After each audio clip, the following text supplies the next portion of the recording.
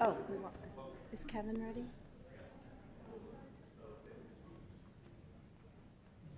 Kevin, are you good? Okay.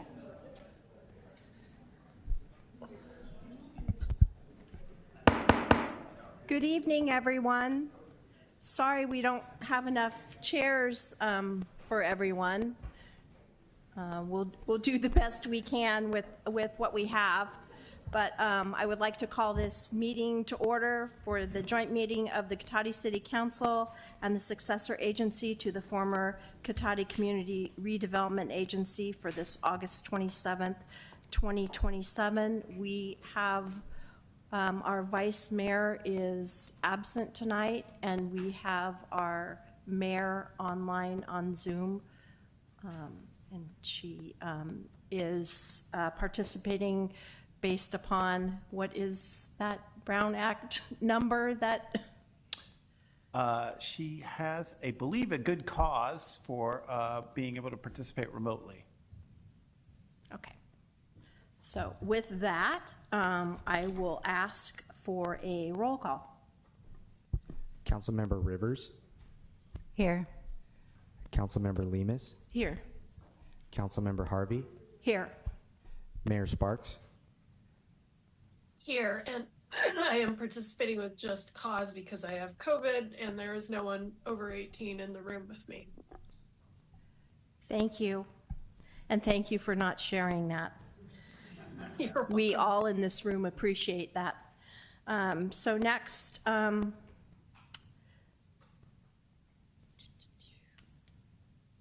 if you would please stand and join me in the land acknowledgement, I'd appreciate it.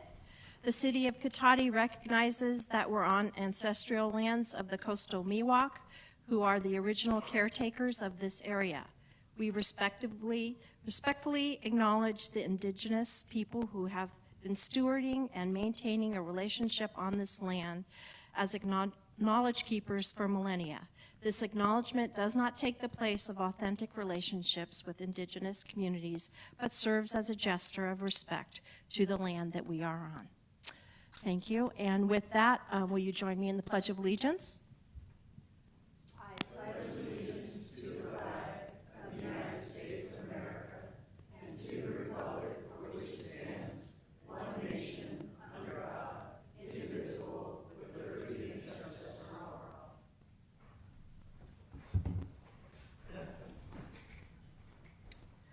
Thank you for that.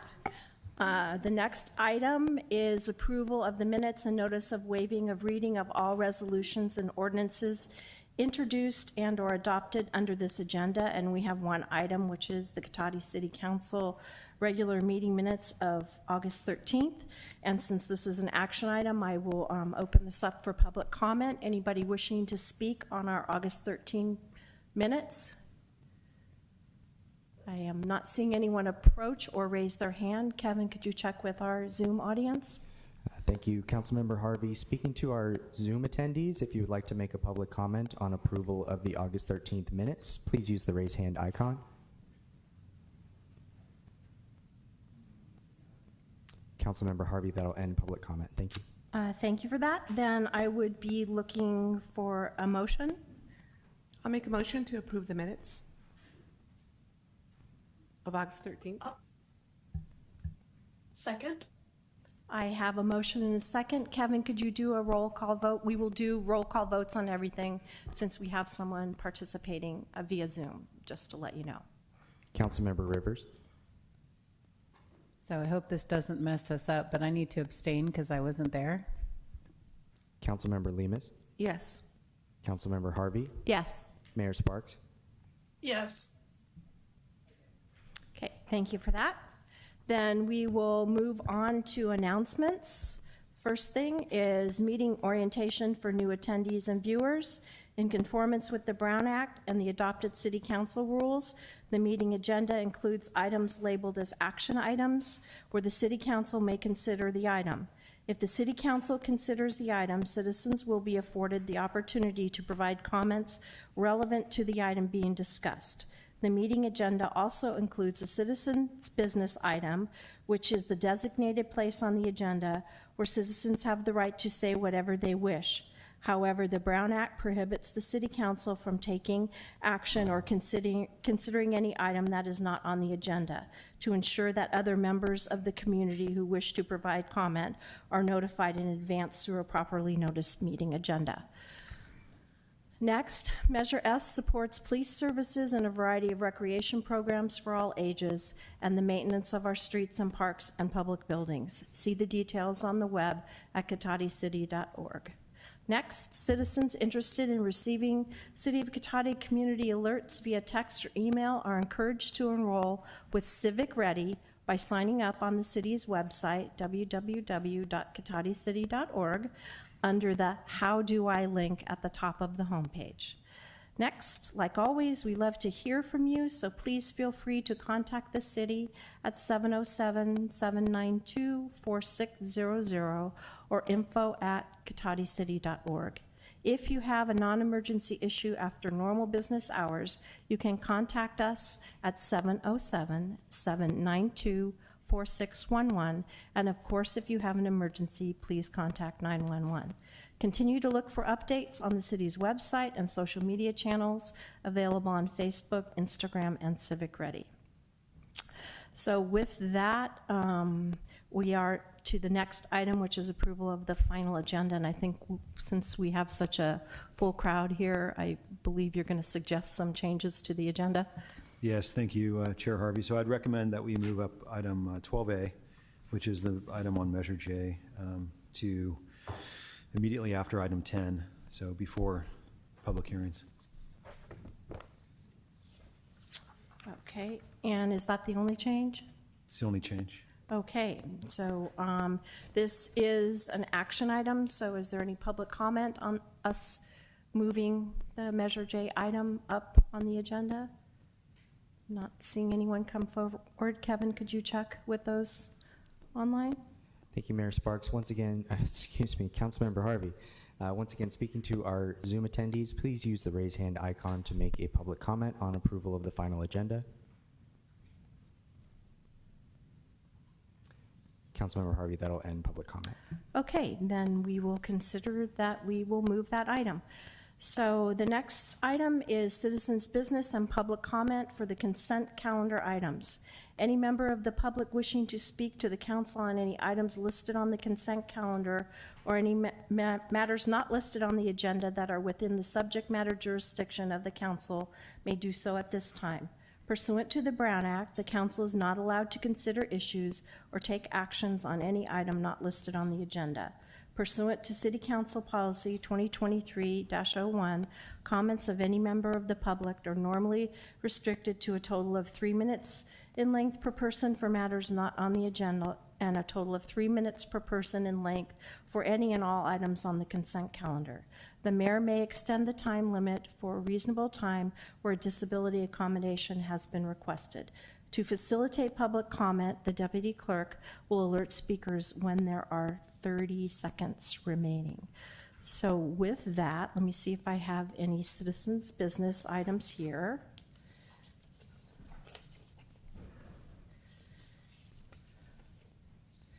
So these are all 12.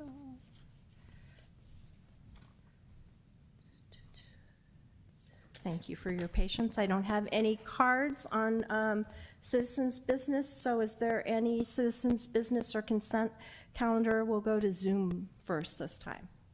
Speaking to our Zoom attendees, please use the raise hand icon to make a public comment for citizens' business or the consent calendar items.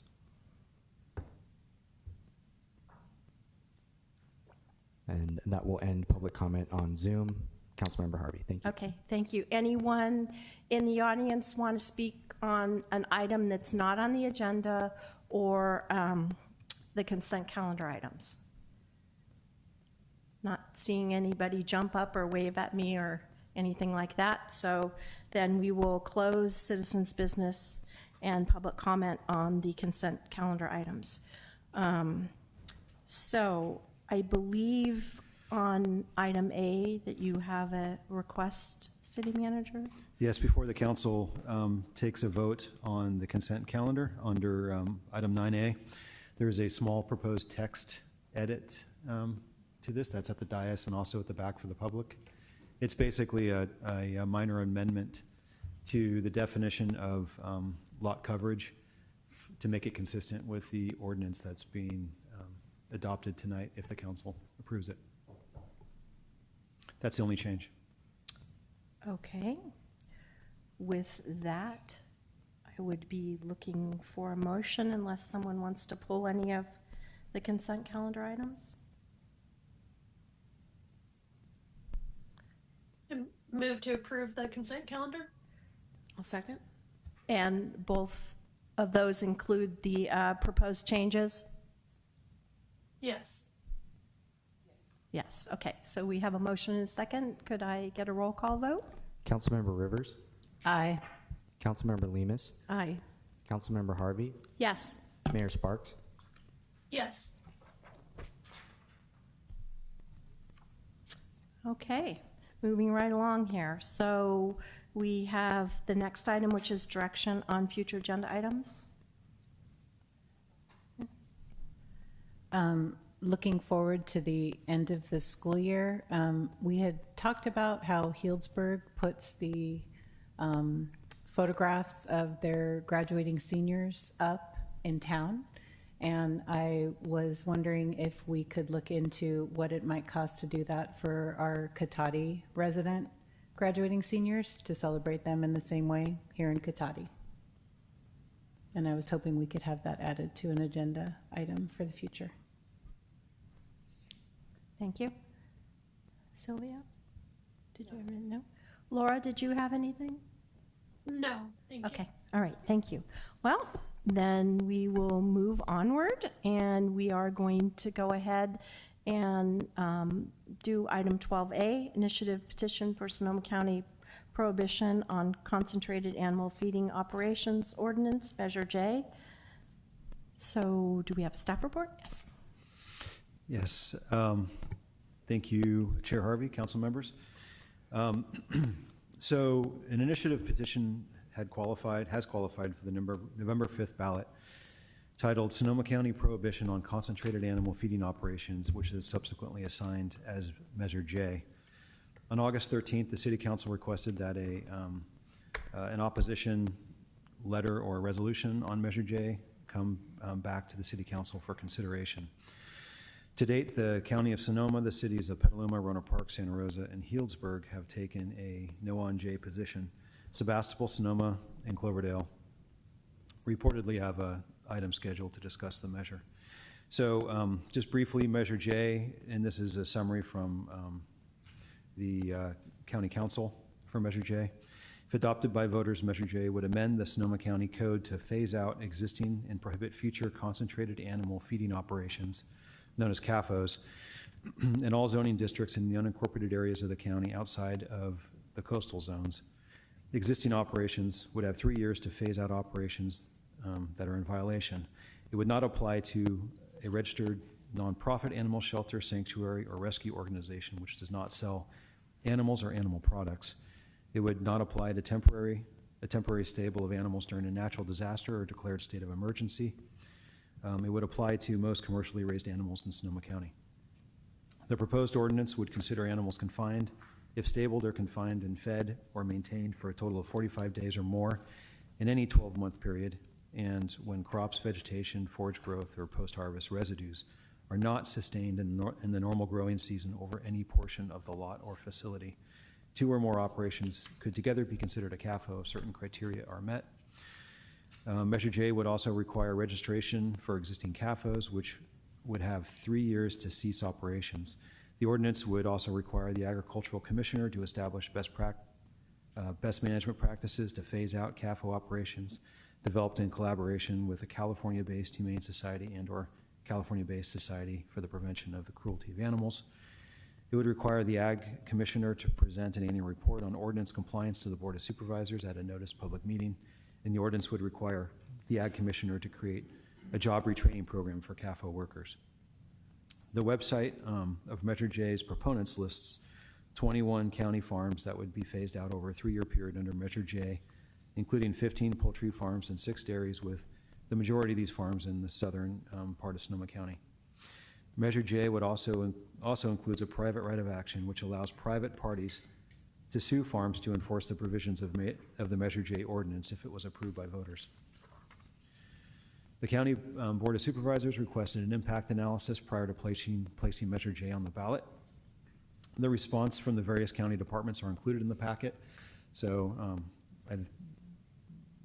basically, most of the county departments that had some role in the agricultural economy responded. But generally, I'd say it appears unclear how many farms this would ultimately apply to, and various county departments in their summaries are citing significant potential cost impacts to administer and enforce the ordinance, retraining workers from closed farms and supporting businesses, lost agricultural land that may no longer be viable to operate, and associated revenue impacts cited by the Economic Development Board. There are not expected to be any direct impacts to the city, but the city of Cotati, but there are potential secondary impacts from lost jobs and economic activity with businesses associated with the agricultural economy in Sonoma County. I'll also point out that on January 1 of 2024 this year, California's Prop 12 went into full effect, and what this proposition requires is that certain farm owners, operators, and distributors of covered farm animals such as egg-laying hens, commercial breeding pigs, and veal calves to provide more humane living conditions for these animals. The regulations apply to both in-state entities and out-of-state entities that intend to sell in California. Failure to comply with the regulations will render the food products unsellable in California. Attached to the packet item is also a draft resolution of opposition if the council so chooses to adopt that tonight. And with that, I'll just hand it back to the council for any questions or discussion. Thank you for that. Questions? Do you have any questions? No? Laura, did you have any questions? No? Okay. No Paige? questions. Okay. No, I just want to hear from Okay. people. All right, then I will open this up. I will just randomly pick the cards, and then when we're done with those, we'll see if anybody else wants to speak, and we'll then go to our Zoom attendees. So,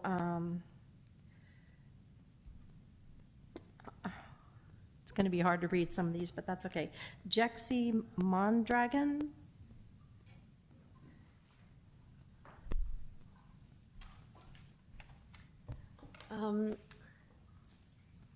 Hello, everyone, and good evening. Thank you for lending me your ear at such a pivotal moment for our community.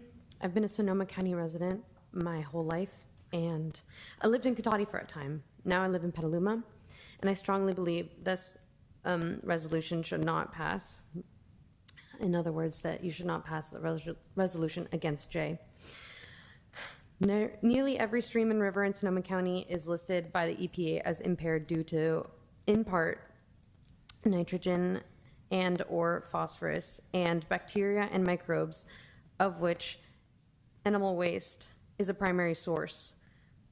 While the EPA is theoretically tasked with the oversight of CAFR water pollution, a report from the U.S. Government Accountability Office found that the EPA does not have a comprehensive, accurate information on the number of permitted CAFOs nationwide. As a result, the EPA does not have the information to effectively regulate these CAFOs. This is a serious issue, and we are not handling it appropriately. I am personally compelled by this issue because I strongly believe that there are egregious examples of animal cruelty that are happening right here under our noses in Sonoma County. Like many other instances in history, we are being given a choice to oppose this cruelty or be bystanders in the horrors that are playing out behind closed doors. I could and have spent hours talking about this issue. I care about the people in my community, but I also care about the animals that are under our care and who have been so forgotten and neglected because they don't have a voice of their own. In conclusion, I urge you to please not make a resolution that will sway voters against their own interests. Thank you. Thank you for your comments.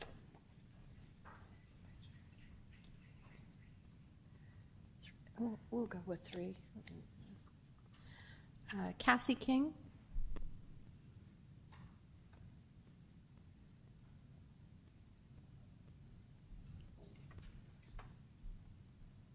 Good evening. My name is Cassie King. I live in Petaluma. First, I just want to say thank you to Mayor Sparks for reaching out months ago to the Yes on J campaign with questions and just wanting to better understand the measure, which is great. We would love to have conversations with any of you to answer questions or present our research. I think that's a very reasonable first step to take rather than taking a stance on this measure if that's something that you will eventually do. I also want to say that right now, Sonoma County has the opportunity to lead the transition toward a just and sustainable food system. Across the country, including here in Sonoma County, record numbers of animals are languishing in cruel conditions. Human-caused climate change is wreaking havoc. Quickly evolving zoonotic diseases are threatening another pandemic, and corporate monopolies are causing problems for small farms and pushing them out. These issues are all connected by the exponential rise of factory farming, which is to say, in one step, we can support so many important movements and things that are needed right now. And Measure J is a prohibition on CAFOs, concentrated animal feeding operations. The Coalition to End Factory Farming, as you heard, has identified 21 of these facilities, and we have published photos and videos from these facilities on the yesonj.vote website. Unlike the opposition site that uses stock photos, you're able to go to our website to see exactly the facilities we're talking about, to see the map, to see the list and the number of animals that they are confining right now, and to see the conditions those animals are living in and the giant manure lagoons where their waste is being concentrated. The numerous issues with CAFOs are well documented. The Sierra Club, Food and Water Watch, and the American Public Health Association have all called for moratoriums on CAFOs. The public nationally is very supportive of stopping CAFOs because obviously we all care about animals and we all care about having clean water and a livable future and being able to raise children in a world that is going to last. There's also incredible support from animal advocates, environmental advocates, and groups in the community, including California River Watch and Californians for the Alternatives to Toxics. These are people in your community who want to take a 30 stand. seconds. Thank you. For the things that matter most. And I think that if you look into the facts, you'll see that the facts are on the side of stopping factory farming. So I invite you to just take more time, since there is time here, to look into those facts and to speak with us. And I would love to have conversations with any of you about these issues. Thank you. Thank you for your comments. Louis Renier?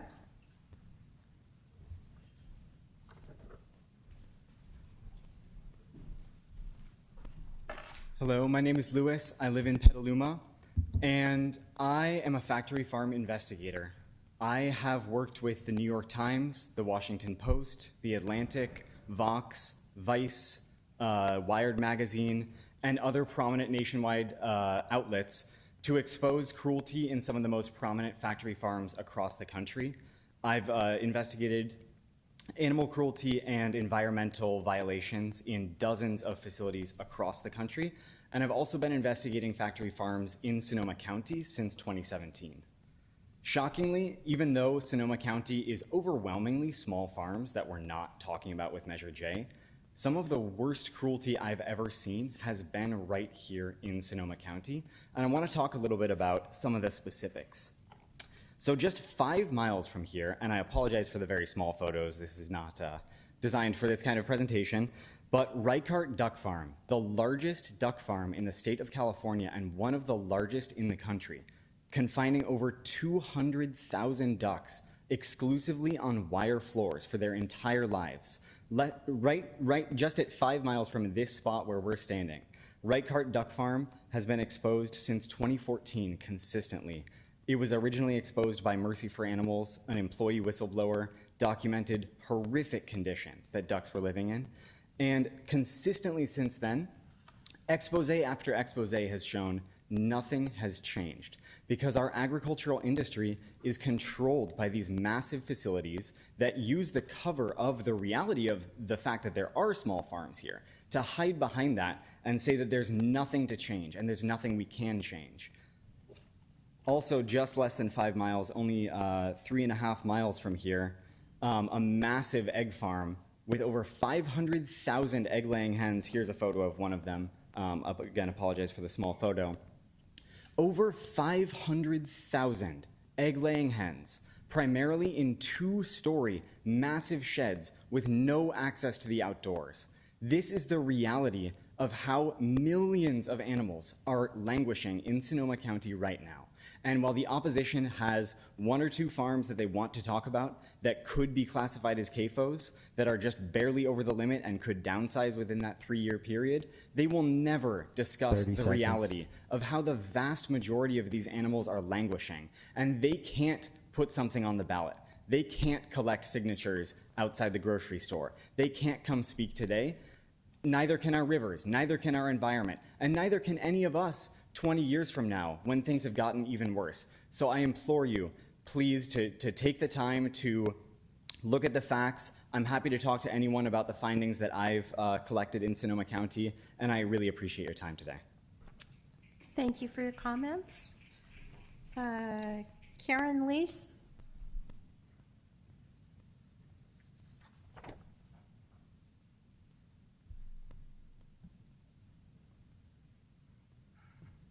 Hi, my name is Corinne Lees, and I've lived in Sonoma County for over 60 years.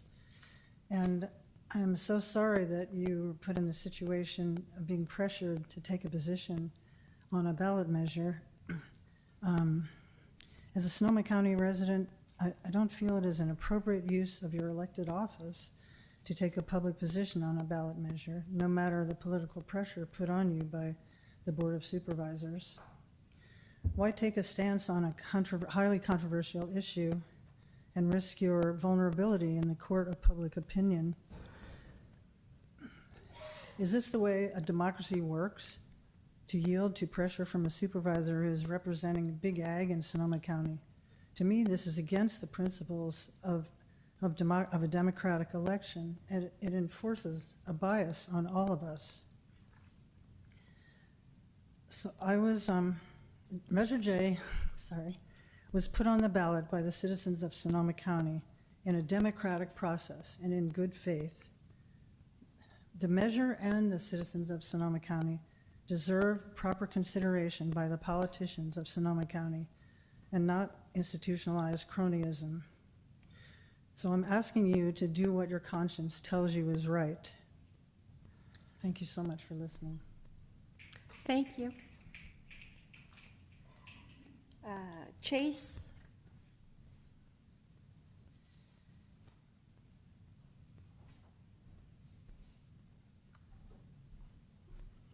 Hi, Council. Thank you for your time today.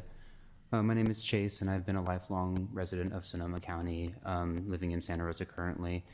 And as a resident of Santa Rosa, it was frankly disappointing to see our elected officials side with the corporate interests that fund our Farm Bureau and rush through a statement against Measure J, and I urge you to not make the same mistake today. Thousands of Sonoma County citizens, including myself, signed this ballot measure to get it on the ballot. Since then, there's been a unified chorus from locally elected officials parroting the lies the No on Measure J campaign has put forward with no credence. We as Americans have come a long way from only allowing wealthy landowners to vote, but not as far as we might think in Sonoma County today. It's clear that those who have a large amount of money and land in this county have an outsized hold on our local policies. And when land, power, and money is in your family, you're used to the privilege it provides you, and you don't stop to question it and fight to keep it, regardless of the potential benefit to the greater good. But regular citizens should and do question it. We don't need to capitulate to the wealthy landowning class. This is what America is about: getting small businesses a share in the market by dissolving monopolies, even when they're agribusiness monopolies. It's about protecting our way of life, which includes the water these facilities pollute, and living in peace without the threat of corporations turning more of our shrinking open space into industrial farmland. Thank you. Thank you for your comments. Samantha?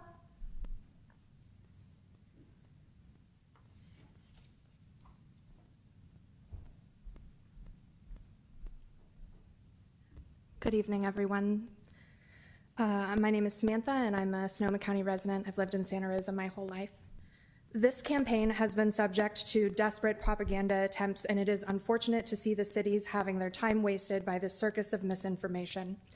This resolution would literally be enshrining the right for corporations to pollute our county. The 21 factories that this measure will affect contain nearly 3 million animals, and the rest of the 1,000 farms in Sonoma County contain less than 1 million. I'm sure that you're aware, and this is publicly cited data in the California Agricultural Census, as I'm sure you're aware, having certainly looked it over before deciding to vote on this issue. It's clear who is a small farm and who is not. The very first step in lowering food prices and getting small farmers a share of the market is breaking up monopolies like this. This is common sense. It's practiced all over the world, from corn farmers in Mexico to grain farmers in India and even cattle farmers here in the United States. All the way back to 1921 when we very first passed the Packers and Stockyards Act, to today when we are still trying to get that act applied to corporations like JBS. As agricultural-minded, educated lawmakers, I'm sure you're familiar with what I'm speaking of. It is literally beyond comprehension why anyone would take the Sonoma County Farm Bureau at their word, especially when it comes to local elections. Last cycle, the Sonoma County Farm Bureau offices were the headquarters of the No on Measure P campaign. They claimed that retaining funding for police oversight would take money away from fire response in unincorporated areas. Look it up. The pro-CAFO contingent likes to reference how Prop 12 is enough, but they themselves said at a recent event that they didn't fight hard enough against Prop 12. So which one is it? These people are nothing more than corporate lobbyists who have an undue influence on my county because of their national-based funding. Issuing a vote to ensure Sonoma County will be plagued with corporate interest groups and CAFOs forever cannot possibly be the legacy that this council wishes to leave behind. Thank you. Thank you for your comments. Julia Fisher?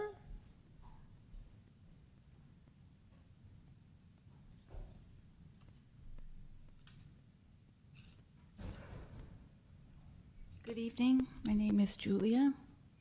I've lived in Petaluma for over 12 years, and I'm here because I'm very concerned with the state of affairs that's happening. I'm also very nervous to speak, but this is a very important issue, and so I'm going to stand here and read this to you. In 2024, Sonoma County has the opportunity to lead the transition towards a just and sustainable food system. Across the country, record numbers of animals are languishing in cruel conditions, and human-caused climate change is wreaking havoc. Quickly evolving zoonotic diseases are threatening another pandemic, and corporate monopolies are pricing working-class families out of basic necessities. These issues are all connected by the exponential rise of factory farming. And that's all I have to say this evening. Please consider Measure J. Thank you for your comments. Wendy Robinson?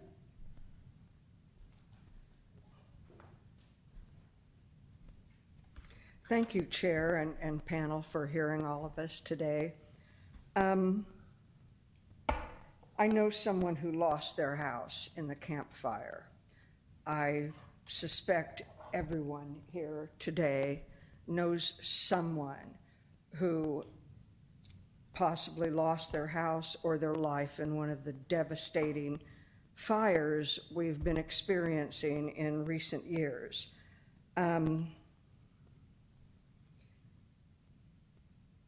We're going to, these fires, as we all know, are so much worse than the type of fires we dealt with historically, that humans dealt with in distant past years because of global warming.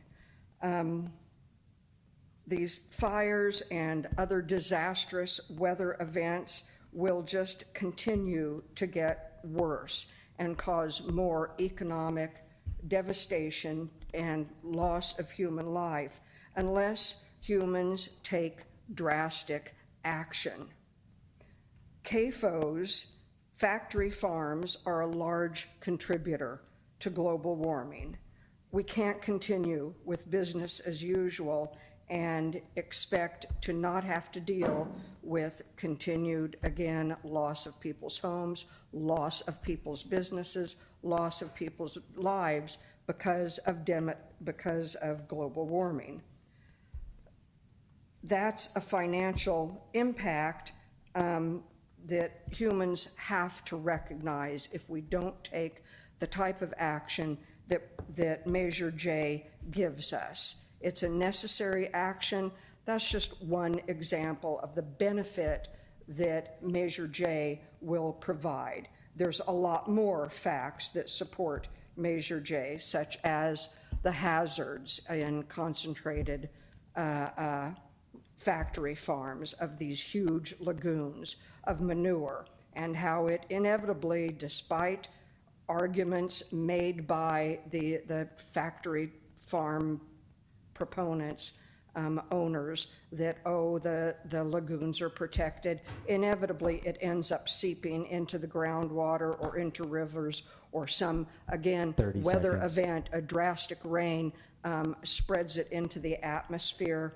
There's also known risks and occurrences of diseases being spread because of all of these animals concentrated in small areas. I hope that you support Prop J. Thank you. Measure J. Thank you. Thank you for your comments. Carla?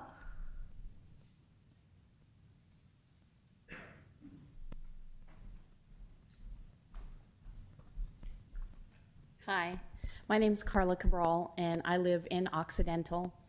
I think it's a truly beautiful place to live. I wake up every day, and I'm happy that I'm there, and I want to keep Sonoma County, all of Sonoma County, beautiful.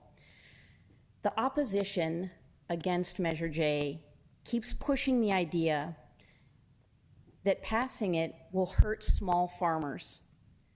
But what really, truly hurts small farmers is, in fact, these large concentrated animal feeding operations. The number of concentrated animal feeding operations is slowly rising, while the number of small farms in Sonoma County is lowering. From 2012 to 2017, according to agriculture reports, nearly half of Sonoma County's dairies shut down. That's due to the rise of large factory farms.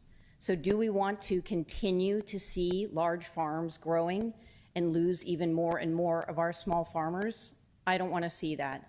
This passing Measure J would keep new large factory farms from coming into the county.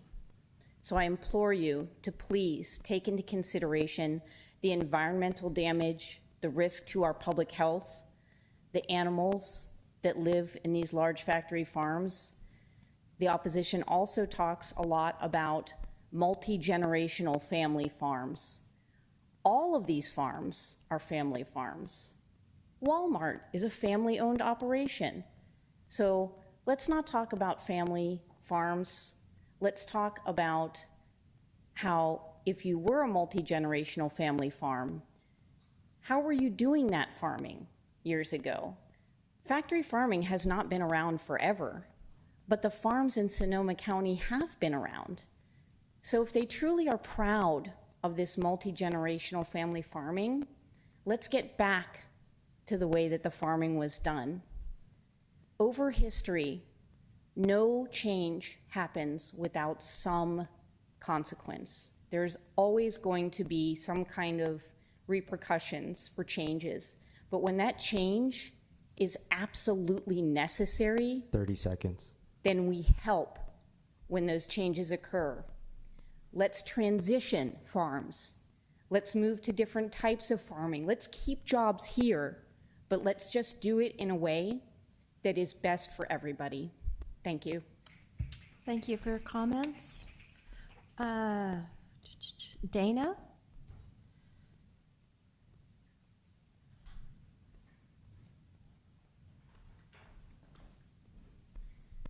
Hello and good evening.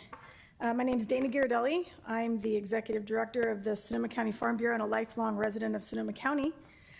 Dairy farms, poultry and egg farms, and other livestock ranches in Sonoma County are stewards of the land and tremendous caretakers of their animals.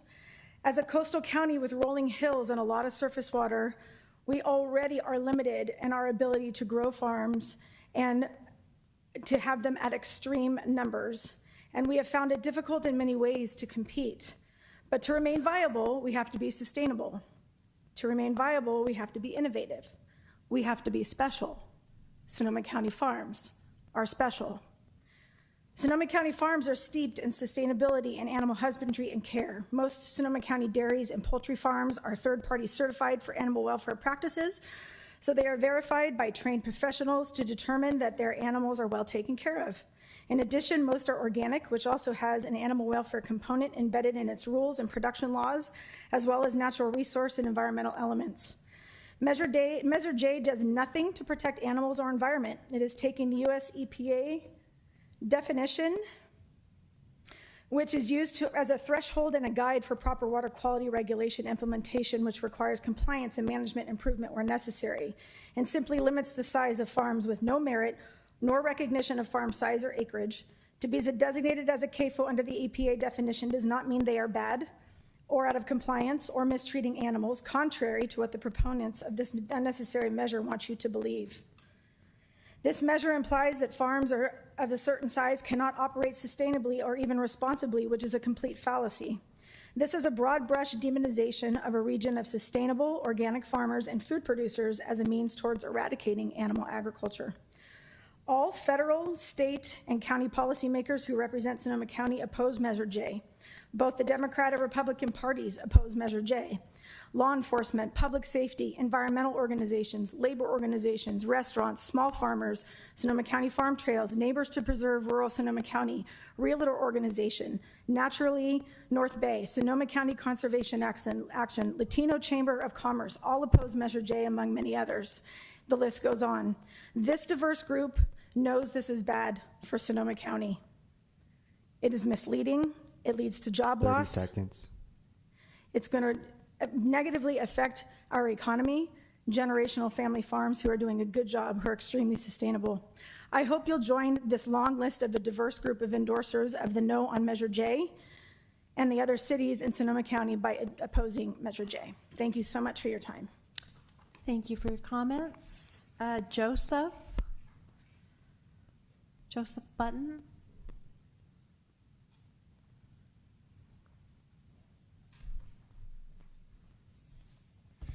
Good evening. My name is Joseph Button. I work at Strauss Family Creamery, where I serve as the Vice President of Sustainability and Strategic Impact. I have a master's degree in Sustainable Business Management and International Environmental Policy. In my role at Strauss, I oversee environmental impact mitigation, climate resilience, dairy farm engagement, supply chain ethical standards, and policy. If you did not know already, Strauss Family Creamery is a Sonoma County-based organic dairy business celebrating its 30th anniversary this year. We supply milk from 13 local organic dairy farms to produce milk, yogurt, ice cream, and butter products for consumers in our region. Strauss Family Creamery is a tireless advocate for sustainable organic farming and a food system. We continually participate in federal, state, and local advocacy that will grow the environmental sustainability of the farming system, advance animal welfare standards, and reduce the climate impact of animal agriculture. In fact, we aim to be the first dairy brand in the world that achieves a carbon neutral milk supply by 2030. Strauss Family Creamery strongly opposes Measure J. I've read the language of the ballot measure many times. In fact, I've already read it twice this week. If Measure J were to pass, it would have the following impacts. It would significantly damage our local economy. It would put organic family farms out of business, and it would dismantle our local farm-to-table food system. I take no pleasure in saying that Measure J directly threatens the future viability of Strauss Family Creamery's business. Our mission is to sustain local organic dairy farms. As such, we exclusively supply our milk from farms in Marin and Sonoma counties. Without a local milk supply, Straus as we know it would not exist. The local organic dairy industry is emerging from its worst economic crisis in over 30 years, and if we were to hemorrhage the loss of any more organic dairy farms in our community due to Measure J, it would likely lead to the eventual collapse of the sector altogether, especially if we lose the critical mass of feed mills and agricultural support services that support this industry. Our largest and second longest standing dairy supplier, the Tresh Family Farm, is on record stating that they would go out of business if Measure J passes. It's one of the farms that are on the immediate chopping block, according to Measure J. 30 seconds. The Treshes operate 2 property-adjacent dairy farms that have a collective herd size of 750 cows. They are already regulated by the State Water Resources Quality Control Board as a CAFO for water quality purposes. They are compliant in every way. They pasture their cows on 2,500 acres. They are not a factory farm. There are many other farms in our network that are considered small. They all oppose Measure J. And we hope that you join us this evening in opposing Measure J. Thank you. Thank you. Joni? Okay.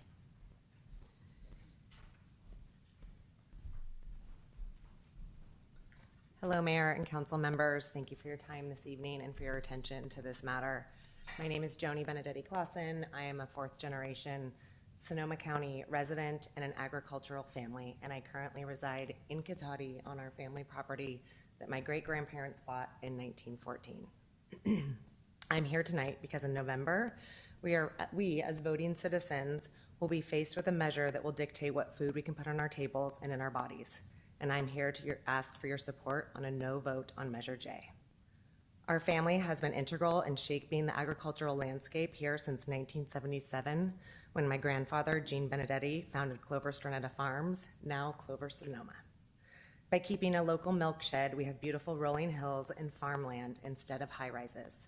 And we have multi-generational families working together on their land to raise some of the most humane animals that produce some of the best products that we have on the market in the world.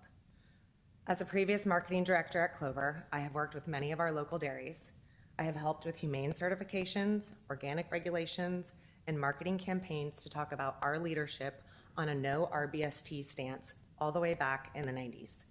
I can speak to the fact that that Sonoma County farmers love what they do. They are A+ stewards of the land, and they take the utmost care of their animals because their animals is their livelihood. Measure J threatens the very core of Sonoma County, our food, and our family farms. If this passes, the consumption of meat, eggs, butter, cheese, etc. is not going to go away. It's just going to be trucked in from larger family farms from farther away, thus increasing greenhouse gases and more trucks on the road. Furthermore, Measure J uses the term factory farms, but there is no quantifiable definition of factory farm in any EPA, USDA, or any other agricultural governing body. That term is subjective, and I can tell you our Sonoma County farms are anything but factory farms. If this horrible measure passes, multi-generational family farms will be forced out of business, and there will be a trickle-down effect on our economy. Feed mills, veterinarians, local food production facilities, nutritionalists are just a few. And these are our family members, our friends, and our neighbors' jobs that will be going away. Measure J is led by an extremist group from Berkeley whose mission is to eliminate animal agriculture altogether. By passing this measure, we risk losing the freedom to choose what foods we consume, erasing our agricultural history, jeopardizing our current agricultural prosperity, and closing the door on future generations of Sonoma County farmers. Please join me in opposing Measure J. Thank you. Thank you for your comments. Renita?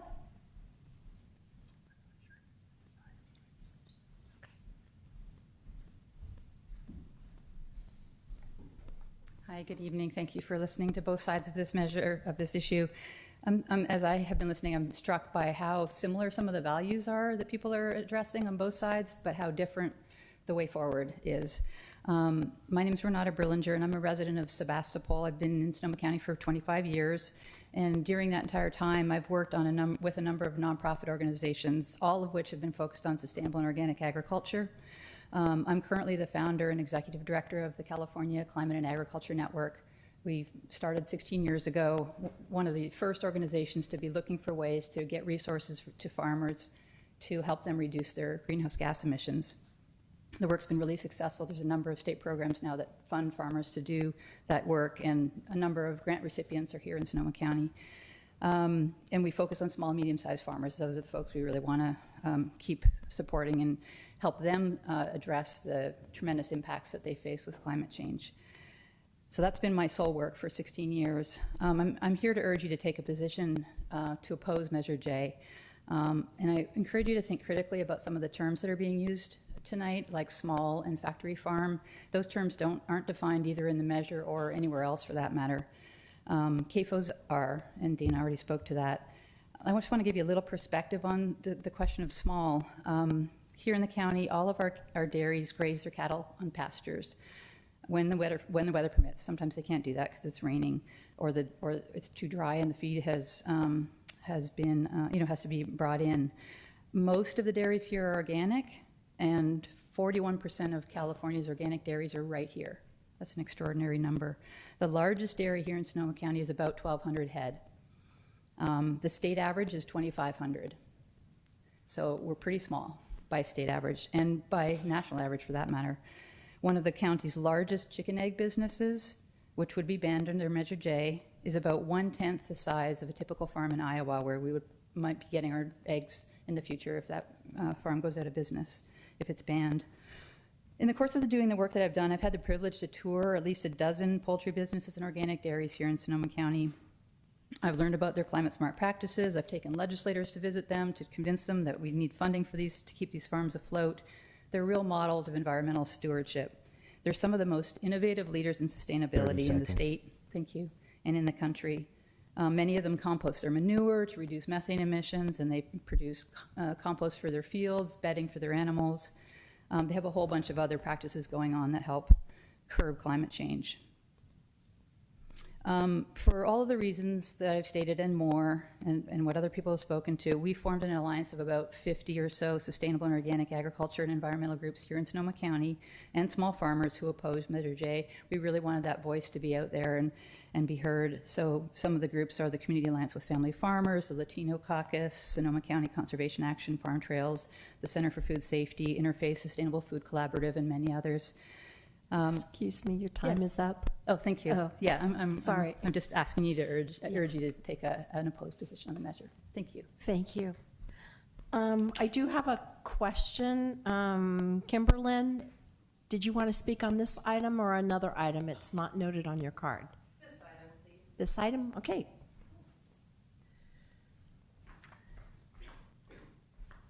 Council members, Kimberlyn Moffett, Cotati resident. I do not have prepared notes for me today, but I was watching on Zoom, and the Yes on J folks really moved me to come forward and speak to you in opposition of J. These family farms are the families that my kids go to school with. These family farms are our neighbors who work on them. They provide solid middle-class jobs. They are the backbone of our economy in Sonoma County.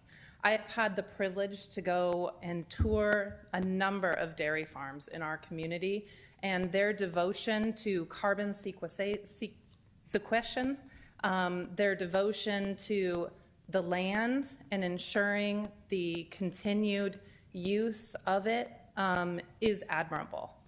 Sonoma County leads the country in having responsible agriculture, responsible dairy, and responsible poultry. By punishing them further for being in the progressive county that we are would be wrong, and it would mean that our meat, our poultry, our dairy would come from true factory farms, not from the family farms that we have here today. And so I strongly urge that you join Congressman Mike Thompson, that you join Senator Mike McGuire, that you join the county supervisors of Sonoma County, that you join every adult organization in our county in opposing Measure J. Thank you. Thank you for your comments. Those are all the cards I have. Is there anyone else that did not submit a card that wishes to speak on this item? No one else wishing to speak? Okay. Could you ask our Zoom attendees? Thank you, Councilmember Harvey. Speaking to our Zoom attendees, if you'd like to make a public comment on this item, please use the raise hand icon. We do have a hand. Christina Garfinkel, you have the floor.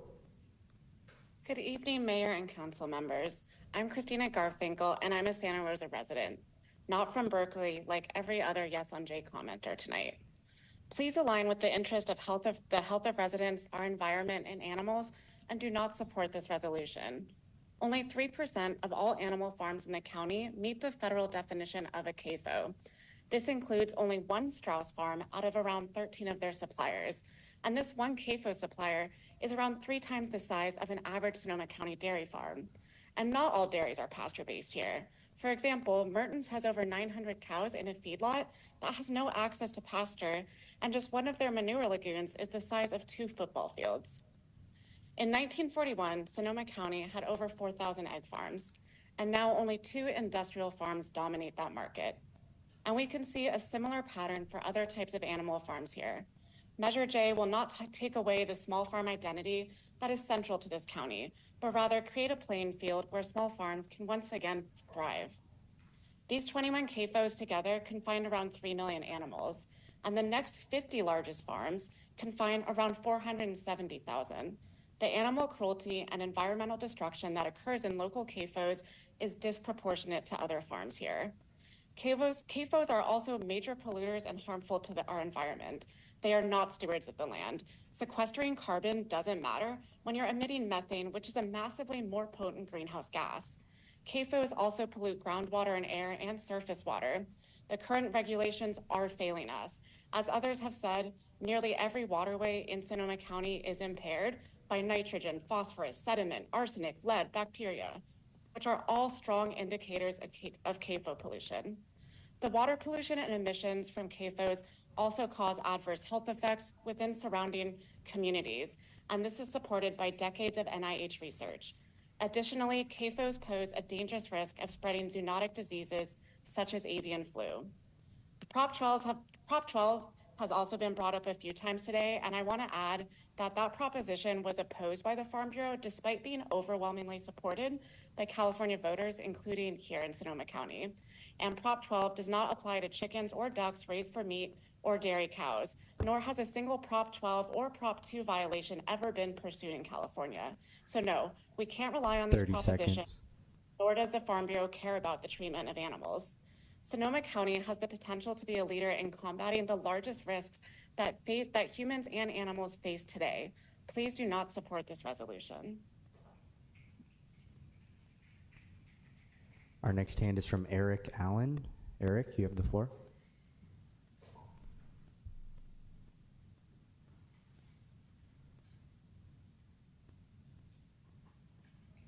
My name is Eric Allen. I live and work in Santa Rosa. I'm asking the City Council tonight to please not support this resolution. It does not target small farms. The ordinance is pretty clear in on what will be affected. You can also see research online at yesonj.vote. But the research has been done, and it's really only looking to affect about 2 to 3% of all the livestock farms in the county, which, as Christina Garfinkel just mentioned, could give the upper hand to some of the smaller farmers. So, yeah, just I encourage everyone to read the ordinance, and thank you very much.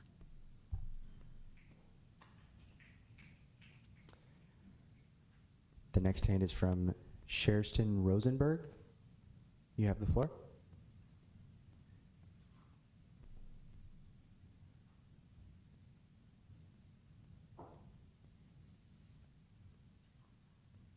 Sherston, you have the floor if you're able to unmute your microphone.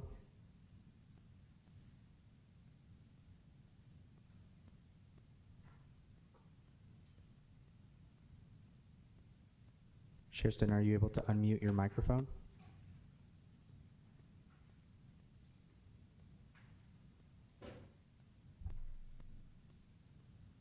Okay, can you hear me now?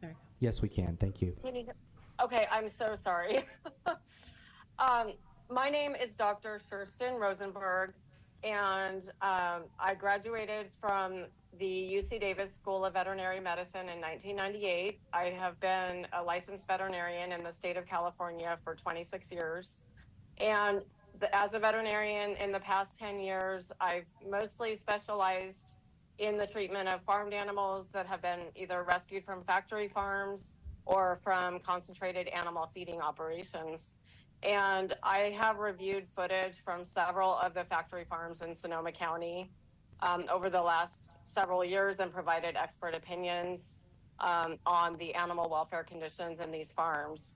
And I have observed animals suffering from criminal abuse and neglect. I've seen animals laying on their backs, unable to get to food and water, dying, starving to death, and severely diseased animals in some of these farms.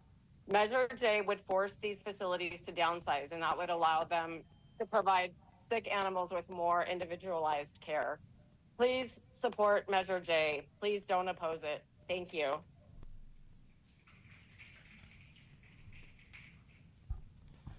That was our last hand on Zoom. Councilmember Harvey, that'll end public comment. Thank you. Okay, thank you. Last chance for anyone here in the audience who would like to speak on this. Yes, come forward.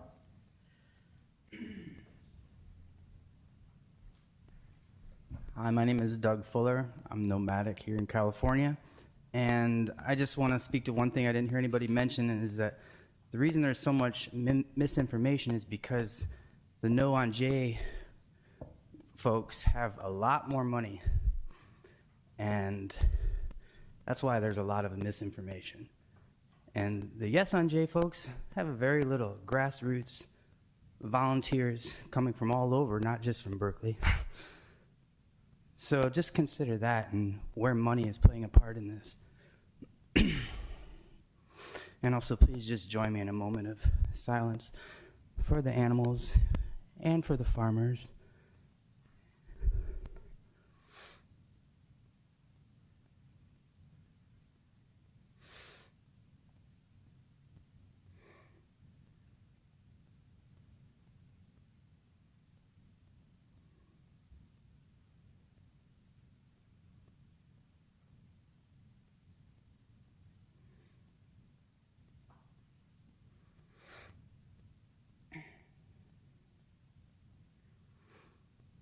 Thank you for hearing everything, and thanks for listening to your heart.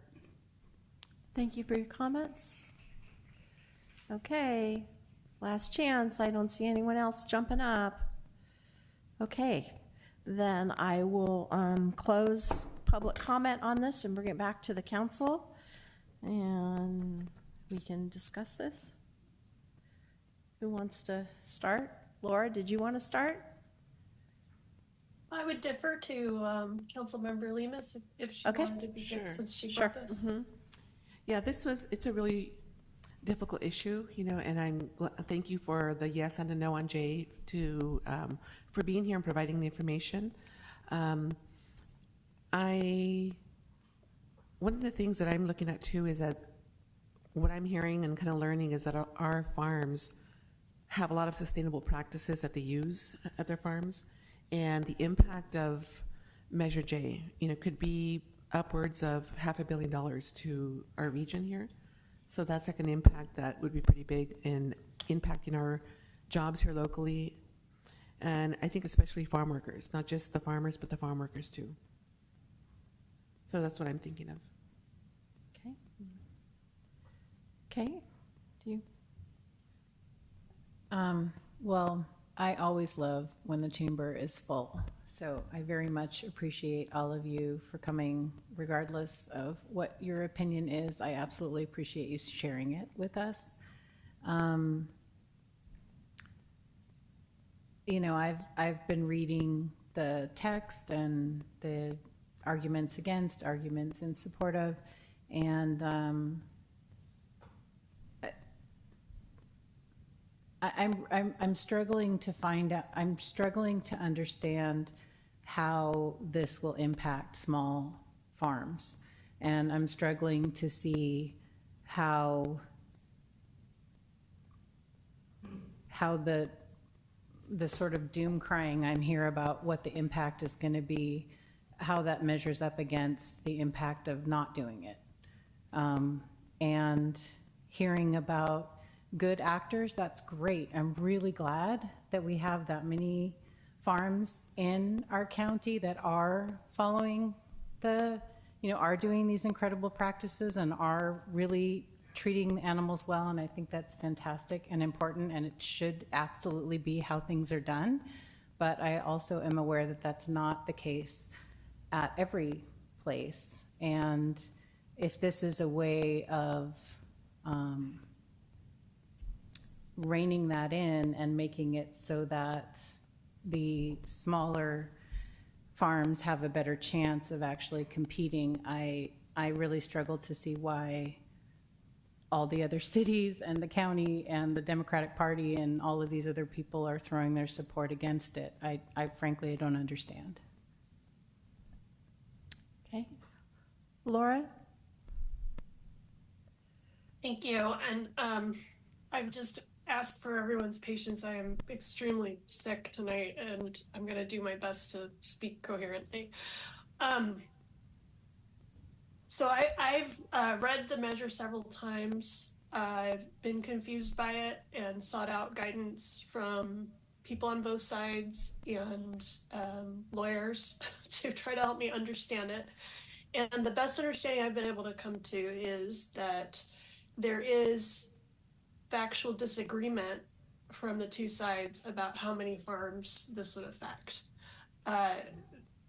I've heard from a couple different lawyers that it could come down to, if this were to pass and go into effect, it could come down to a fact-based finding that would have to be made individually on individual farms, coming down to the technical details about their water, the water, surface water on the property, and how the waste products are managed, on whether each individual farm would be classified as a CAFO or not. So I've been disappointed in the literature and information that's gone out from the No on J campaign, because it takes kind of the worst case scenario where many different farms would all be necessarily affected by this and just treats it as sort of established fact that they are going to be shut down, when it seems to me that the truth is a lot murkier. So I do think that there's a weakness in Measure J, and that it is not clear, and different observers can come to different honest conclusions about how many farms are going to be affected by this. And I would prefer to see a measure where we know exactly what's going to happen before we put the measure into place, and I don't think we know that.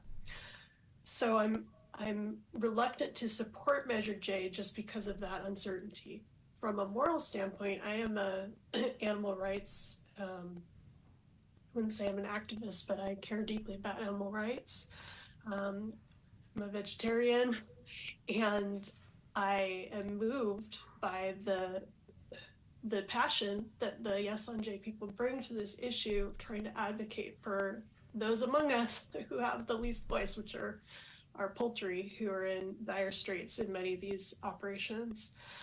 I'd also just like to share, as the mayor of Cotati, I've attended multiple mayors and council member meetings where this has been brought up. And I have never faced so much pressure from any issue in the 4 years I've been in office as I have faced to come out against Measure J. I just look behind the curtain. This was a public meeting, but there weren't very many people there. I was at a meeting where we were asked to go around the table in each city to share whether we were going to agendize this. And anyone who wasn't agendizing it or hadn't committed to agendizing it yet was sort of put on the spot, told, you know, we really need to pull together and all come out against this.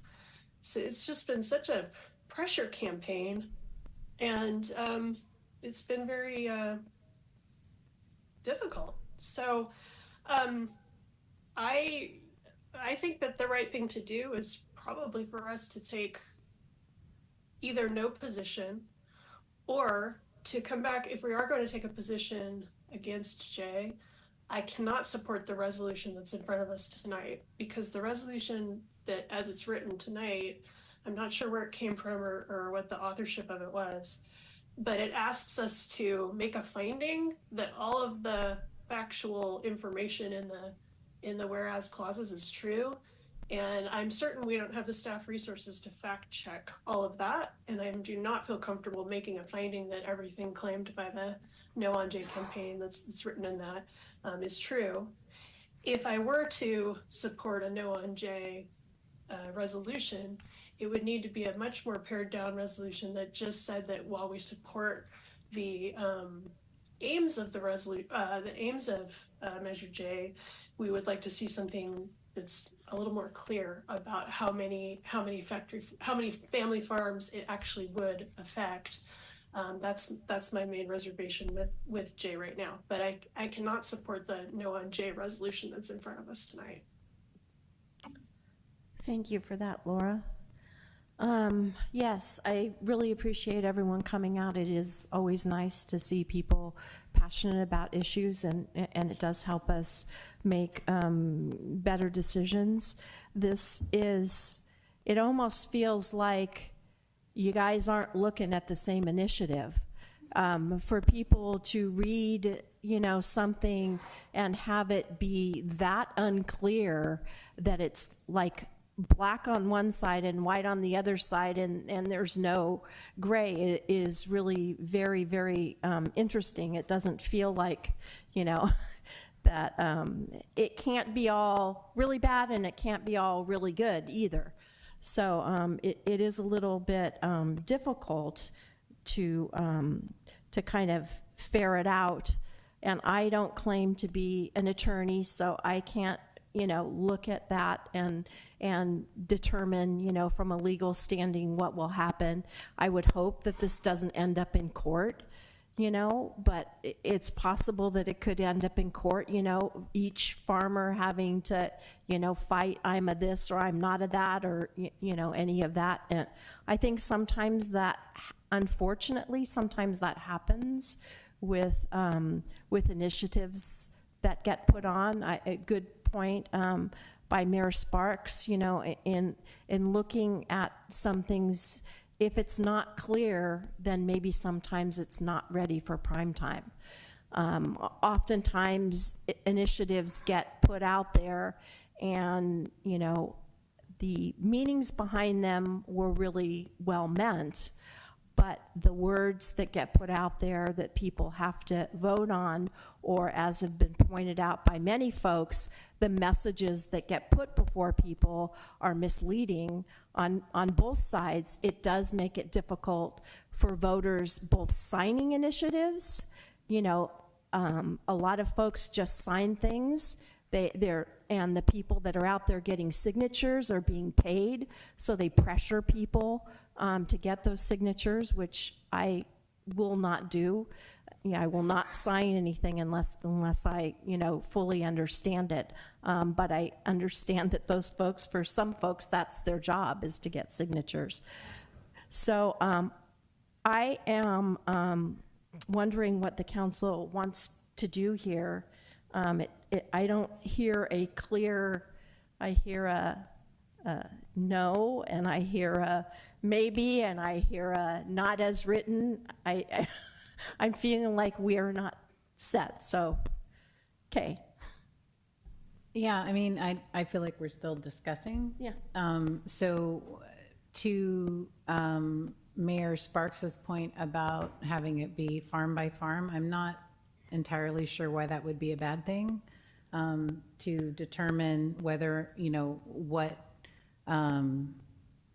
what type of farm it is based on how they deal with their waste. I feel like that makes sense to me. Like, why would we not want that, right? I mean, to me, I want our water to be clean, and I want to be healthy, and I want my kids to be safe, and I don't want to worry about that. So for me, I feel like that's not necessarily a bad thing to me.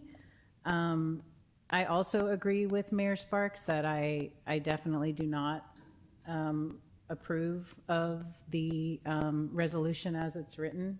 I honestly don't think I'm going to vote for anything that opposes it, honestly, because I feel like it's a good thing, and I feel like a lot of the, particulars or the details can be worked out, by the lawyers in the future. But I am, again, I really don't understand what all the opposition is about, frankly.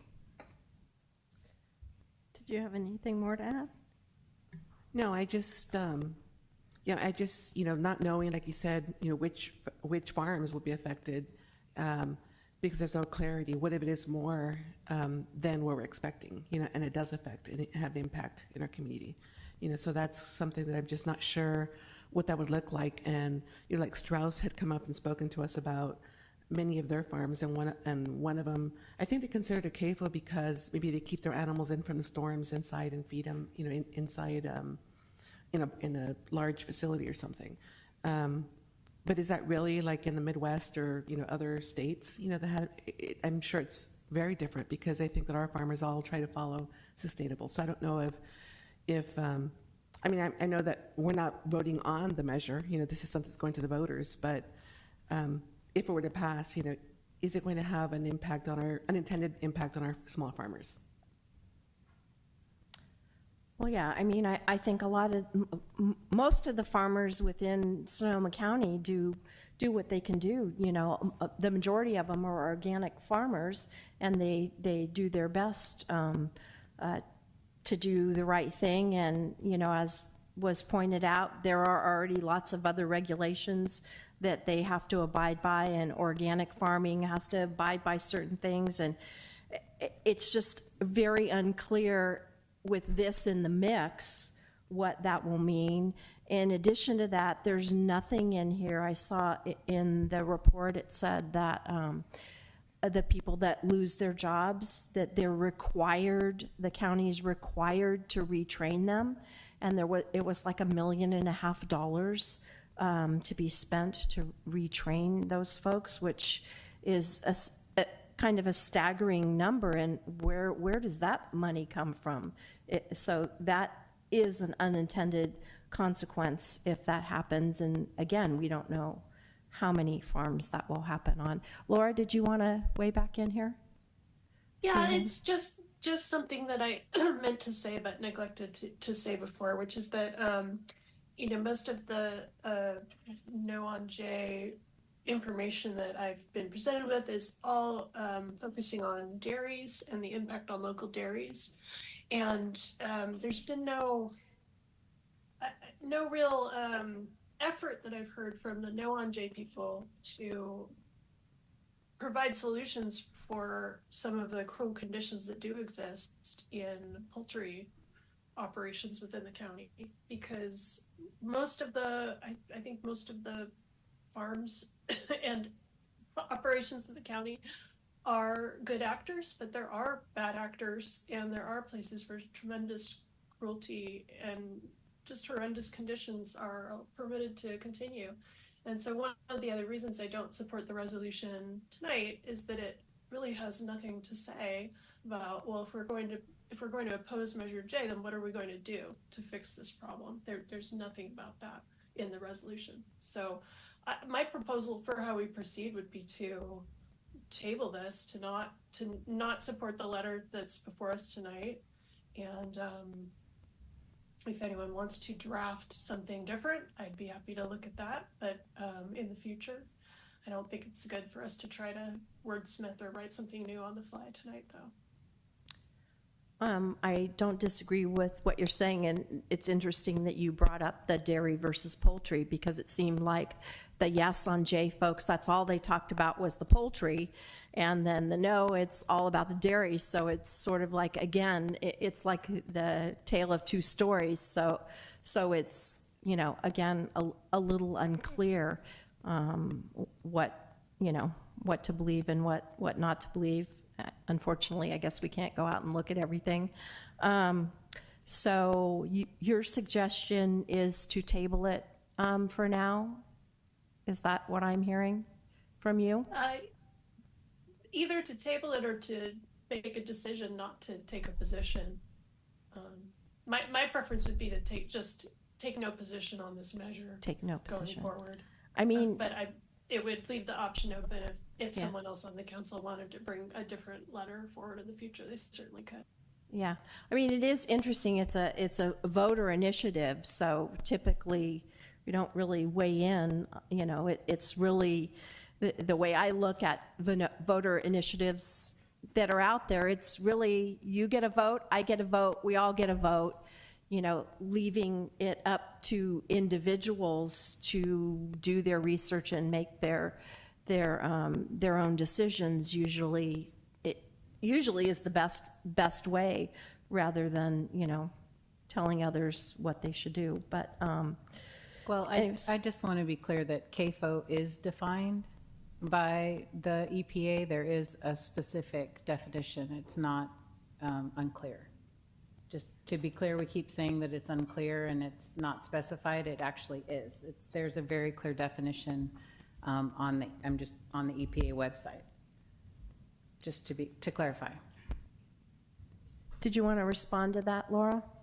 Yeah, just to say that for medium and small size operations, the classification really depends on specific facts related to the way that the way that the runoff is handled, or whether the manure comes into contact with surface water, and that's something where it is defined clearly, but to see whether an individual farm matches that definition could take some fact finding in each individual case. So it is clearly defined, but it does seem a little bit murky in terms of finding exactly how many farms it applies to. Okay, I understood. So the thing you were saying is it's not clear how many farms are impacted, not how it would be Yes. impacted. Okay, I got it. I'm sorry, I misunderstood. Thank you. Because other things are being looked at in the mix. It's not just a straight number. Like she said, it's how is the water taken care of and all of that. So it's not just if you're this number or that number. Is that what you're saying, Laura? That's my understanding. Yeah, so the issue was not, so I just misunderstood, so we're good. Yeah, okay. Sylvia, did you? Okay. So what we have on the table here is we have no position. We have accept the resolution as presented, don't accept it and bring it back if it comes back. Any other options you guys want to entertain?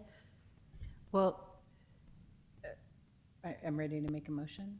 If you would like to make a motion, I would be happy to hear your motion. Okay, I move that we do not approve the resolution as currently stated. Do we have a second? So just to be clear that we're just not, are we taking a position pro No. or against Jay? Well, I'm just saying, so we're saying no to this resolution. What we do with it later, we can talk about separately, I feel like, but right now, I think the first thing that I want to do is to not approve this resolution. Okay, do we have another motion? Because we didn't get a second on that one. The reason I'm not seconding it is I think we as long as we don't vote to approve the resolution, we haven't approved it. So I just don't know if it's necessary to vote to not approve it. You know what I mean? Like, as long as we haven't voiced our approval for it, it's not approved. So. Okay, we'll try this. Okay, John, is that? What the council could just choose not to Take a position. take any action whatsoever. I think it could also choose to specifically take no position. Your motion's sort of in between those two, right? So I'm not sure what the council wants to do. You need to get Okay. 3 votes, right? So, Okay. yeah, And can I make a motion? absolutely. Okay, I make a motion that we take no position at this time.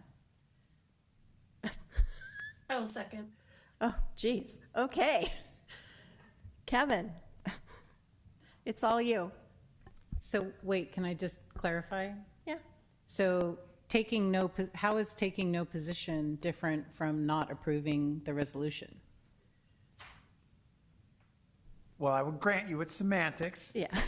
But, you're specifically rejecting the resolution that was in front of you. I guess that's the only distinction, whereas just being completely agnostic by saying we're taking no position. It's semantical, I think. Okay. Yeah, I would add that taking no position is direction to staff to take no position unless it comes up again in some other context. But that's the standing council direction versus just rejecting the resolution leaves it a little bit more. It is as more ambiguous, yeah, as John said, as to what we do with it next. Okay, but taking no position at this point, does that mean we could take a different position in the future? Yes, and you always can do that. Being a city council has broad powers to change its perspective at any time. Okay. Does that make sense? Yes. You got it? I mean, Okay. I want to oppose it, but I will be outvoted, so Okay. all good. Kevin? Councilmember Rivers, Aye. Councilmember Lemus, No. Councilmember Harvey, Yes. Mayor Sparks. Yes.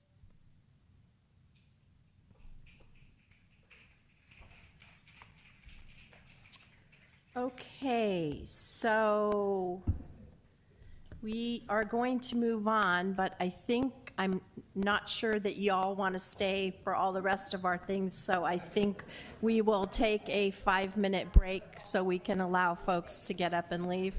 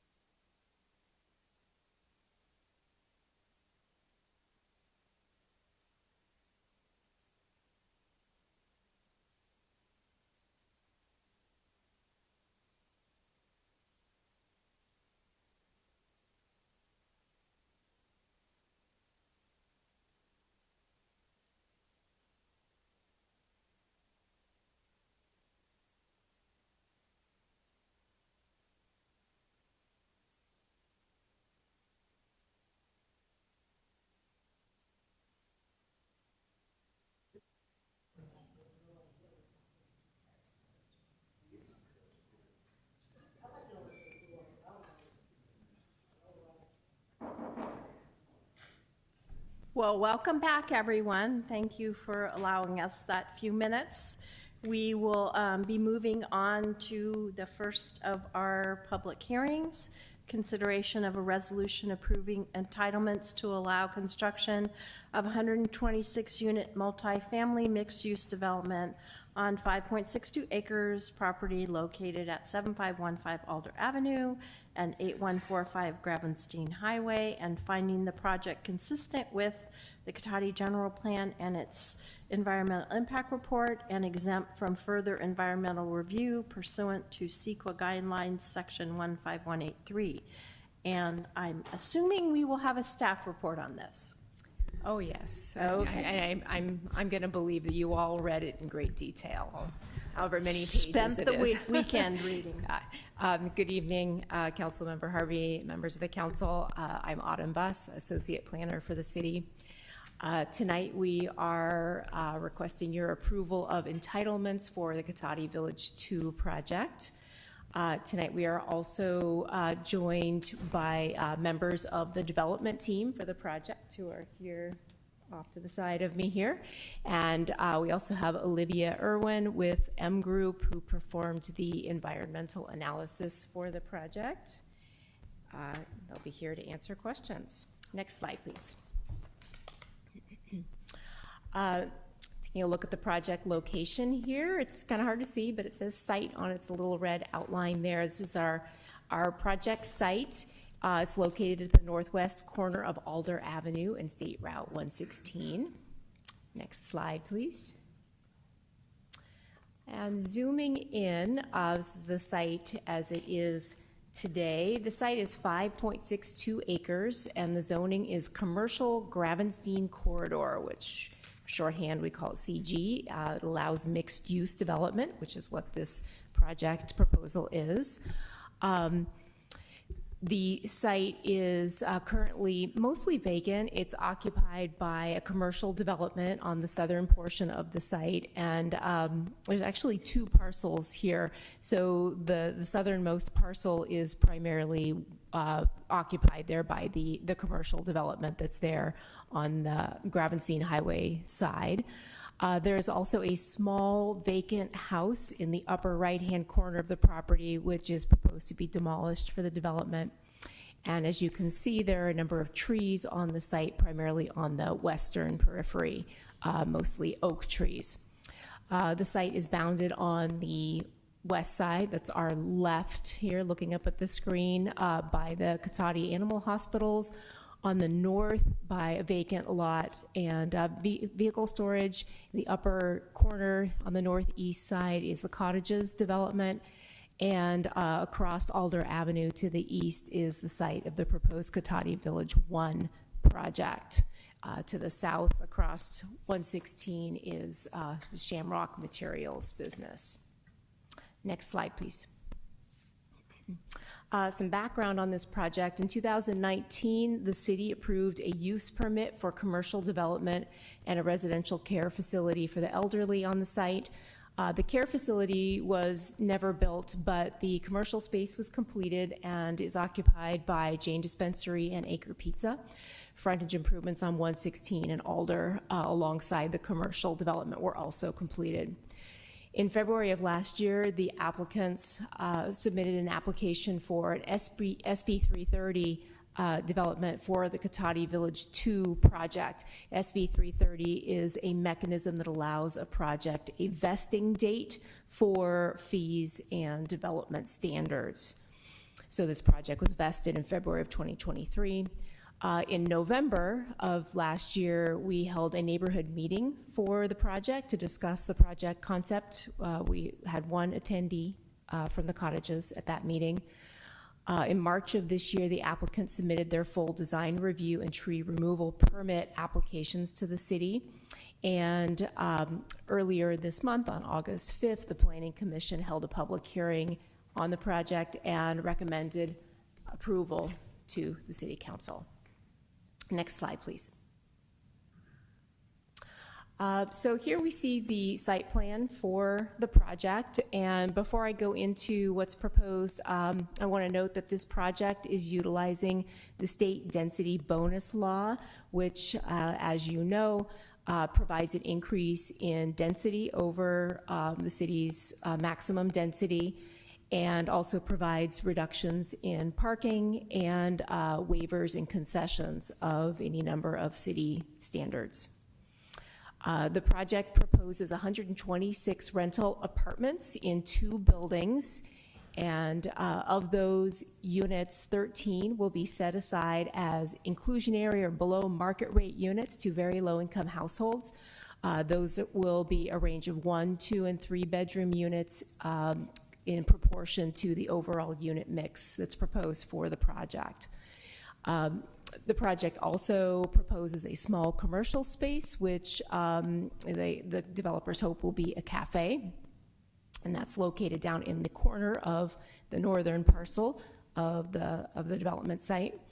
The project also includes open space and the city's first WUNRF as part of the project. 153 off-street parking spaces are proposed for cars and 43 bicycle parking spaces. The project also includes public improvements.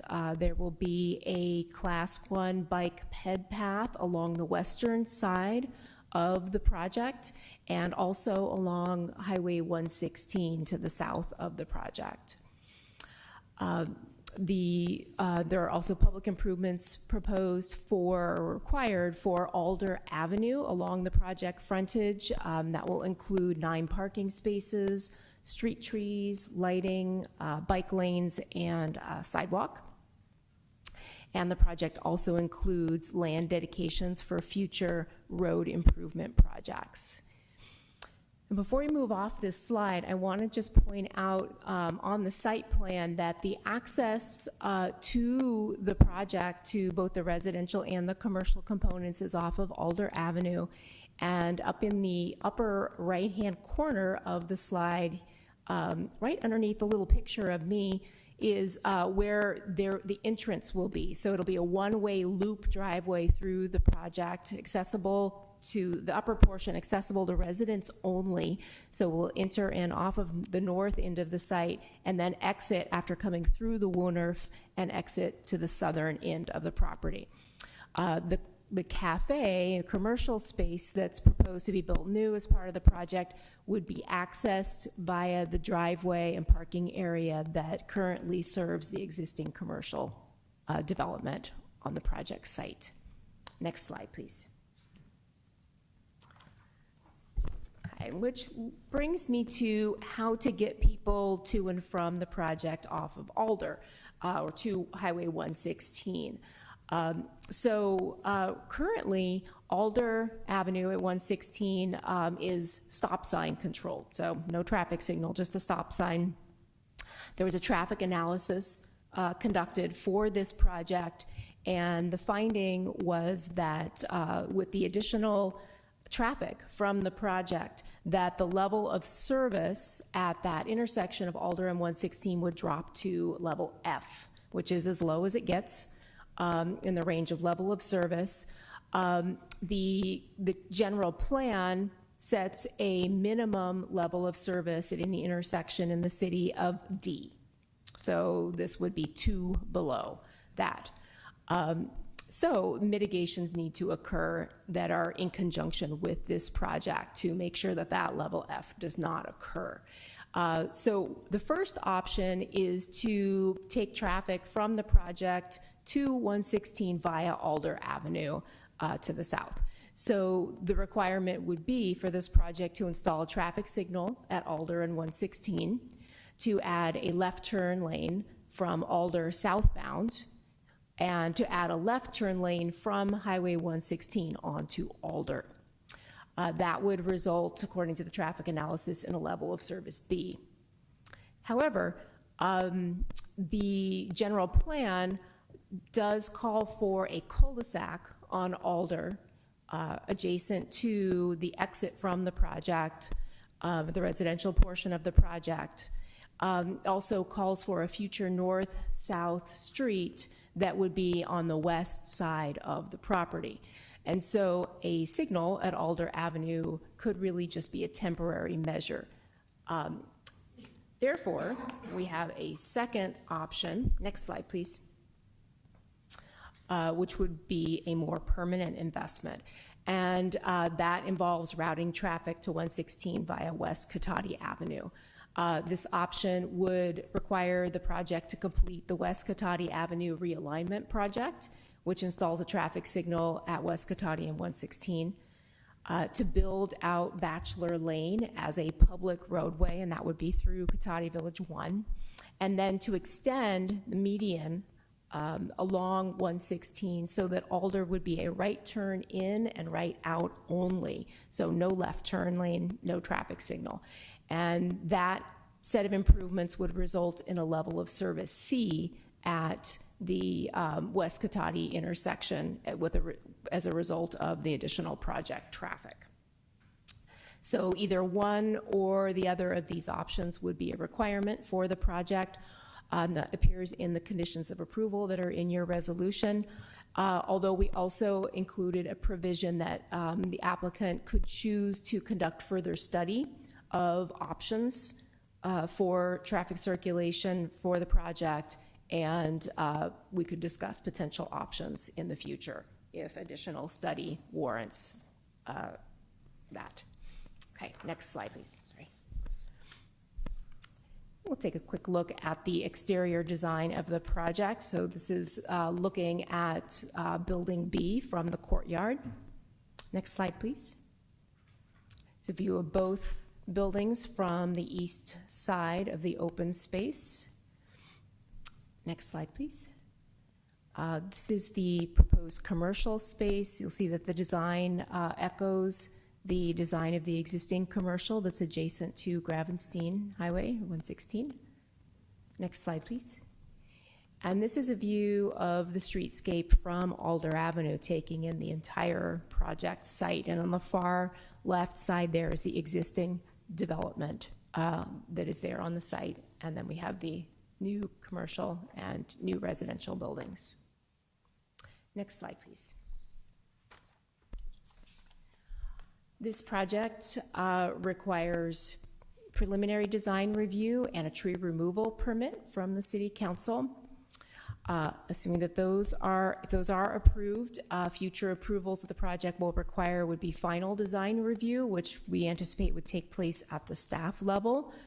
The affordable housing or inclusionary housing agreement would come back to the City Council for approval, and then improvement plans and the construction permits or building permit would be approved, reviewed and approved at the staff level. Next slide, please. I'm going to talk about the implications of the state density bonus law on this project. As you know, the density bonus is not a discretionary process for the city. The city does not have the ability to deny the density bonus as long as the state law is complied with.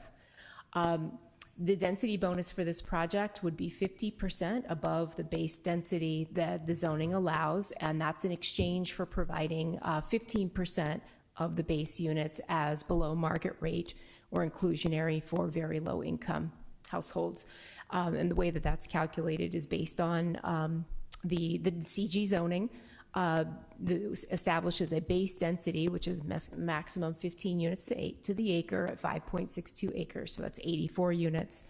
15% of those units are below market rate, and the bonus is calculated on those base 84 units. So they get an additional 42 units, which brings us to the total of 126 units that's proposed. Next slide, please. The state density bonus also provides reduced parking minimums for residential. According to the state density bonus law, 166 off-street parking spaces are required for this project for the residential component. According to the current city code, the requirement would be 332 spaces. However, with the passage, the adoption of the Plex housing ordinance tonight, as you know, our multifamily parking standards will be reduced from our current levels. The project proposes 153 off-street spaces for the residential development. And as part of the waivers and concessions that the project is requesting, 4 additional spaces in the commercial lot would be allotted to the residential via a shared parking arrangement. And the new on-street parking spaces on Alder would also be counted as part of the parking for the project, even though they would remain available to the public and they would not be dedicated to the project. So with those additional four parking spaces and 9 parking spaces, that brings the project to a total of 206 parking spaces, which is consistent with the density bonus law, plus the city standard for commercial development. Next slide, please. And finally, state density bonus law provides projects any number of concessions and waivers of city standards that would interfere with the project's ability to build its density bonus units or its affordable units. And so there are a number of standards that are requested to be waived. Those are described in great detail in the staff report, so I won't go into them at this moment. Next slide, please. So density bonus aside, there are a number of things that we do still get to review here. For the design review of the project, we look at the zoning and development standards and whether the project, it conforms to those. That includes our multifamily objective design standards, standards for building design and architecture, the layout of the site, the open space and amenities that are provided, and the landscaping, and whether city services are available to serve the project. And our review indicates that the project is in conformance with all of the city's standards. Next slide, please. The project also requires a tree removal permit because of the proposed removal of heritage valley oaks on the site. Currently, there are 41 trees on the site. Most of them are valley oaks. The project would remove 5 trees, 3 of them valley oaks, and retain 36 trees on the site. In exchange for removal of those trees, mitigation trees are required, and the project would place 24 valley oaks, new valley oaks on the site, and 16 other types of trees. More mitigation trees are actually required, but there's not enough room on the site to plant them sufficiently far apart. And so the project will also be required to pay into the city's tree in lieu fund. And the total number of new trees that would be planted on the site, including other required trees, is 138. Next slide, please. So the project requires environmental review, and since the project is consistent with the general plan and the city zoning code, and no unidentified or project-specific impacts peculiar to the project or site have been identified, then CEQA guidelines per section 15183 allows the environmental analysis to tier from the Cotati general plan EIR. And so the mitigation measures from the general plan EIR would also apply to this project. In addition, the 15183 analysis includes a number of mitigation measures specific to the project, and those are included in the conditions of approval in your resolution. Next slide, please. So the Planning Commission discussed this project on August 5th and recommended that the council approve the entitlements for Cotati Village 2. They did have some comments on the project related to building design, to improving pedestrian safety, the location and design of the play structures, and the need to manage the commercial business event parking through the city's limited term permit process. Next slide, please. So this is a really long slide, and I apologize, and the color doesn't come out very well. So the staff is proposing a revision to the conditions of approval that were already provided to you. So we're asking you to make this change if you approve the project and approve the conditions of approval tonight. You have been given a written copy of the amendment that we're proposing to make, or the addition that we're proposing to make. This is to conditions 11 and 18G, which actually read identically, but they're in different separate sections of the conditions. This addition is related, both of the conditions are related to placing an easement on the southern parcel in favor of the northern parcel. And the language you'd already been given related to access to 4 parking spaces for the residential on the commercial parking lot. The language we're adding is related to providing access and parking for the cafe space, so that 9 spaces would be available in the southern commercial lot for the cafe space. And also that the cafe would have access to the trash enclosure that is in the commercial parking lot. Okay, next slide, please. With that, we have a recommendation for you. The Planning Commission and city staff recommend that the City Council conduct a public hearing and adopt the accompanying resolution finding the project consistent with the general plan EIR under CEQA guidelines section 15183 and approving preliminary design review and a tree removal permit to allow construction of a multifamily mixed-use development and 126 apartments and 2,250 square feet of commercial space on a 5.62 acre property located at 7515 Alder Avenue and 8145 Gravenstein Highway. That concludes my presentation. The applicants, as I said, are here, and they also have a presentation as well. I'd like to suggest that if you have clarifying questions related just to the information that I have presented, if you'd like to ask those now before going on to the applicant's presentation, that is something that we could do at your option. Yes, Sylvia. Yeah, I need a clarification on the cul-de-sac. I'm a little confused about where that cul-de-sac would be or how that would impact Alder Lane. I don't know if there's a slide that we can look at. Yeah, so if we can go back a number of slides to the site plan.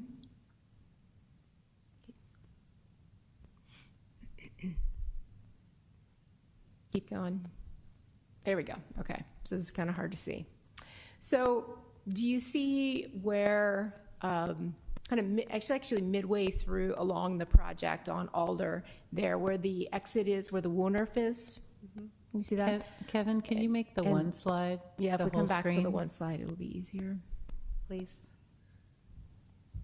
Okay, and then we have Bachelor Lane on the right-hand side. So that is where the cul-de-sac would be. And you can just barely make out a kind of rounded shape coming onto the Cotati Village 1 site, because that cul-de-sac impacts both Cotati Village 1 and 2. So that is where the general plan calls for a cul-de-sac. So it's across Yeah. from the Woolnerf and Bachelor in that area? Yeah, and this, so there's the site plan image is also on your packet, page 73. So whether the cul-de-sac ever comes to pass, we don't know if that will actually happen or not, but it is in the general plan, and therefore, we're obligated to require a land dedication from both projects for that future cul-de-sac. So the cul-de-sac, will then close off the rest of Alder? Yes, Or it'll yes. close off the rest of Alder? Okay. And what about the cottages that are nearby there? Because then that would cut off that area too? Right, so nobody would be able to go through there. So then the cottages would have the option of, and residents of this project as well would have the option of traveling north to Hellman or coming across Bachelor to West Cotati when that project is completed. Okay. So Ford down to, Ford make a right or come down? Was Ford Connect? You would have to go right out of Ford Lane and go up to Hellman. There would be no more access from the cottages onto 116 if the cul-de-sac is built. Okay. Or left to Bachelor to the signal. Yeah. Or from Ford down to Bachelor on the right-hand side of the So- Villages 1? Yeah. That's correct. So Ford could exit through Villages 1 to the new realigned West Cotati intersection. Okay, yeah, that's what I was trying to understand, how that impacted that area when it talked about the cul-de-sac. Okay, thank you. Can I follow up on that? If the cul-de-sac's going to be by where the Warnoff is, there'll be no access to the cafe or any of the businesses on the front on 116. To use those businesses, you'll then have to go all the way out and all the way around if the cul-de-sac is where the Warnoff is. I thought the cul-de-sac was more closer to 116 so that you could still get to all those businesses.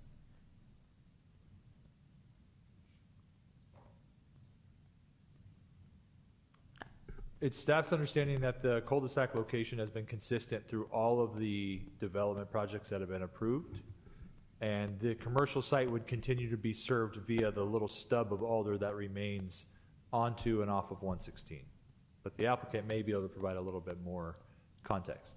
Well, that makes that Yeah, tying. I think it would, no, I think it would be, I mean, once the 116 West Cotati intersection's up and running, Mhm. then if, let's say Alder got closed and the cul-de-sac was there, it seems like none of this has really been fully engineered at this point, but Mhm. it seems like a likely scenario would be a driveway access off the cul-de-sac to the entrance to the commercial area. So, as a resident on West Cotati Avenue, do we have assurances that this intersection will be put in first? It has to be there has to be, you can't just close Alder without having other options. So First. You can't close Alder first. Alder would probably be the last thing that would close after Okay. everything else was built around it. No, but I mean that West Cotati interchange will have to go in before they can do any of the rest of this, correct? Before they close Alder, before Alder were ever to be closed or anything like that. Before people move in and need to use the. With regard to this specific project? Yes. Yeah, so, that's the condition as it stands right now. It's either a new signal at Alder or a new signal at West. One of the Cotati. two before. I just want to make sure they don't, because I've just seen it where, all the people move in and they're like, oh, yeah, it's going to happen, and then it doesn't. So I just want to make sure that Can I- it's super clear that that has to happen first, because otherwise that's going to be a nightmare. Can I just say, I just want more clarification on that, because it's still very unclear, and it feels like some people are going to be impacted by these changes and blocked off and different things. I need to understand it better. Well, and it seems worse than that because you're asking us to approve dependence on parking spots that will be cut off with a cul-de-sac there. So some of the reasoning for the optional ways to address this situation is because there's various competing projects that all have to be reviewed and stand on their own. So Cotati Village 1 has its own set of conditions. Cotati Village 2 has its own set of conditions. The city has a realignment project for West Cotati Avenue. But we also have to look at the potential for any one of those things to not happen. And so in the entitlement package before the council and the conditions, it's written in a way that would allow each project to go forward on a standalone basis. Although we don't think that will happen, we have to prepare for the potential risk. And then with regards to the cul-de-sac design, as City Manager Obid said, it's a concept in the general plan.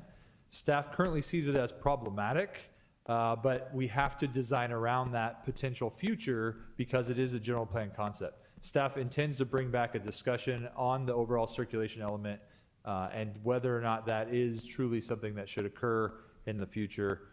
But right now, it's a factor that we have to consider and we have to build it into the potential for future implementation because it is in the general plan. But by you saying that, immediately what that says to me is you can't depend upon these parking spaces if there's no access to them. And if you put a cul-de-sac there, you're asking us to approve 13 spaces being on another piece of property that will be isolated from this project. So the easement language in front of the council requires access to that property to be maintained for the northern parcel. But how is that possible if you put a cul-de-sac where any driveway might possibly be? I'm just struggling. Yeah, I mean, so I guess we can kind of go down the road of just sort of theoretical layouts, but I would expect that if that were to be the ultimate configuration down the line, I mean, bear in mind that this would be a much longer conversation with real plans if we were ever to get to that. But you could have theoretically, you could have a cul-de-sac with a driveway that connects to the existing driveway. That right away, that's Alder right now, would all be available for potential configurations of parking or driveway or some mix of that, because it would be closed, theoretically it would be closed at 116 at the multi-use path.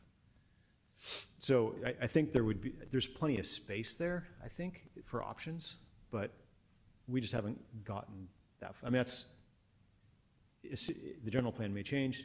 That may not even be a future scenario, but assuming it doesn't, I think there's plenty of right-of-way width there to play out different options for access and parking.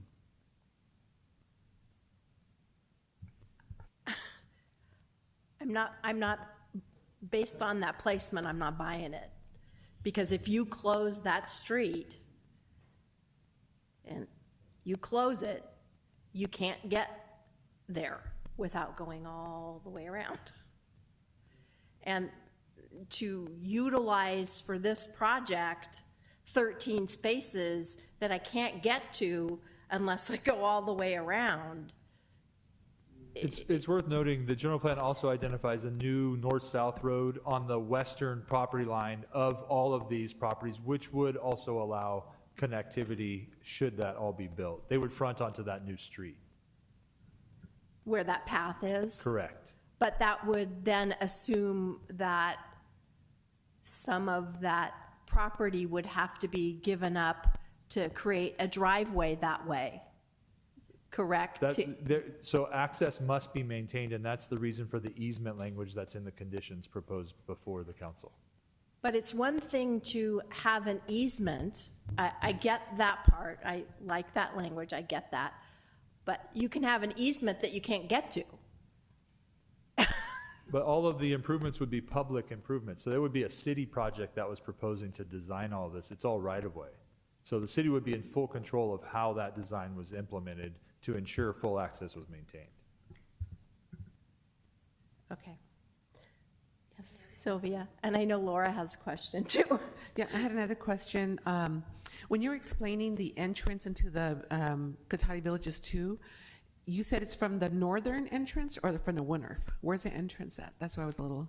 So it's a one-way driveway with the entrance at the northern end of the property off of Alder. So not through the Winnerf? Not through the Winnerf. The exit is through the Winnerf. Okay. Okay, I just thought that normally the Winnerf is like the calming kind of area for traffic to come enter. But is it there because there's like a children's area there? I'm just trying to understand, because normally Winnerfs are in the entrance of a... According to the standards in our code and to our WUNRF ordinance, there's not actually a specific requirement where the WUNRF is within the project, except that it actually be close to residential units, and not on the periphery somewhere in the middle of nowhere, or, the back of the project.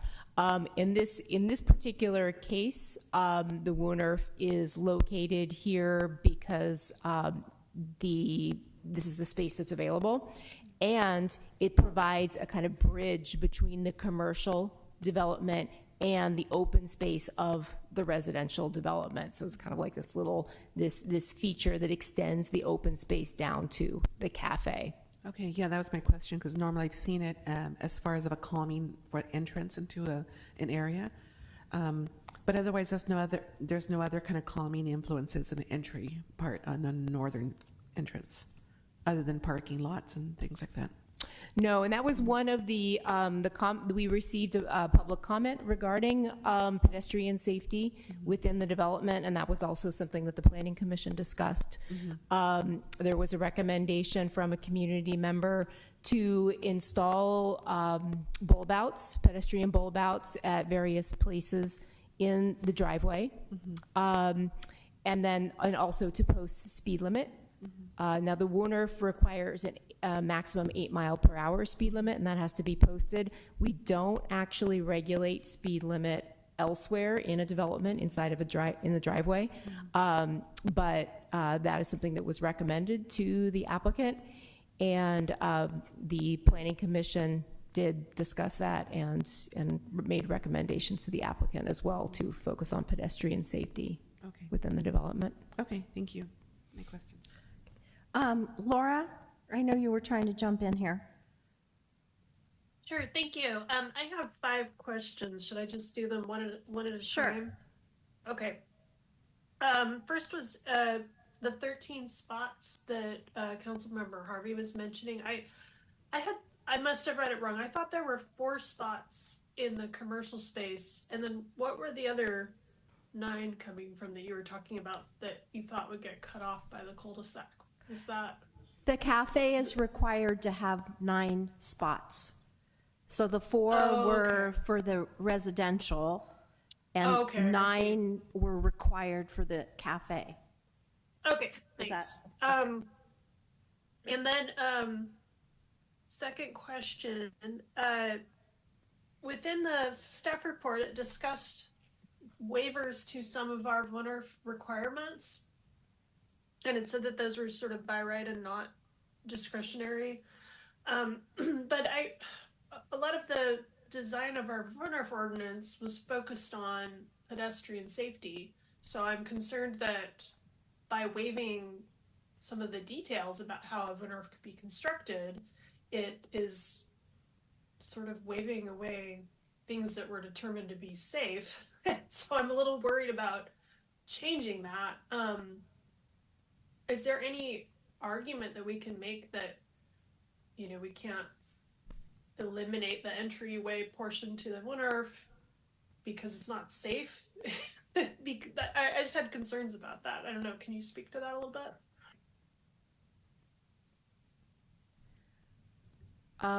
It's my understanding that the concessions and waivers are allowed to the developer without discretion by the city. If the developer asserts that those concessions and waivers allow them to build the density bonus units and the affordable units. And the burden of proof is on the jurisdiction to find whether, if that's not actually believed to be the case. I will say in this particular case related to the WUNRF, the 2 particular standards that are requested to be waived, one is that the code requires what's a 20-foot transition zone from the driveway to the main portion of the WUNRF. And due to the relatively compact nature of this development, there wasn't really room to accommodate that. The other standard was to not have parking spaces located directly across from one another within the development. Again, the relatively short amount of parking here is an argument to waive that particular standard so that more parking can be accommodated within the WUNRF.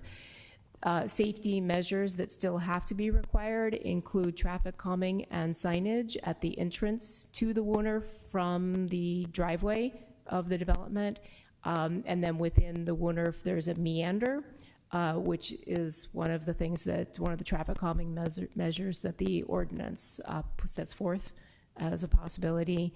There's also bulb outs and landscaping to slow the traffic.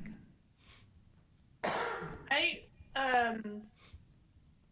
understand about waivers needing to be provided, but there must be a limit to that. Like if the developer says we need to be able to have a speed limit of 70 miles per hour in order to build this, that's not reasonable from a safety standpoint. And likewise, I mean, not to the same extent, but that 20-foot transition zone is very important for signaling to vehicles coming through that they need to change the way they're driving, slow down, get ready to enter a shared space with pedestrians. And the way it's just a cutoff from a straight parking lot, I think people are gonna, if people are coming counterclockwise through this development, they're gonna take that last left turn and just kind of zoom forward and then enter that foot or foot too high of a rate of speed without that transition zone. So I don't think that,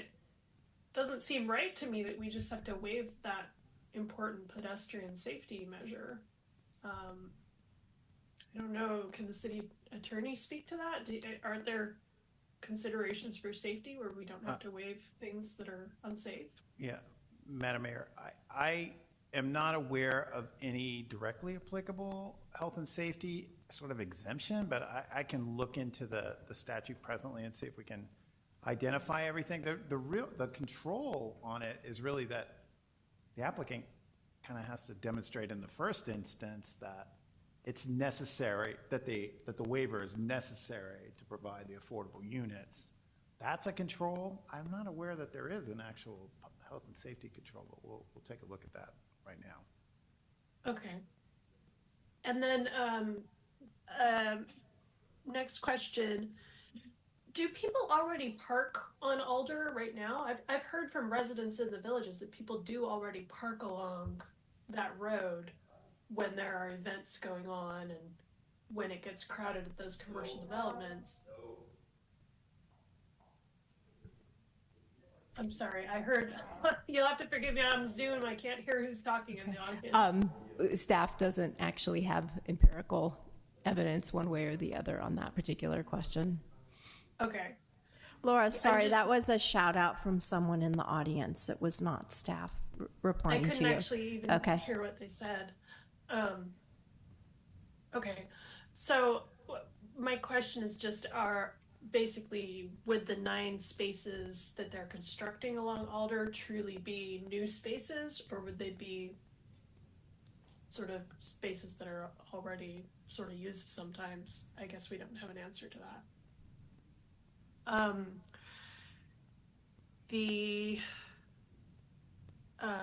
Two more questions. If Measure S were to pass, could a roundabout be considered for that intersection between Alder and 116? The city's design for the West Cotati realignment does not include a roundabout, and that's about to be brought to council to go to 100%. The council's already approved or seen the 30% designs. It does not include a roundabout in that location. Right, I'm not talking about West Cotati, talking about Alder. No, the West Cotati project is broader than just the realignment, so it extends all the way to the west side of this parcel and all the way to Redwood Drive, and it does not include or envision roundabout in this location. Okay. I'm just, sorry, I'm a little confused because we're so undecided about whether a traffic light signal could even be constructed here or not. Yeah, so just from the mentioned it as a possible temporary measure, so. So from the staff standpoint, it's not undecided. It's more, if Cotati Village 1 were to not go forward, but Cotati Village 2 were to go forward, staff needed to provide an option for how that project would address its environmental and congestion impacts associated with traffic. The two options are Cotati Village 2 could construct the Bachelor Lane extension through the Cotati Village 1 site, or alternatively signalize Alder Avenue to provide circulation congestion, meeting the general plan expectations. Okay. And then my last question was the comments that were provided by the Planning Commission on the location of the play structure and traffic calming. Are there any, I just would like to hear a little more about that. Were there any like real specific suggestions on how those things could be changed? Yeah, we had, so related to the play structure, so there's two actually proposed, one in the main green, and that was the subject of the discussion primarily. We actually had one planning commissioner who was concerned that that play structure was too close to Alder Avenue. We had another planning commissioner who really liked the location and encouraged them to keep it there. So that was actually the extent of that discussion. Although actually there was also a recommendation to put a fence around the smaller play structure, as it was probably targeted toward tots who might tend to run off. Related to the traffic calming, the Planning Commission members were supporting the comments from the community member who was suggesting bulb outs in the driveway area to slow traffic through the project and to place a speed limit on the driveway. There was also discussion about the desirability of traffic calming on Bachelor Lane through Cotati Village 1 because of the potential significant volume of traffic from both projects making its way along there. Okay, thank you. That addressed all my questions. Thank you, Laura. Either Sylvia or, okay. Did you have? Yeah. Okay. So one of the questions that came up after, it looks like Building A is essentially right next to the large animal hospital. I'm wondering about concerns about, I mean, I take my goats there. I know, I know that, you know, I mean, they keep a clean facility, but it's livestock right next to housing. Has that been a consideration? Like what are the thoughts around that? Well, I think that I let the developers speak to that when they have their opportunity, but I will say that the site is zoned for mixed-use development, which includes residential, and so this project is in keeping with our own standards for the project, for the site. The project, Building A is about 35 feet from the property line, and then the barn building that is in the upper corner of the hospital site is about 13 feet from the property line, give or take. This is measuring from, you know, Google Earth. So, you know, there's about nearly 50 feet between the two buildings. So they are relatively close, but not completely adjacent. I would note that there's also a number of trees on the site now, and those trees will be retained. So there's actually a pretty significant leafy barrier right now on the site, and then another couple of trees will also be planted along that zone as well, where there's a gap. So there is some relief between the proposed building and the animal hospital's shed barn. So thank you. So I think the thing that I'm still trying to get my head around is approving. It's my understanding we're being asked to approve both projects, correct? Like the Cotati 1 and the Cotati 2, and then they move forward and figure out how to work out the traffic piece?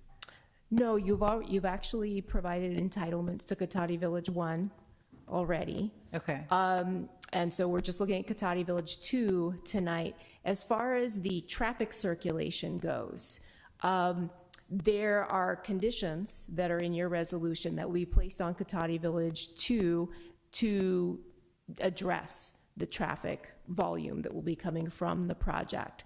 And the requirement is that if Cotati Village 1 does not complete some of the improvements that it is required to complete, and that includes Bachelor Lane and contribution to the West Cotati Avenue realignment and traffic signal, then Cotati Village 2 will be required to make sure that that project is completed. And how is So- that defined?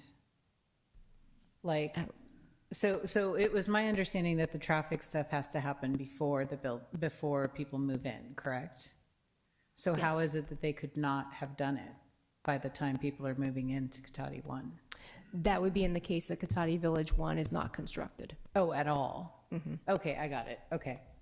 All right. So if Cotati 1 never happens, then Cotati 2 has to pick up the traffic that would have the traffic moving adjustments that Cotati 1 would have done had it been built. Is that correct? That's true. If the choice is to route the traffic from Cotati Village 2 along Bachelor Lane and to West Cotati, yes. However, the other option is to put the traffic signal at Alder. Right. So that option is just related to Cotati Village 2. So Cotati Well, actually, Village 1 mostly related to couldn't do Cotati it? Village 2. They If would they not be wanted to? required to do that. However, Cotati Village 1 is actually required to do a little component of that project, but not the signal at Alder. Cotati Village 1 is actually conditioned to create the left turn lane at Alder going south onto 116, and it is also conditioned to put in the left turn lane from Highway 116 onto Alder. Okay. And so that falls to Cotati Village 2, in addition to the traffic signal at Alder, in the event that Cotati Village 1 doesn't pursue that, doesn't go through, and then they are not putting in the left turn lanes. And that's Okay. if that option is chosen rather than West Cotati Avenue. Okay. All right. Yeah, I mean, okay. Thank you. Laura, did you still have another question? Oh, okay. No, I'm sorry. No, that's okay. Some questions make other questions come up. So, on these, what do you call them? Waivers. So one of the waivers is to allow shared parking between residential and commercial components of the project. And you keep saying that the projects have to stand on their own merits. And we already approved and is built the project in the front. So that was approved and built on its merits.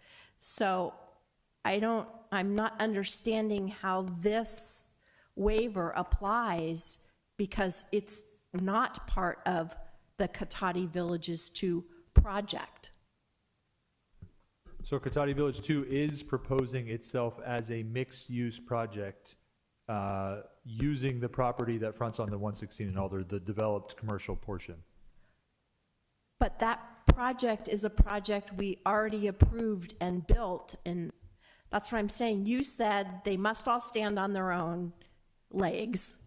We approved it, it was built, and now what I hear you saying is, well, never mind that we approved that. Now we're gonna approve combining all of this. Yeah, so I would say, rather than never mind, it's additional. So in order to be able to leverage the Class 1 bike lane along the frontage of that site, get the connectivity along the western boundary of that property, and get additional commercial space to try to expand the city's commercial job base and amenity base for the residents, we worked with the developer to allow that front parcel to be incorporated into the overall project through those additional steps.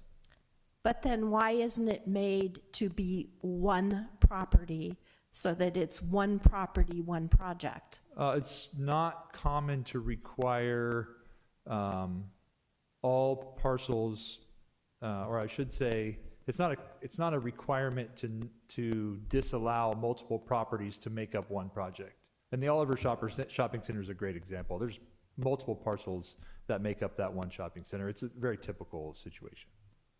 Okay, so what you said earlier, that a project needs to stand on its own, is really not necessarily true. Because that was a project that came before us, and we did approve it. So, I was referencing Cotati Village 1 and Cotati Okay. Village 2. Okay. I mean, it's I think a perspective okay, difference, maybe. all right. So they get that as a waiver, even though it's a different project and a different property. They're deciding to include it. Correct. They proposed to use that parcel, and staff felt it was beneficial to the overall circulation of the city because we had been working so hard to improve bicycle and pedestrian connectivity from the west part of town in this area. Okay. I'm still not convinced. In one of the conditions, it talks about, I think it's condition 8, have children who attend a school within Rancho Cotati School District. That is not the school district. It's Roanoke Park Cotati School District, or Cotati Roanoke Park. I forget who goes first, but that is not the school district, so we should probably correct that.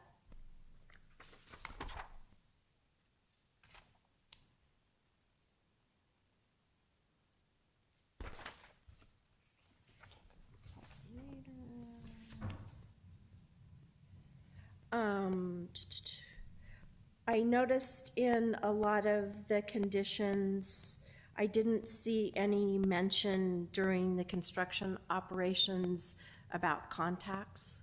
I know in some of our other projects, we, kind of require a contact. Was that an oversight, or is that?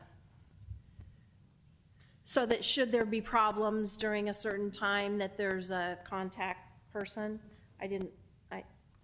Did I miss that somewhere, or? It may be in the environmental mitigations, but if council feels that that's appropriate, we can add that condition. I do think it's already captured, but. Otherwise, they're gonna call us. Yeah. So it'd be better if there was something in there.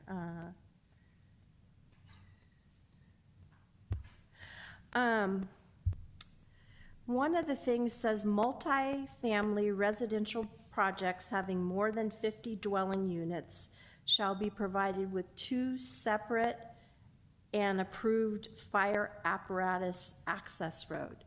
How is that achieved if we have one circular road? What am I missing? It's item 118. So those conditions are standard boilerplate that was provided to us by the Rancho Adobe Fire Protection District. So I can't speak directly to what they mean there, although the fire department has pretty carefully vetted this project, and we met with them in person to discuss the layout of the site. And it's my understanding that since the fire trucks can enter from either end of the driveway, that they feel that access is sufficient. So this requirement to have 2 separate roads is not really a requirement. The fire department they provided that condition and they feel the project complies. Okay. I'm not the fire department, so. They're cool, I'm cool. Autumn, you made a comment in the presentation that I was a little bit lost on. Let me see, I wrote it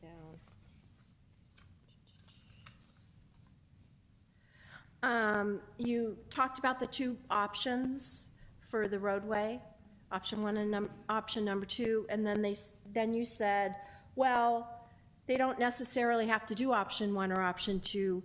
They can conduct further study. And how does that work if we approve this with conditions that says they have to do one or the other? How do they get out of that by conducting another study? It just confused me. So that option allows us to manage all of the kind of variables and unknowns that are associated with traffic circulation in the area, and whether certain projects are moving forward or not. And what the condition allows that further study if that study indicates additional options, that those can be explored, and they would need approval by the city. So it wouldn't be up to the applicant to study and then pursue other options. It would require approval by the city. So when you say approval by the city, would it come back to us if there's other options? Or would you guys just say, oh, yeah, we like that? Well, I would say, given the significant change that would likely trigger, it's not something that staff could decide. Okay. The entitlements likely have to be reworked. It's just to the point that Autumn made, there's so many variables, we wanted to allow that flexibility Okay. to basically make the most informed decision as we move forward into construction. Okay, it just confused me when she said that. It's just like, I thought that was in the conditions, and now you're saying, well, never mind. So, okay, those are my questions right now. Anybody? Yes? You both have, okay. Yeah, I did have another question. On the CEQA analysis, page 122 of 157, I had a question where it talks about recreation and its condition of approval, Rec 1. Prior to issuance of the permit, the applicant dedicates 1 acre of parkland per 200 residents or pay in lieu fees. Now, I know that there's some green spaces there. That's not considered the park or anything, right? That's a separate one, public park or in lieu fees. That's correct. Okay. And it will be in lieu fees. One of the kind of missing elements of our general plan, the general plan does not identify any future park sites for the city. And so that's one of the things we want to address as we move into future updates of the general plan. Okay. All right, thank you. Yeah, because we don't have any parks on the west side at all right now. Yeah. Kay, did you have another question?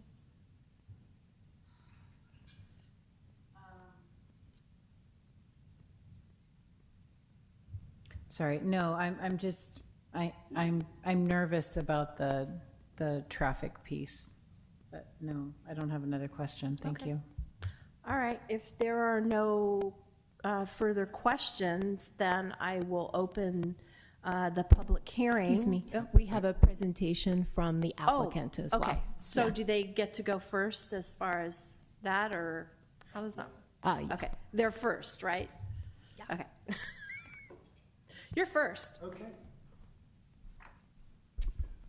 Thank you, Madam Mayor and council members. Appreciate your time, especially staying a bit late this evening. I'm Tom Monahan, and we're the sponsor of the project. I thought I would take a minute to maybe answer a couple of questions, because I think I have my handy-dandy laser pointer. And we've been working with staff for quite a long time, both on Phase 1, which, as you know, is approved, Phase 2. It is our intention to build both projects, together. So I know the staff is looking at it. If you build one but don't build the other, what are the impacts of that? Our intention is to build both. Also, we're working with staff to help facilitate the completion of the West Cotati realignment project, which the city has had before them for quite some time. And so we intend to complete that project, which is really the frontage along 116, really from Redwood to Alder and then past Alder.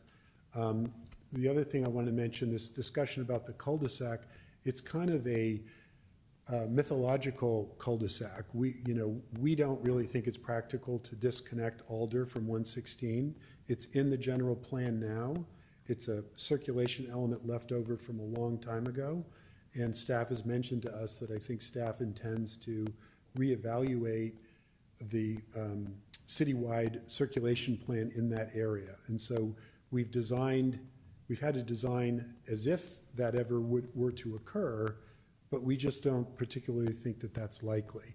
And if it were to occur, many other things would have to happen before Alder would be disconnected. So I know there's a lot of concern about how would you get into the dispensary. It's very complicated and confusing if you eliminated the connection between Alder and 116. We just don't think that's practical, and I'm sure staff can brief council, more fully on that.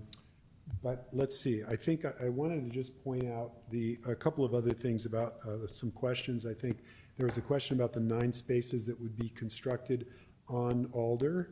I can't remember who asked that question. Okay.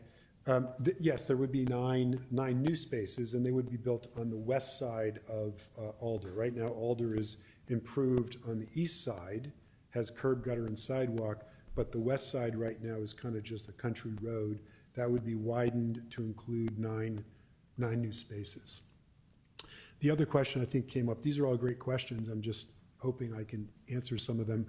When the dispensary project was built, it was overparked. It was intended to have extra parking such that when the residential project behind it would be able to contribute additional parking spaces. So that particular project was intentionally overparked more than it was required to. So that provides those extra spaces that were questioned. So we are excited about the project. We think it's a great project. We think it'll really help the city fulfill their RENA requirements for more housing, especially affordable housing, between phase 1 and phase 2. Phase 1 provides 18 affordable homes, and phase 2 will provide 13 affordable homes together.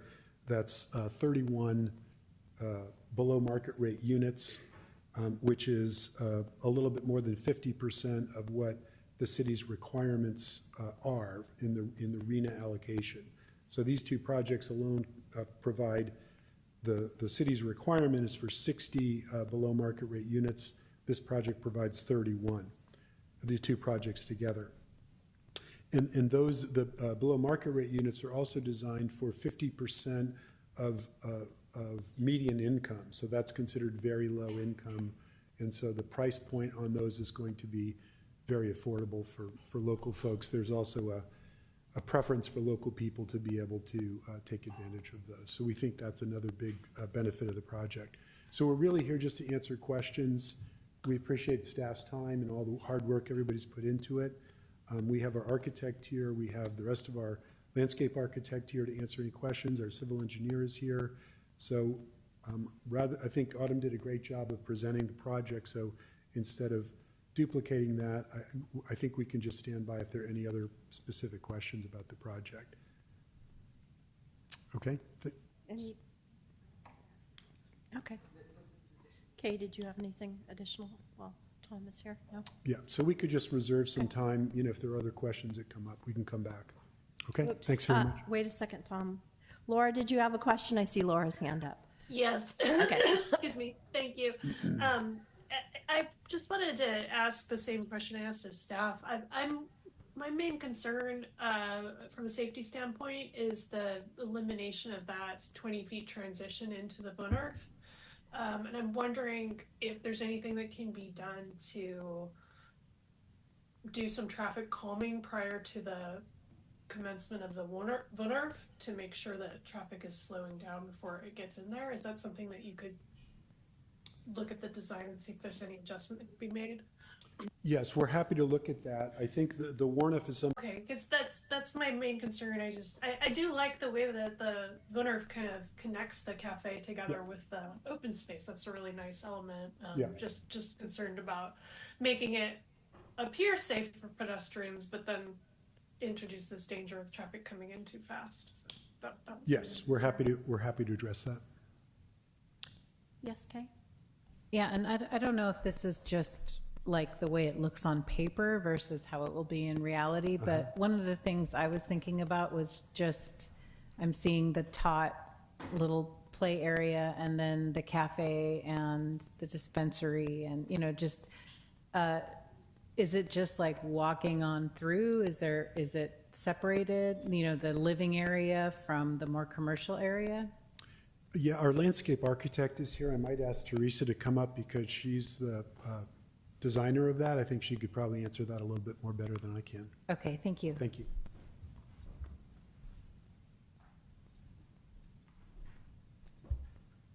Do I have to press to turn the thing on? I don't think so. Okay. Yeah, I'm Teresa Zarro. I'm the landscape architect, and you were asking about being able to walk directly from the apartments across to the cafe. Or actually the other way around. Okay. There is, along the south border, there is a split rail fence and a biofiltration swale that makes it difficult to walk across for a portion of it. The WNRF is designed to allow and encourage that cross-traffic from pedestrians. Does that answer your question? Yeah, I mean, I guess my concern is the security of the residents and the people from, I mean, I don't mean to say, just commercial traffic versus resident traffic of walking, right? Of like people from the cafe, the dispensary, the pizza place walking into their living space. Is that? Yeah, it's a balancing act that we want to encourage residents to be able to come down to to grab a slice of pizza easily. So we can work on having landscape discouragements from passing the other way. We're not currently proposing any actual fence or any locked gate that only residents could go through.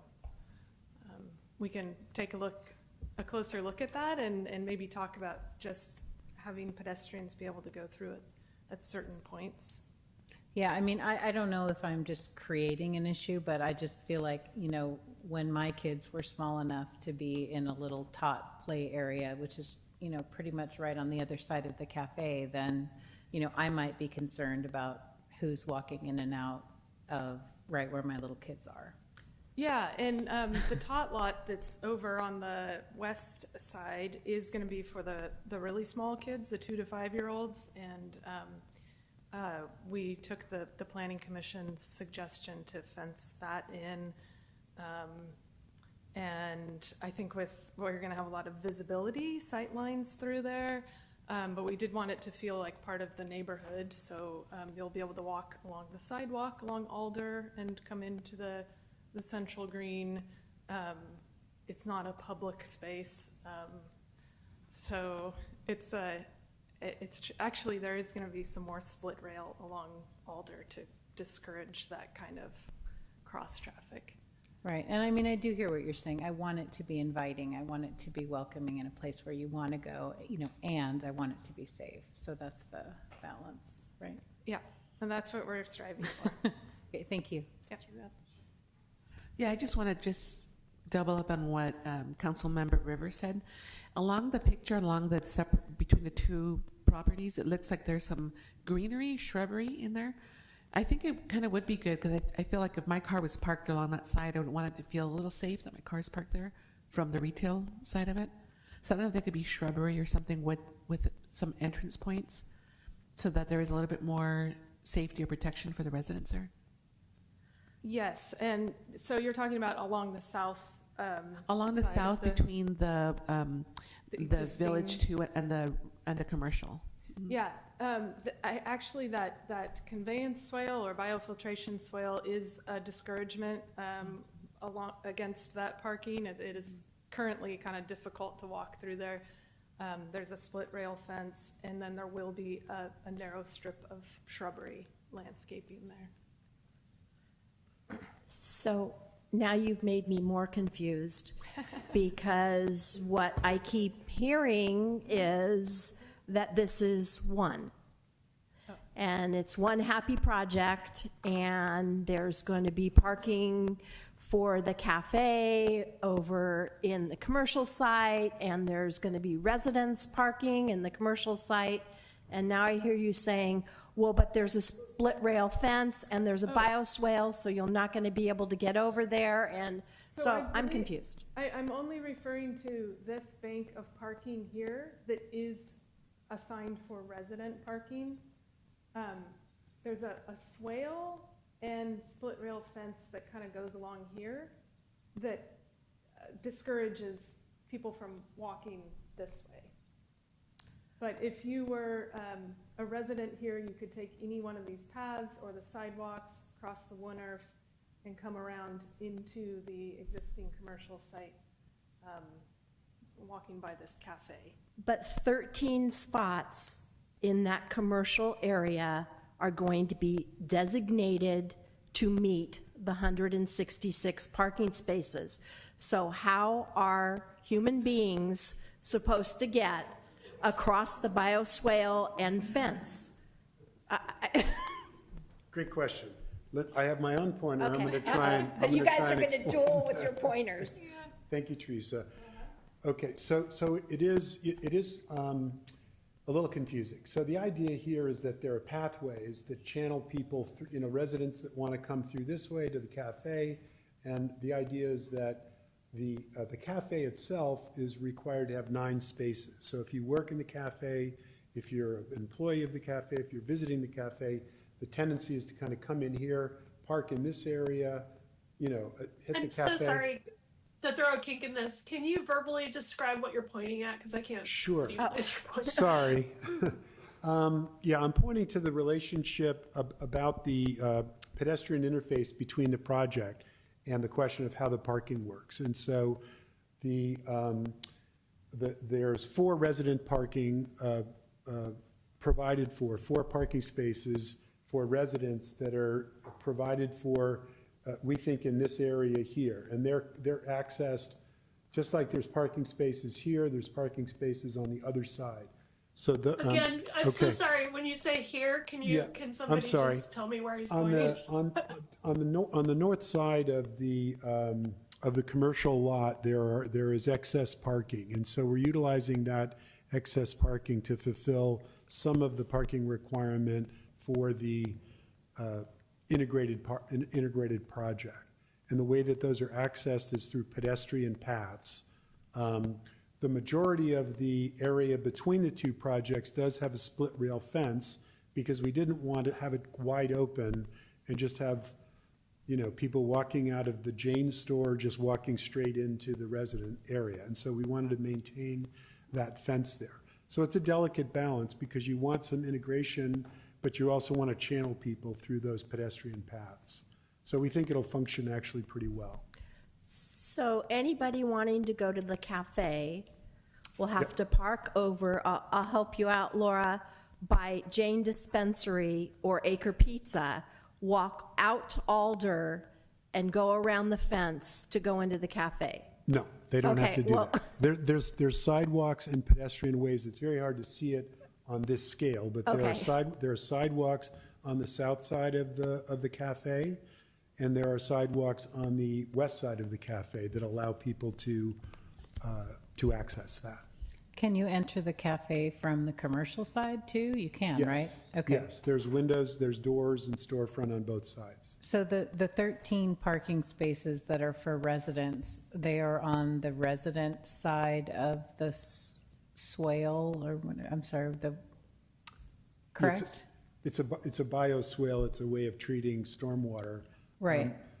The 4 of the spaces are on the south side of that swale, and 9 of the spaces which are intended to really service the cafe are on the south side of that swale.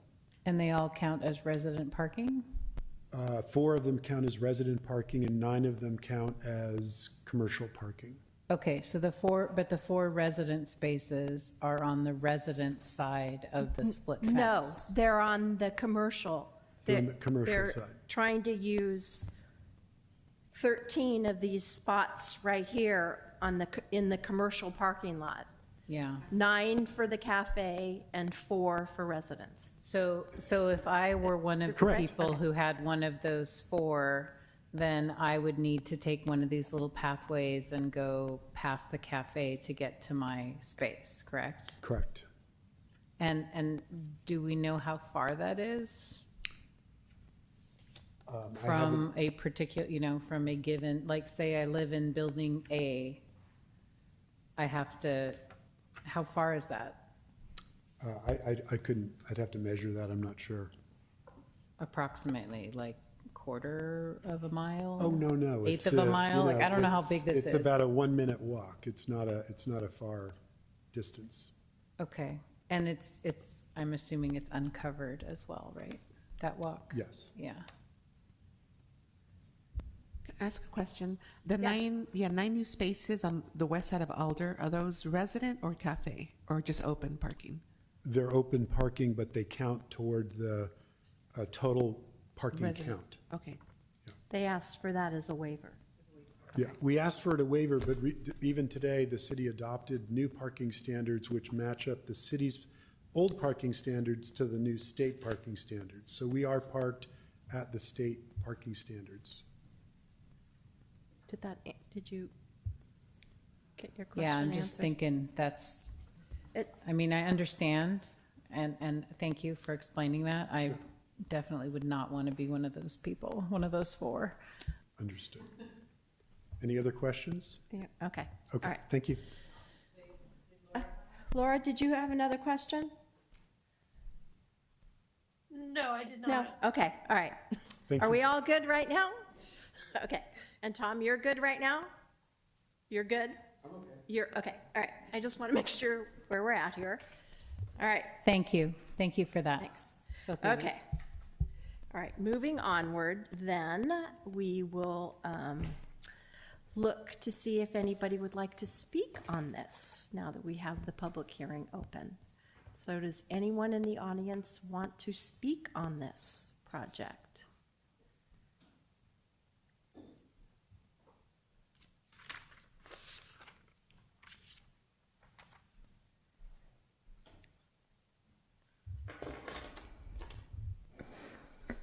Good evening, Council. My name is Adina Flores, and for those in the room who do not know who I am the leading activist for Sonoma County. My mother was the former finance director for the city of Rohnert Park for over 20 years. And I would like to say this evening that I am 100% against this affordable housing project, as well as the others that are springing up.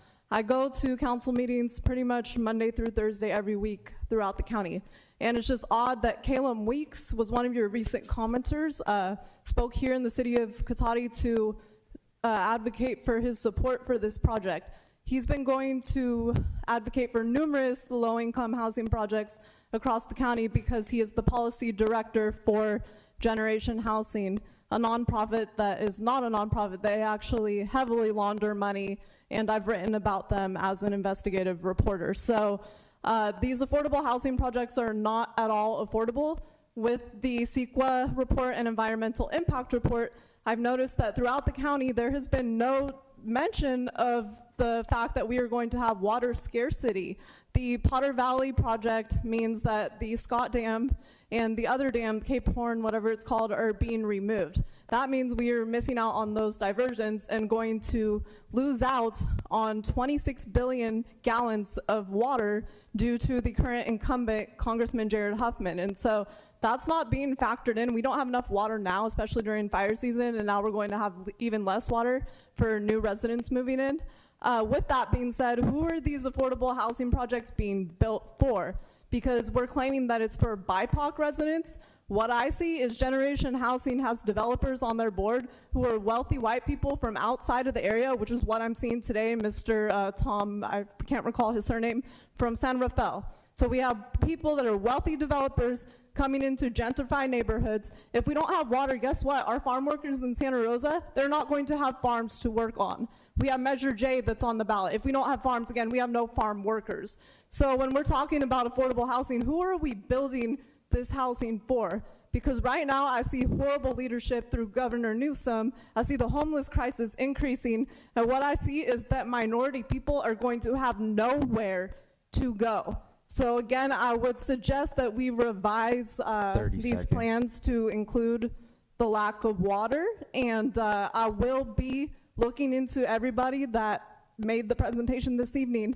I did attend the City of Santa Rosa Community Advisory recently, my first meeting. 3 board members quit the following meeting. So how do you think that's going to go for the Planning Commission? Thank you, and God bless you. Thank you for your comments. Anyone else wishing to speak on this item? Yes, please, come on. Good evening. My name is Greg, and I'm a resident at the cottages. And I'm not familiar. I have more of a question than a comment. I wasn't here to understand what the plan is for the the phase one, the other phase, there's going to be a road that's going to cut right across from Alder all the way over to Redwood? Is that right? Is that part of the plan for that other section? When we're done with all the comments, then we'll have staff All right. address your All right, I your thought that question. would be something you Yeah. could answer instantly. I'm not interested in sticking around. Thank you. Oh, okay. Anyone else wishing to speak?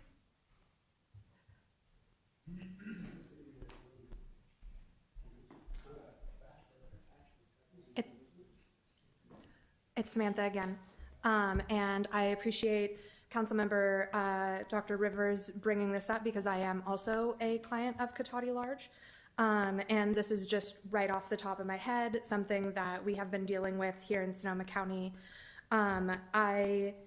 It might be a concern to the proximity to livestock might be a concern to residents, but it might also be a concern to Cotati Large. I'm not sure if you have had any input from the people that work there. But along the lines of animal agriculture, cows have tested positive for avian flu this year. And we've actually even found avian flu strains in milk, although that's pasteurized out. And so the milk that reaches the shelves does not contain any avian flu. But there is the possibility that people might be putting up bird feeders in their houses, which is normal and regular. I have a hummingbird feeder. But wild birds are the main vector of avian flu. And so even though, of course, we should hope that wild birds are habitating the empty space as it is now with the oak trees and everything like that, possibly bringing in more residents to that area would attract more wild birds, and then therefore we have a greater chance of spreading avian flu to patients that are already staying at the animal hospital. Thank you. Thank you for your comments. Anyone else? Yes, come on. Whoops. It's okay. Good evening. I'm Justin. I came here not planning to speak, just purely to get information. But after listening to the proposal, I just want to reiterate how concerned I am about the traffic. I live near the corner of Hellman and Alder, and there's already people that bypass 116, drive really dangerously down that road. It's narrow, it's not maintained, and that corner is also very narrow, and it's a hard turn without excess traffic. We ride our horses on that road down to the trails. We walk our dogs down that road. My future children are going to walk down that road. And if this housing complex increases the traffic and the dangerous driving, I'm really, really against it. I just wanted to voice my concerns on that matter, and make sure, T's are crossed, I's are dotted, and everything is thought of, because I live less than a mile away, and it could severely impact me, and that would be pretty upsetting. So thank you. Appreciate your time. Thank you for your comments. Anyone else? Yes. Hello, my name is Hayden Ongaro, and I do commercial real estate in North Bay. I work with owners of buildings and tenants and people that are trying to recruit companies to the North Bay. And I think it's clear we need housing. There hasn't been a lot of housing built in the North Bay. I think this is a sensible project. It's a location right off the freeway that supports housing, and I think it should be approved. So thank you.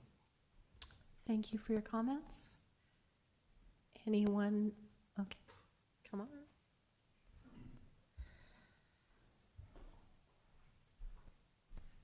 Good evening. Thank you. I'm Ron Reinking. I'm also a commercial broker. I've worked with many developers over the years that provided housing throughout the county. This is an excellently located project. Many of the communities, Santa Rosa, Petaluma, Roanoke Park, they've been all doing their part in approving housing projects to replenish the housing supply that was diminished during the fires. And I think it's a good project, it's well located. The tenants that it would provide housing for, workforce, it seems like a practical and well-needed project at a good central location in the county. So I hope you see your way to approve that. Thanks. Thank you for your comments.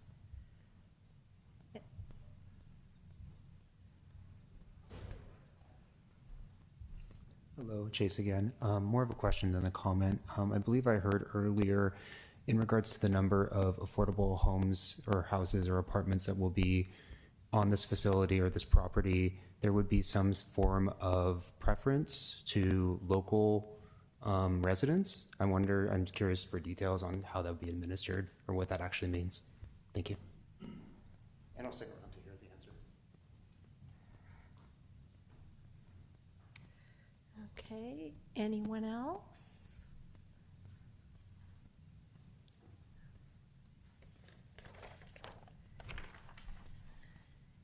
Hi. Hi, my name is Paul. I appreciate your time and attention on the issue. I am a resident and owner of a property on the corner of Alder and Hellman Lane, father of 4 under 6. I want to echo the traffic concerns, and I really appreciate your attention on the cul-de-sac. I believe it's being left intentionally vague, and the ambiguity behind the differences between the different projects and how they interact and their dependency on each other gives us the opportunity to have Allman completely segregated off and just cut off from the rest of the area and force, from what I understand, all the traffic down Hellman Lane, down Alder, and through this new project, including all of the existing units that are there. We already have, it's a pothole-filled country road that's not maintained by anybody. People are already flying down that road. We have the pod storage units in the back that are constantly bringing semis up and down this road. It's not meant to maintain this type of traffic, and I don't think that it can withstand extra burden. I also want to say that a 4-story building in this area of town, which is essentially, it's in the country. It's kind of absurd to build something that tall. There's nothing over a 2-story building anywhere nearby. I think it would completely disrupt the outer parts and country living that we have out in the outskirts of Cotati. Appreciate your time, and I hope that you can consider not moving this forward. Thank you. Anyone else? Okay, then we will go to our Zoom attendees. Thank you, Councilmember Harvey. Speaking to our Zoom attendees, please use the raise hand icon to make a public comment. Lori, you have the floor.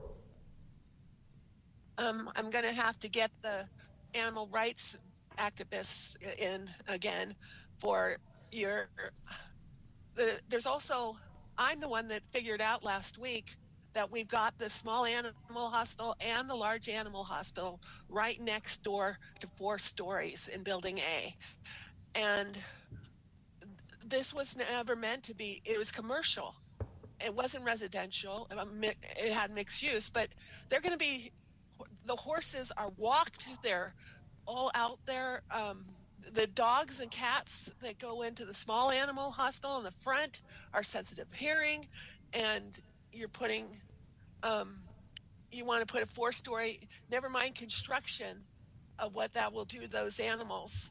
It doesn't seem there's been any mitigation for that, so I think you guys need to delay and figure out for that. The other thing is, Mr. Monahan and Monahan Pacific is in a federal lawsuit over that goes to trial next month over Red's Recovery Room insurance payment, and they want to prove that it's the equivalent, the cafe and that is equivalent to Red's equivalent business. I want to know from Mr. Monahan if that doesn't go well for him. Is it going to impact the ability for it to be built?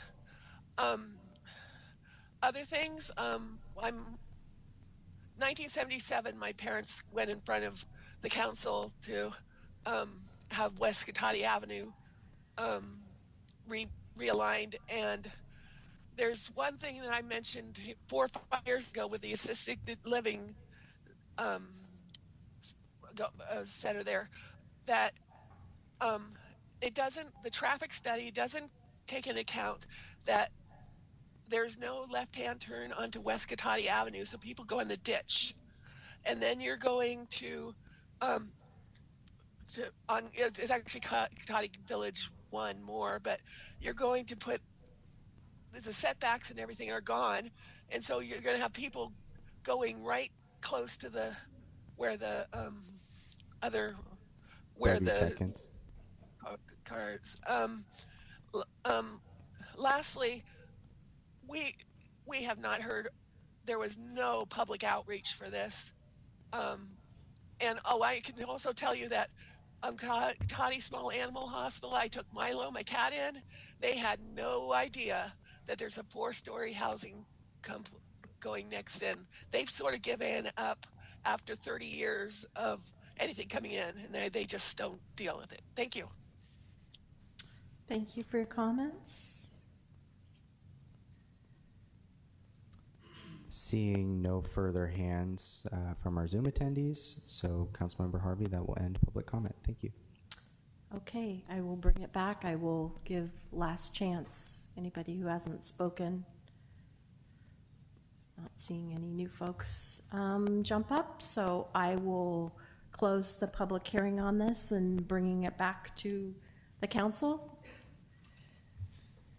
Can we address the questions Yeah, that were asked? so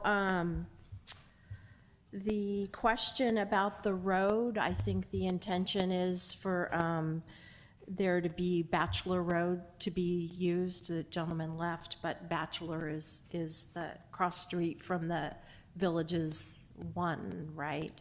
And that's the intention for people to get out that way.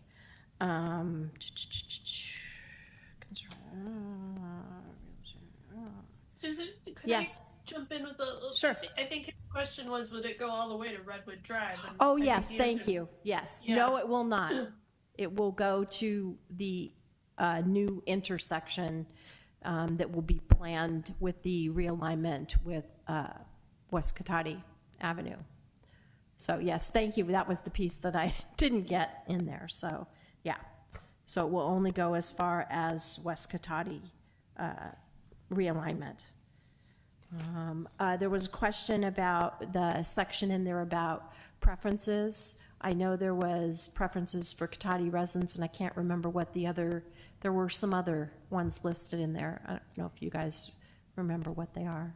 Yeah, so so the first preference is people who live or work in the city of Cotati. Second is people who have children who attend Renard Park Cotati School District. Third is members of the local indigenous tribe, including the Federated Indians of Great Rancheria. And then fourth is an employee of Sonoma State University. And so that will be in the affordability agreement that comes to the city council, the requirement that the owner do outreach and provide preference to those parties. I think the question was about how that's going to be administered, though, was what I heard. So it's all things being equal with reviewing the applications, then that would be a deciding factor, or a preference would be given to filter the applications first by those factors, and then a deciding factor in the case of a tie. And who does that? So the developer in this case generally would hire a housing basically manager who helps vet those applications, managing the ongoing turnover of tenants, and then on an annual basis, the city has a evaluation process where we review their materials and their documents, ensure all income criteria are met, those types of things. Okay, great, thank you. I think that was the question that I heard. Thank you.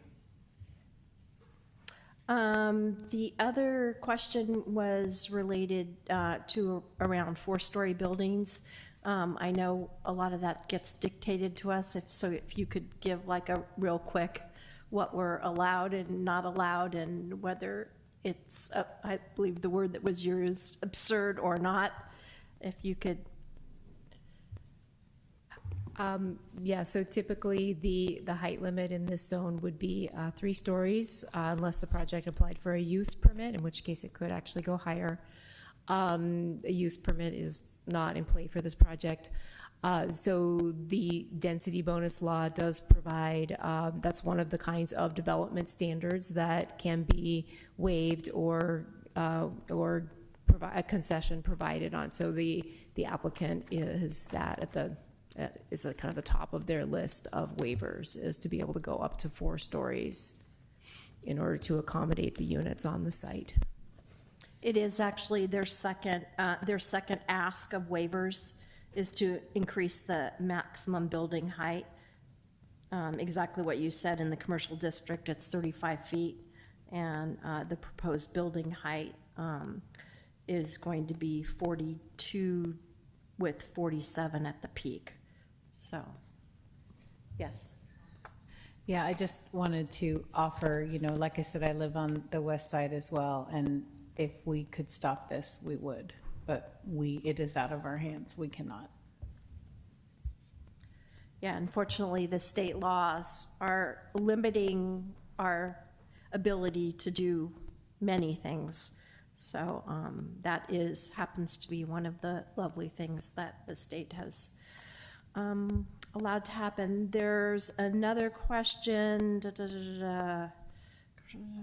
that has to do that it's in the commercial area, and so that it shouldn't be housing, but again, the state laws allow for housing to be built in commercial areas now, correct? Well, that is correct, but in this particular case, this is a mixed-use zone.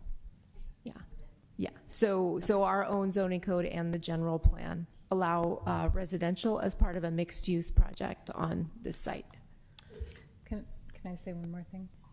Yeah, I just want to clarify, like, we totally, let me speak for myself. I very much want affordable housing. I'm a school teacher, right, when I'm not doing this. And, you know, middle-class people, professional people, workers, you know, simply can't afford to live here, and let alone purchase something that they can build equity with. So I think it's incredibly important and absolutely needed. And I don't disagree that a 4-story building or 4-story buildings on the west side of Cotati does not fit the character of the west side. And, you know, it's out of our hands. 4-story buildings don't fit the character anywhere in our community. But again, that is something that the state has pulled out of our hands. The other thing that was mentioned was what the traffic study included and didn't include. Can you address what we did or didn't include in a traffic study? Something about no left turn onto West Cotati Avenue. I mean, if the intersection is aligned, is that not irrelevant? No, I don't. I'm not sure where that comes from. That would be a 4-way intersection with left turns. So out of West Cotati onto 116 going west. So I'm not sure. Well, if we're talking about the West Cotati realignment. Well, right, but I suppose, and again, it was very unclear in the ask, but I suppose if option 1 is chosen and there's a light there, I think the concern was left turns from 116 onto West Cotati, that would remain as it is today with no left turn lane, correct? No, actually, that's part of the package with option 1. So a signal at Alder would also include a left turn lane on 116. It would be, gosh, I think 50 feet. Is it a 50-foot turn lane on 116 eastbound, turning left onto Alder? But the speaker was referencing West Cotati Avenue. There would be no left turn lane pocket put at West Cotati if option one was done, correct? You won't see that until the realignment happens. Yeah, this project was not required to address West Cotati by itself if it chooses to make improvements to Alder. That's correct. Okay, all right. Because it's like one or the other, right?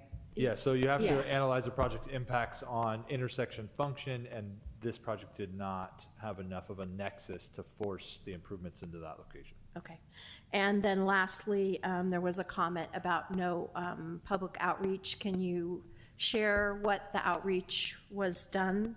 Yeah, I actually wanted to speak to this. So the council will recall a significant amount of discussion in this chamber when Cotati Village 1 was brought up, and actually even prior to Cotati Village 1, when the rezoning of the site from plan unit development or plan development to the current zoning was being proposed, the council actually put a pause on that action and directed staff to go back and meet with residents adjacent to the site.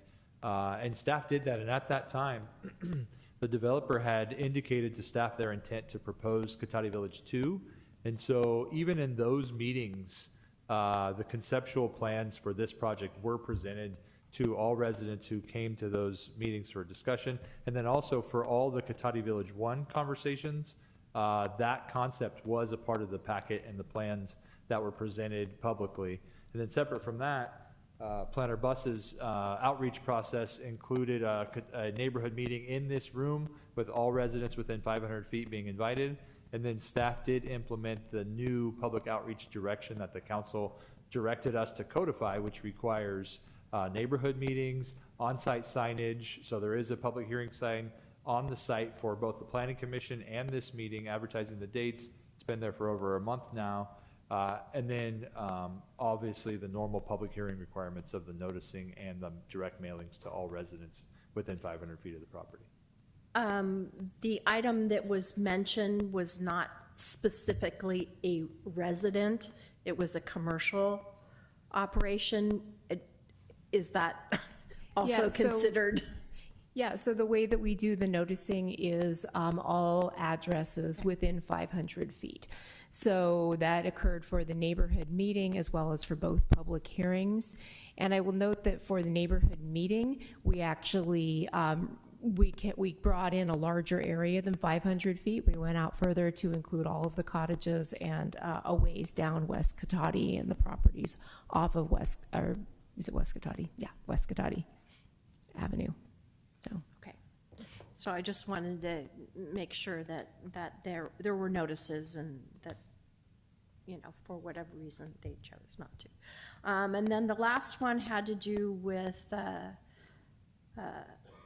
federal lawsuit. Mr. Bacher, I believe that has no relevance on the action we're taking. Could you chime in on that? I did see the letter from Ms. Alderman about some litigation involving the developer. It seems totally unrelated to this project that's in front of you right now. Lori was making the point that perhaps it would have an impact on the developer's ability to proceed with the project. It may make it more likely the developer could proceed or less likely. Again, I don't think that has anything to do with the decision in front of you right now, which is whether the project meets the legal requirements for you to approve or disapprove it. Okay, thank you for that. Okay, so, do you guys have any thoughts? Any additions, any comments, anything? I appreciate all the recommendations by the Planning Commission, because I think that they highlighted a lot of different things that we've been discussing today. Most important to me is the traffic concerns and the safety. Those would be the most top concerns for me. Mm-hmm. Yeah, I concur. Okay. Laura? Yeah, I have a question about the two different options for dealing with the traffic mitigation. And, I really take to heart the comments that we've had about people speeding up Alder and down Hellman and the state of those roads.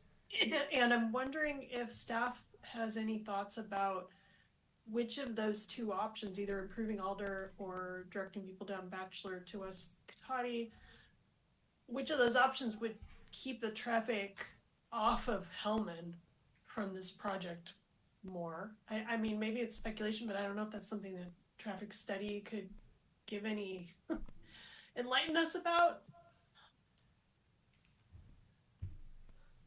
I mean, it would be pure speculation.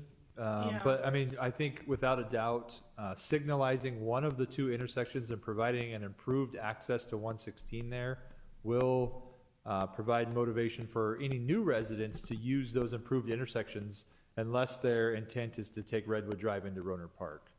That would be the only motivation to not use the improved intersections for new residents. This is sort of ancillary to the decision we're making now, but can we add, I know the local road safety plan is done, but can we add any kind of traffic calming measures or look into improvements we could make along Alder or Hellman to discourage speeding around those areas?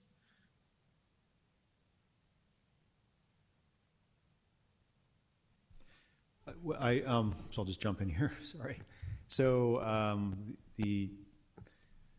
I think the city-controlled part of Alder, we potentially could look at something there. Hellman is currently scheduled for repaving in a couple, I think 2 years. And we could also look at things as part of that project. I don't know what we could commit to. I mean, not here tonight, but we could certainly look at it and see if there's options. That makes sense.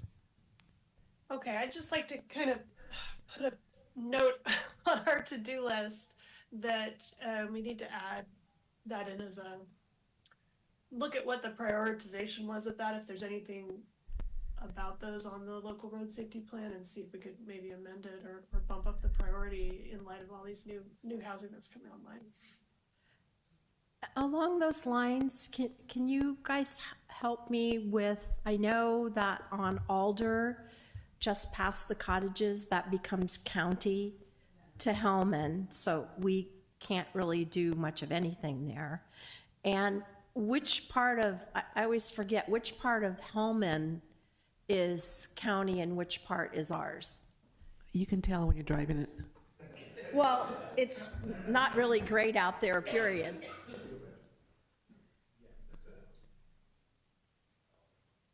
So if you're coming from Lowe's, what part is ours and where does it turn county? Once you pass Lowe's, if you're going westbound, Yeah. you stay in the city. If you Okay. come back eastbound towards Redwood Drive, you're in the county between Alder and Lowe's. Okay. So half of the road is theirs so and half it's the road is ours. half and Yeah. half, okay, oh, it's even I mean, you can tell worse. by the pavement condition. Yeah, right? okay, yeah, all right. Yeah. Now I get it. So one half of the road and the other half of the road, okay. So does that mean that we couldn't like put in speed bumps or anything like that? Because we'd We only don't be own able to it. do it on half the road? We don't have jurisdiction over that. It would have to be Partnership? at least a negotiation with the county. Yeah, and we've done similar things. So a good example is we just paved Cypress. And so Craig has been working with, and half of Cypress between Poplar and the city limit line is county road. So half the road is the county and half the road's us, but we paved the whole thing.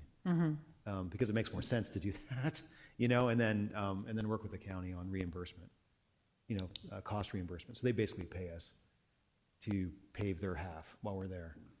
And, conversely, the same thing, we would potentially have a similar situation. If the county was paving part of our road, we'd have the same conversation with the county. But to answer your question, it would be a coordinated discussion with the county so that, so you do something that makes sense. It's not a half-built improvement. Right. Well, I agree with the mayor. Whatever we can do to make that safer, because it's a very not well-maintained road, and it's narrow, and yes, it sounds like we're going to widen it in one spot, but then people get going, and hopefully with either option 1 or option 2, it will bring people out towards 116 and not have them go that way. If neither of those were done, I would say it would get much, much worse on Alder and Hellman. because people would not want to go out. Yeah, I would With spec, 116 staying the way it is, it would be extremely dangerous. no, yeah, I would say, I agree with you. I think, Okay. I mean, normal driving behavior is you're gonna go to the path of, the easiest path to get out. And 116 is the best roadway to get to, but if getting onto 116 is a mess, you're gonna go the other way. You're gonna go back towards Hellman. So improving the intersections of 116 is the way, at least in my opinion, the way to prevent, to prevent a lot of these new residents from going towards Hellman, but instead going towards 116. Okay. Laura, did you have another question or comment? No, I'm. Okay. gonna- No, it's okay. I'm gonna master lowering my hand eventually. No worries there. I just don't want to overlook when I see your hand up there. So, we've got the traffic thing, so you guys have that. I'm still not convinced on this parking stuff. Sorry, it feels very fuzzy math, and we're going to move this here, and we're going to share this here, and, well, maybe people will get along. Maybe they won't get along. I drove out there today, and all of those parking spaces that y'all were talking about that the new project's going to use, they were all full. So it'd be, I don't know that you're going to put dedicated signs on there, and then those people that were parked in those that were at Jane or at Acre Pizza are going to have to park around the front of the building. So I'm not sure exactly, I'm not convinced that this sharing is going to work out. So I would like to see in the conditions a parking management plan, because I'm not convinced. We're looking at, between the two projects, we're looking at 300 units. And with the parking that has been designated for those 300 units, there's not enough parking. And I don't know where people are going to park. So I really want to see a parking management plan, so that, as Kay said earlier, in case she gets assigned the one that's over in the other building, some form of that, so that it becomes a management problem of the project, not like we've seen on Santero, where what ends up happening is they come to us and they come and stand before us and say, hey, we can't park, where our places are. So I really want that back on the project to be able to manage. And, maybe it means that they only allow one car, whatever it is that they do. I don't care. That's kind of their problem. So I would like to see that added as a condition. And that's all I have to add. Anybody? No, I mean, the two options, I don't know, did you want us to kind of talk about the option, select one, or these are just the two options that we're looking at for the road, Alder Avenue and the West Cotati realignment? It says option one, option two. Both options appear in the conditions of approval, and it's worded that the developer will do one or the other. One or the other. But one I heard was kind of temporary because if the alignment happens, I thought that the two traffic, they're too close together for them to function properly. So that's why I was a little confused, right? Alder, and then if you have the new West Cotati realignment, are they too close for you to have both?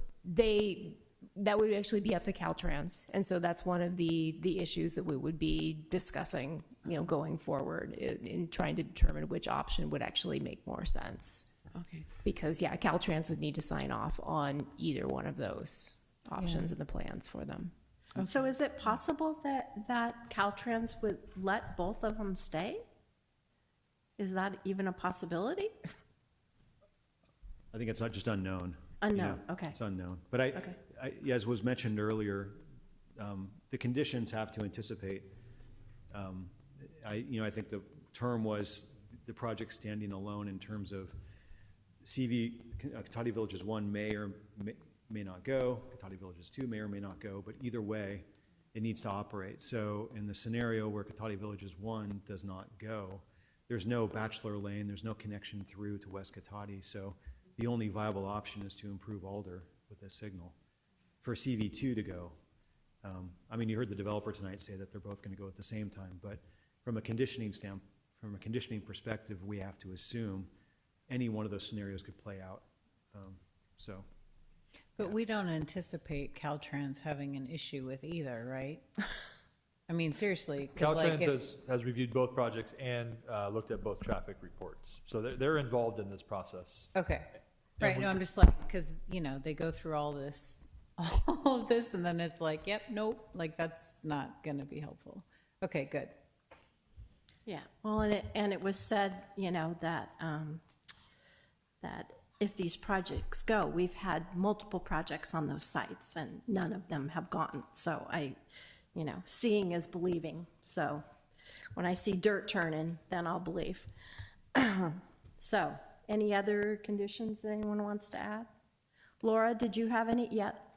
Laura? Yes, yes. So I wanted to agree with Councilmember Harvey about the parking management plan. I think we're kind of within our rights to request that, given that we really don't have the required off-street parking on the site of this project. So it makes sense to me to try to flesh that out a little more, how that's going to work. And then I have one more question. I know it's just so important to get this right. So one more question about the two options. Is there any scenario in which, I'm trying to think worst case scenario, what if Katati Villages 2 happens and 1 is delayed somehow, and so developer goes forward with the Alder traffic signal improvement, and then later on 1 happens, but since the resources from this project were put into Alder, then there's not enough resources to actually complete the West Katati signalization improvement. It would seem like a big waste to do option 1 and do the Alder improvement, and then when we could be, I'm just wondering if there's a way to nail that down a little more, that if it's at all possible to get the West Katati improvement done, then that has priority. And I don't know if staff can allay my fears about that a little bit. Damien and Noah are looking at one another. Laura? yeah, I don't Okay. think, yeah, I don't think in the conditioning we can force it. I think I mean, my assumption is the West Katati, assuming CV1 goes, you know, the West Katati intersection would be the preferred route, because in terms of resources, if Alder was built as a signal, it's not with our traffic improvement fee program, it's not an identified improvement, so it wouldn't be, you know, the TIF funds that are paid as part of the project couldn't go to that, and neither would any city resources. So Okay. it would be on the developer. So, I mean, for that reason also, the developer probably wouldn't want to go that way, unless he absolutely had to, because for whatever reason, CV1 got off track. Okay, that does actually make me feel a little bit better about this. Thank you. Anything else, folks? Okay, then I'd be looking for a motion from someone. So I'll make a motion to approve entitlements to allow construction of a 126-unit multifamily mixed-use development on a 5.62 acre property located at 7515 Alder Avenue and 8145 Gravenstein Highway, SR 116, and finding the project consistent with the Katati General Plan and its environmental impact report, and exempt from further environmental review pursuant to CEQA guidelines section 15183, with the additional conditions that were made by Councilmember Harvey. And I'm sorry, before you second the motion, and also, I just want to make sure the council includes in the motion the modification proposed by staff as The well. modification that staff. Oh, yes, and the modification that was provided by staff to condition 11 and 18G in the packet. Do I have a second? Just a question about the motion. Can we also include a sort of soft condition asking for, just to formalize this request, that we examine the pedestrian safety leading up to the Wunderf and pedestrian bulb outs that were suggested by the Planning Commission? I think they were listed in the recommendations in the packet, right? I think she's asking for them to be in the conditions. Right, Laura? Yes, I'm asking if we can add a condition that those be considered. That just to get it formalized, Okay. or maybe, I'm so sorry, it's hard not being in the room, I can't see what staff are doing or saying. So adding bulb outs for traffic safety to the entry on the north side of the project, right? By the Warnorf. South. It's the By the south Warn- side by the Warnorf. South side Before by you the Warner. enter it. Okay, okay. So is that a suggested amendment to the motion, Laura? Yes, just to get that formalized, I'm suggesting we amend the motion to recommend the developer to investigate that. All right. And Accept do you it. accept that? Okay, so I still need a second. I'll second. Okay, so I do have a motion and a second, finally. And Kevin, you're up. Councilmember Rivers, Aye. Councilmember Lemus, Yes. Councilmember Harvey, Yes. Mayor Sparks. Yes.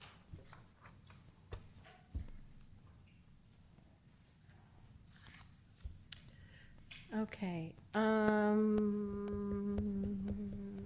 thank you. And I think we're going to take a 5-minute break if no one minds.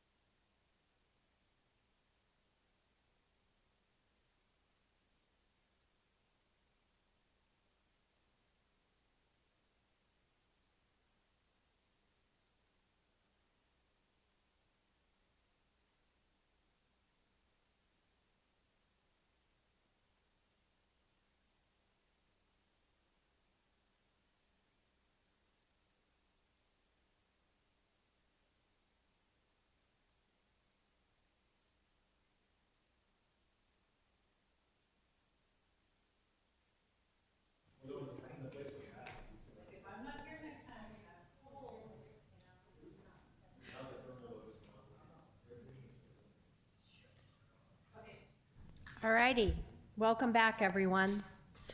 We have one more item, and that is public hearing on the Cotati Density Bonus Ordinance Update. So, is Thank that you again, Noah? Councilmember Harvey, it is me, it is the Community Development Department. I'll just wait a minute as our PowerPoint comes up. I just have a few slides to kind of highlight the density bonus ordinance update, and we'll go on to the next slide. So as identified, item 11B is a review and consideration of a draft ordinance proposing to amend chapter 17.32 density bonuses of the Cotati Municipal Code, and the goal is to establish compliance with state density bonus law, and then also create a provision to allow the Cotati specific density bonus.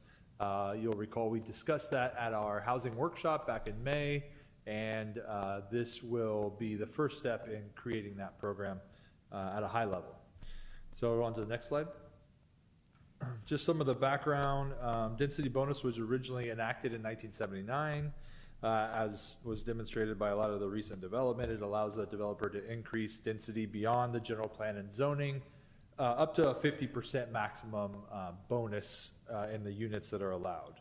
It's based on a prescribed formula, and as we're now well versed, it allows incentives, concessions, and waivers to be requested by the developer, and cities are required to grant those. As with nearly all state land use law, local jurisdictions are required to have what's called implementing legislation, so essentially adopting a version of the state requirements.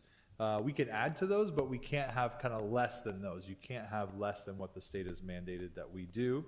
And historically, the rules didn't change, and so cities would essentially just copy the state law and then tinker around the edges and add a few things that we may need for kind of to meet the requirements locally. That's the historic process. And so the new approach has kind of, since about 2018, there's been about 8 or at least 8 bills passed amending state density bonus law alone. And those are highlighted in the staff report. And so just given the constant churn of state housing legislation, staff has proposed a new approach where we, rather than copy the law, that's likely to change often, we just reference it. And so we'll get into the next slide.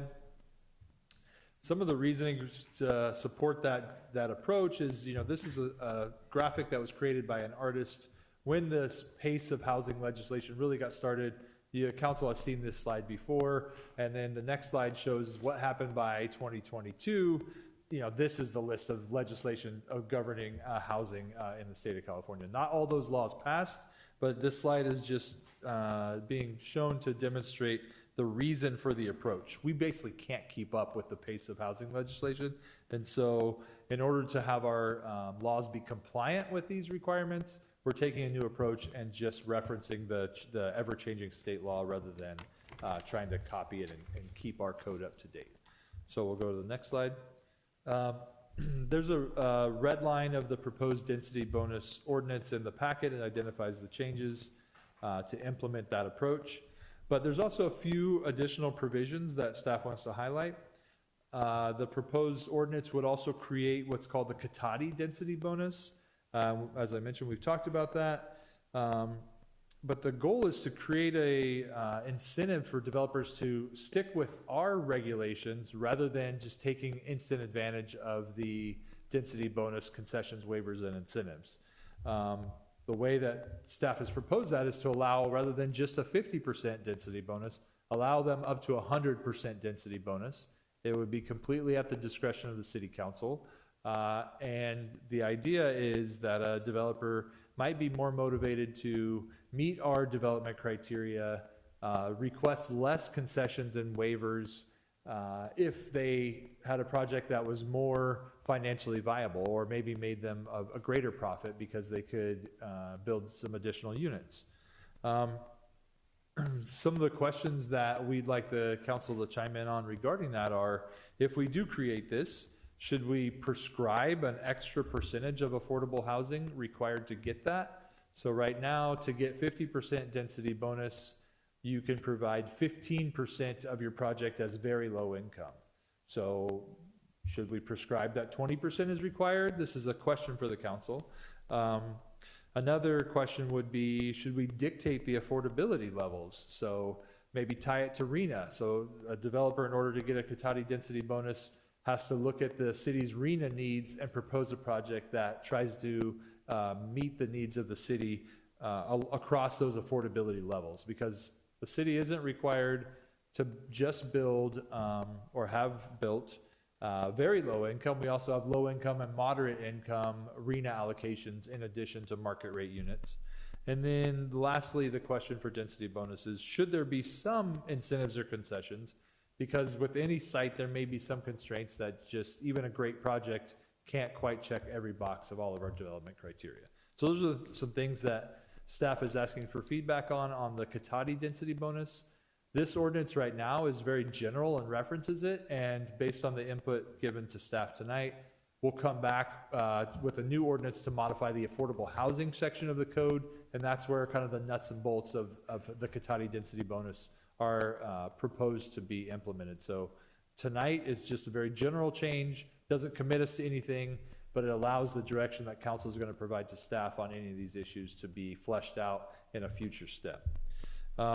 This ordinance also maintains the mixed use density bonus that we approved previously when we were trying to incentivize some commercial development in the downtown, and then also formalizes that the land trust model is the chosen model for the city to manage our affordable housing units for sale.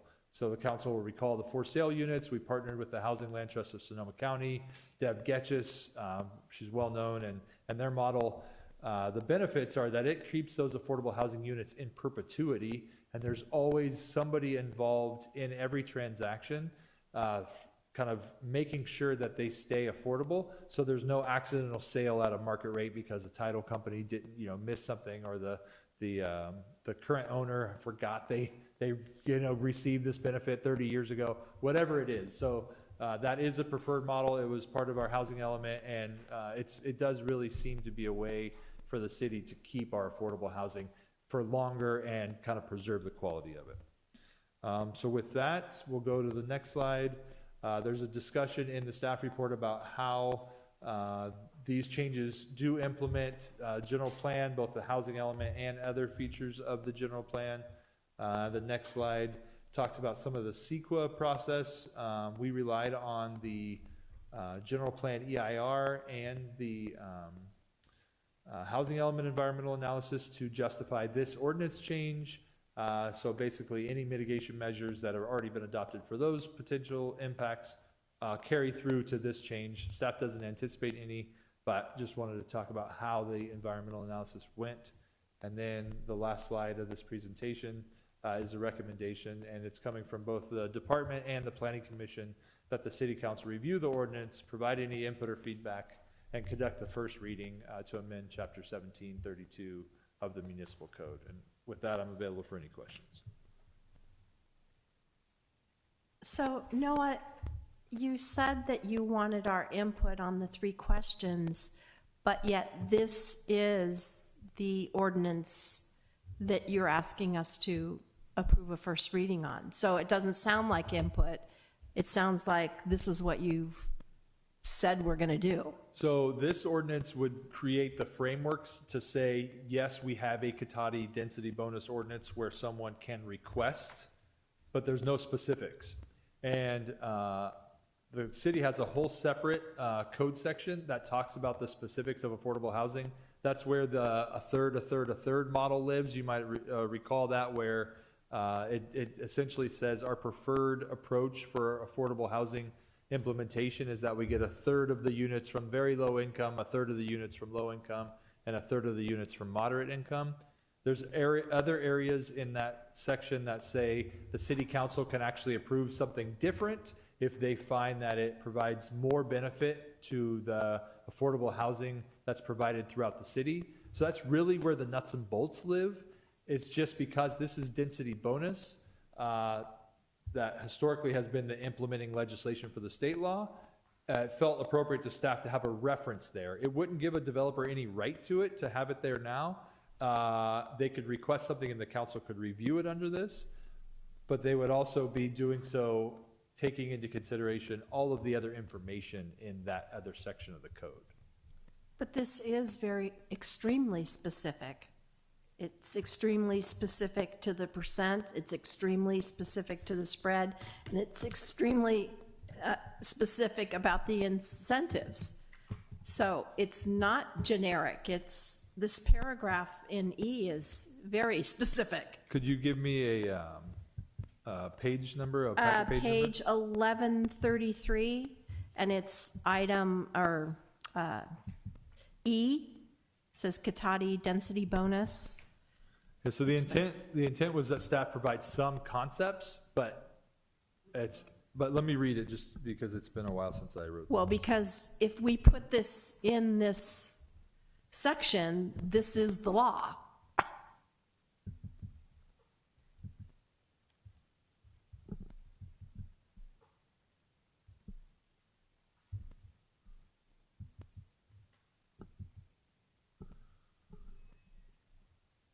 Could I ask a follow-up question after I know he's looking at it? There are some questions that are posed to us on page 1127, Yes. and it says A, B, or C. And so I think that affects that E, letter E in the ordinance, right? That's correct. Because even though it's just a draft of a suggested language, I mean, I think C would give us more kind of creativity or objectivity, you know, if we review the projects instead of prescribing a preset, 20%, make it 100.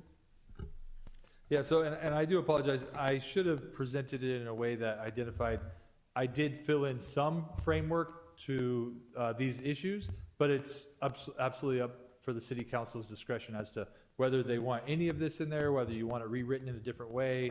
I felt it was important to have some details to present to the planning commission, the public, and the council, but it's absolutely at the council's discretion. I mean, this is just staff's attempt to provide some conceptual ideas around what was presented. Okay. So, perhaps the section that Councilmember Lemus had pointed out, this is packet page 1127 in the, the third paragraph at the bottom. There's A, B, and C. It kind of runs through some options that tie, as she had said, tie to the paragraph E in the ordinance. So if you, provided that the council wants to continue with the Cotati density bonus in this ordinance, that would maybe be a framework to kind of walk through the choices you have. Okay. It just seems like Yeah.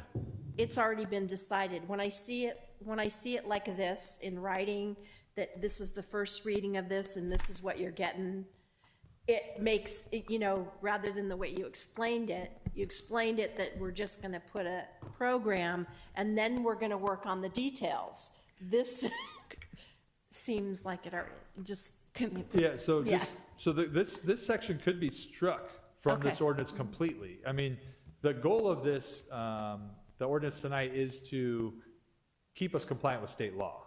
Absolutely. But part of the discussion that came out of the housing workshop seemed to be an interest in this Cotati density bonus. But if the council wants more time to consider it, if the council wants a different, maybe more broad presentation of options, it could be struck from this tonight and staff could bring back the ordinance to amend the affordable housing section that'll more flesh out some of these details and just fold in this paragraph into this ordinance at a future date.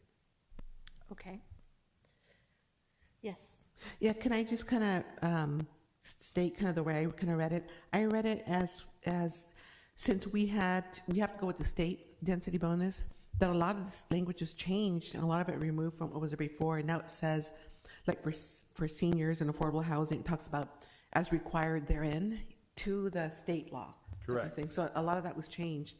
But in that section E, I have that circle too, section E. Yeah. So I tied that to that. If we use the C option on that page 1127, then that gives us more options and discretion as the city council to make decisions on, if it's a great project or if it's a project that, that's what I think. If it's a project that we like or don't like or want to, have more flexibility with concessions for the Cotati density, then I think that we have more options with the C. Definitely. Okay.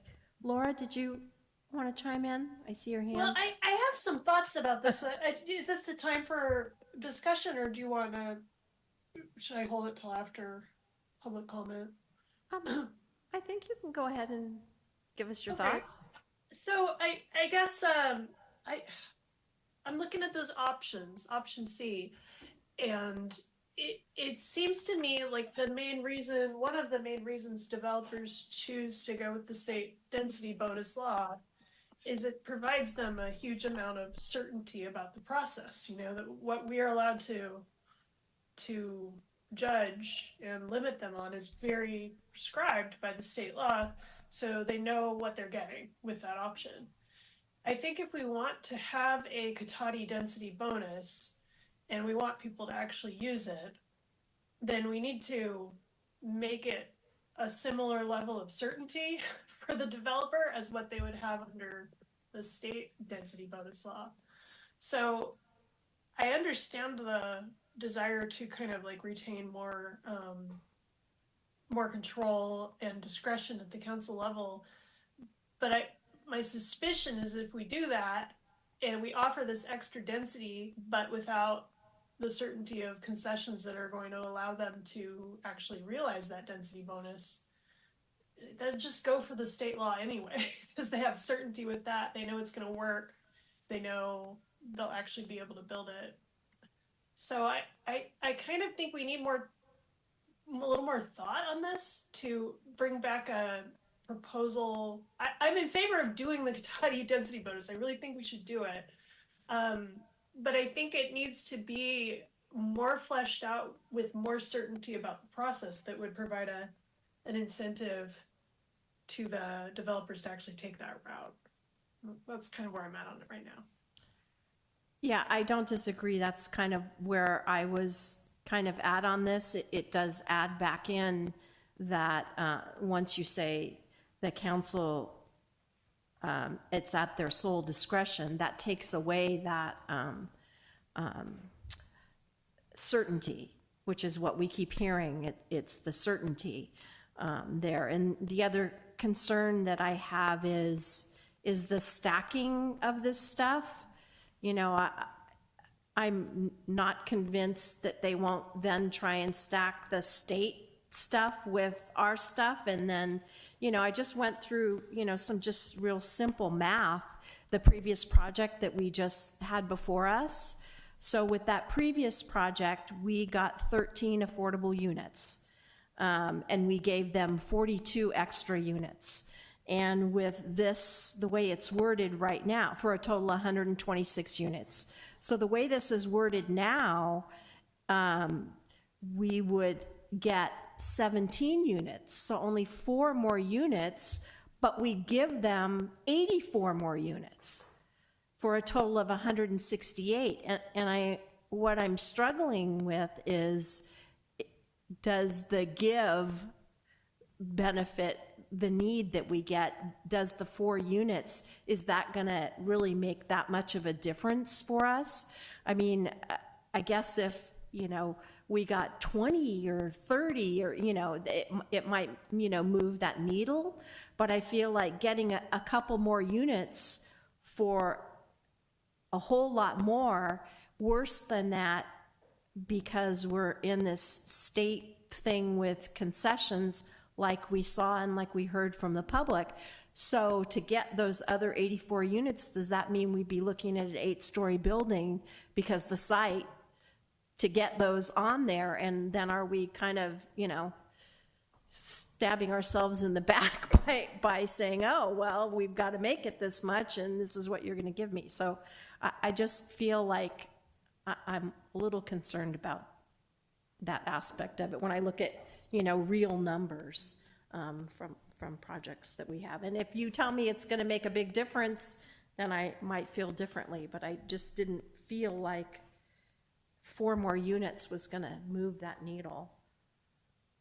No, I think that's a good example. Staff did a similar exercise using a project of 50 units, because and using the 20% number, because Okay. I agree, there needs to be more benefit to giving that extra unit. So I think it would be helpful to have a prescribed percentage, or to Mayor Sparks's point, if it's a very uncertain process, the developer is just going to go the route of the state density bonus law because it's And guaranteed. they get unlimited concessions and waivers. Correct. I mean, so, yeah. So it's a just balance like- between certainty and incentive that we're trying to create. And so the way that we can guarantee some benefit to the city is by mandating a certain percentage of affordability, I think.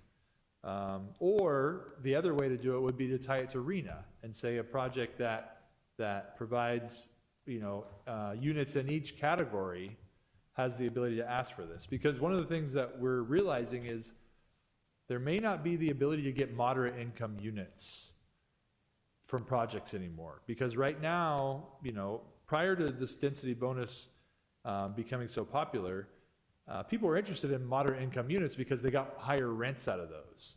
So they had to provide 15% affordable housing anyway because the city requires that for any project.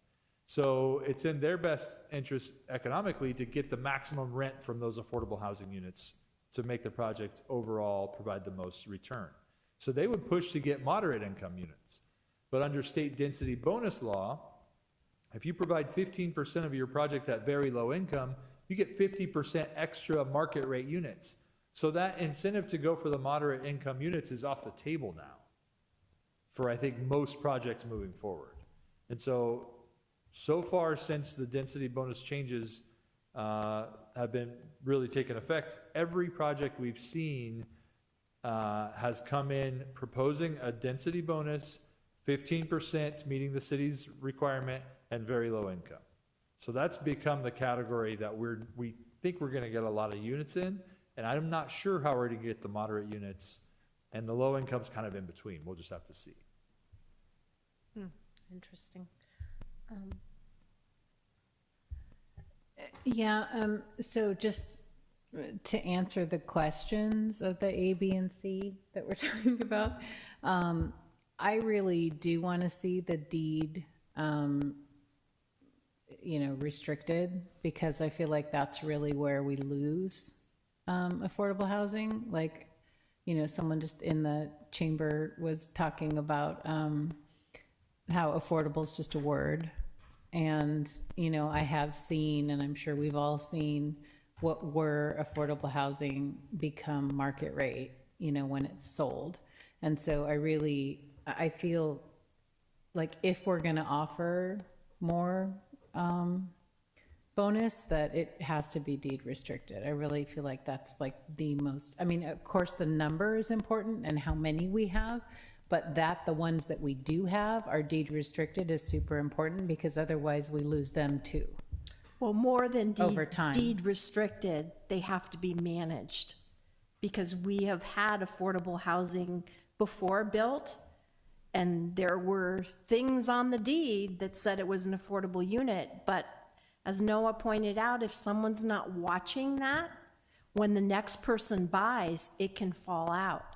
So their model of using Sonoma Land Trust to manage that, to make sure that it stays in there. So that doesn't work. I do know that, because if someone's not paying attention, and we've lost quite a lot that way, because over time they don't I don't know where they put it when they're checking, but it somehow isn't highlighted when the title company goes through, and the title company lets it go through as market rate then. So I think it has to be managed. So then that should be in the, And that's in this ordinance now. So that this it needs rule to be change- managed? Well, so there's two models. One is for sale units. So currently, right now, for sale units are under the Housing Land Trust model with this update, assuming the council approves it. For rent units, we've built out a program to monitor our affordable housing units. We have no housing staff in Cotati. We have no funds dedicated to this effort. It's something our department has taken on and built effort. Council did approve a half-time position, and so we're leveraging that to improve our monitoring. But it's an ongoing effort to really build out a program where was literally none existed.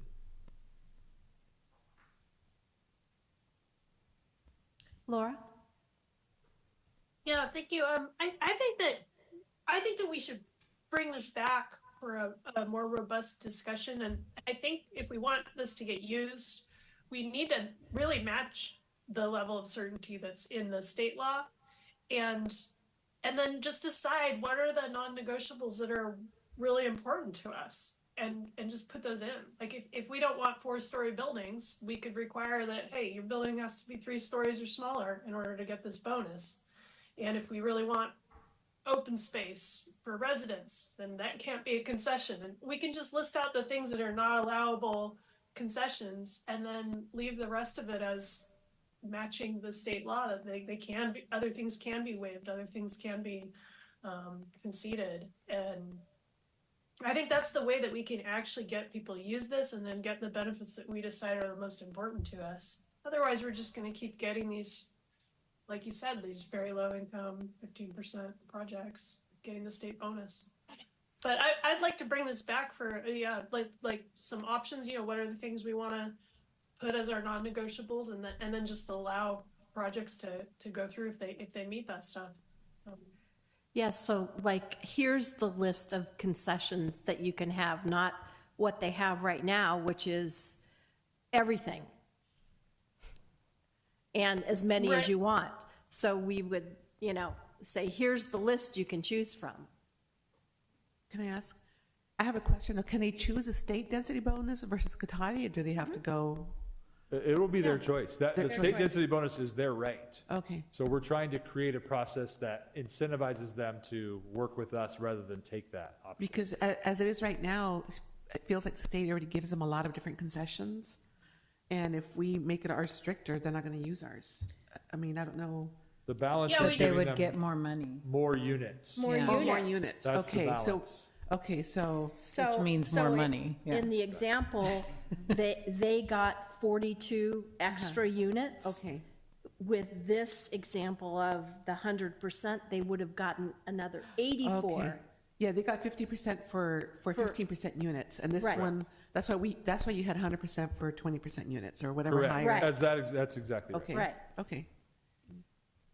But And so we would base ours off the base again, right? Not, everything goes off the base. the base density, that's Okay. correct, yeah. It would be staff's request if the council, because it's totally understandable, this is a new concept, we've talked about it once before in the workshop, but staff's request would be for council to strike section E Okay. to allow this ordinance to move forward, because it does bring us compliant with state density bonus law, and it also memorializes the requirement for the land trust, which that's important because we have a subdivision right now the affordability agreement is going to be coming before the council, and staff is really trying to make sure we get in front of that with this ordinance. Okay. Any other questions? Laura, do you have any more questions? No, thank you. Okay, then I will open the public hearing on this item. And since we have worn out our audience here, we wore them down, I guess, we can go to our Zoom attendees. Thank you, Councilmember Harvey. Speaking to our Zoom attendees, please use the raise hand icon to make a public comment. We have a hand from Callum Weeks. Callum, you have the floor. Good evening. Callum Weeks, Generation Housing. Yeah, I just want to note that Mayor Sparks and Councilmember Leamis are 100% correct. I can tell you with 1,000% certainty, the developer will default to the state density bonus if you make it too stringent, if you add all these conditions, or you give them reason to believe that it's going to be a long, drawn-out process. They're just going to take the state density bonus every single time. And so really at the end of the day, what I've always advised jurisdictions to do is keep it flexible and to, you know, to what was just previously stated, find out what matters most to you and focus on that. If you start layering in too many things, they're just going to walk away. And obviously that's not something we can afford at this point, given the gravity of our housing crisis. So, and then the only other thing I wanted to ask actually of staff is, was this whole effort based on conversations you had with developers, like with Burbank, Midpen, PEP? I mean, any of the developers, and, you know, did you have conversations, consultations, et cetera, that informed this process? I'm genuinely curious, actually. So with that, I'll close my comments, and thank you very much. Our next hand is from Adina Flores. Adina, you have the floor. Good evening, Council. I actually wasn't going to comment on this item, but then as I mentioned when I spoke earlier during your public hearing, I did reference Mr. Kellum Weeks, and ironically, he just spoke again and mentioned all the developers that sit on the Generation Housing Board who are primarily wealthy white people from out of the area. And that is why he is speaking at these meetings. He's also the chair of Community Advisory, where 3 people quit after I spoke, and we will see each other tomorrow. So good evening to you, Mr. Weeks.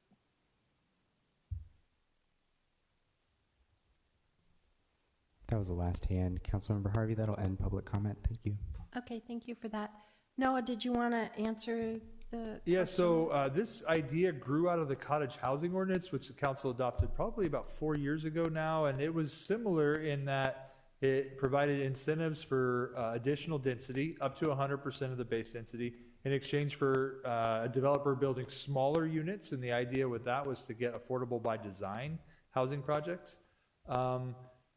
Interestingly, we've since seen, we actually have a cottage housing project approved that was on a 1/4 acre, which normally would have only allowed it to build 2 units. This project was allowed to get approved to build 4 units and then built or included 2 ADUs. So the city got 6 units approved on a what would have been a 2-unit site, maybe 4 with ADUs. But so we started to see some progress there. And then as we've had conversations with people coming to us, through the normal process where developers essentially walk through the door and say, hey, I own this property, what can I do with it? Developers are property owners. We've been throwing this idea out as an option, both in reaction to the cottage housing allowances, but generally those have resulted in people wanting to go with the state density bonus because the cottage housing is so prescriptive. It says you have to build limited unit sizes, you have to have a lot of open space, all these things. And so the idea grew, and we discussed it or presented it more generally at the housing workshop we had in May.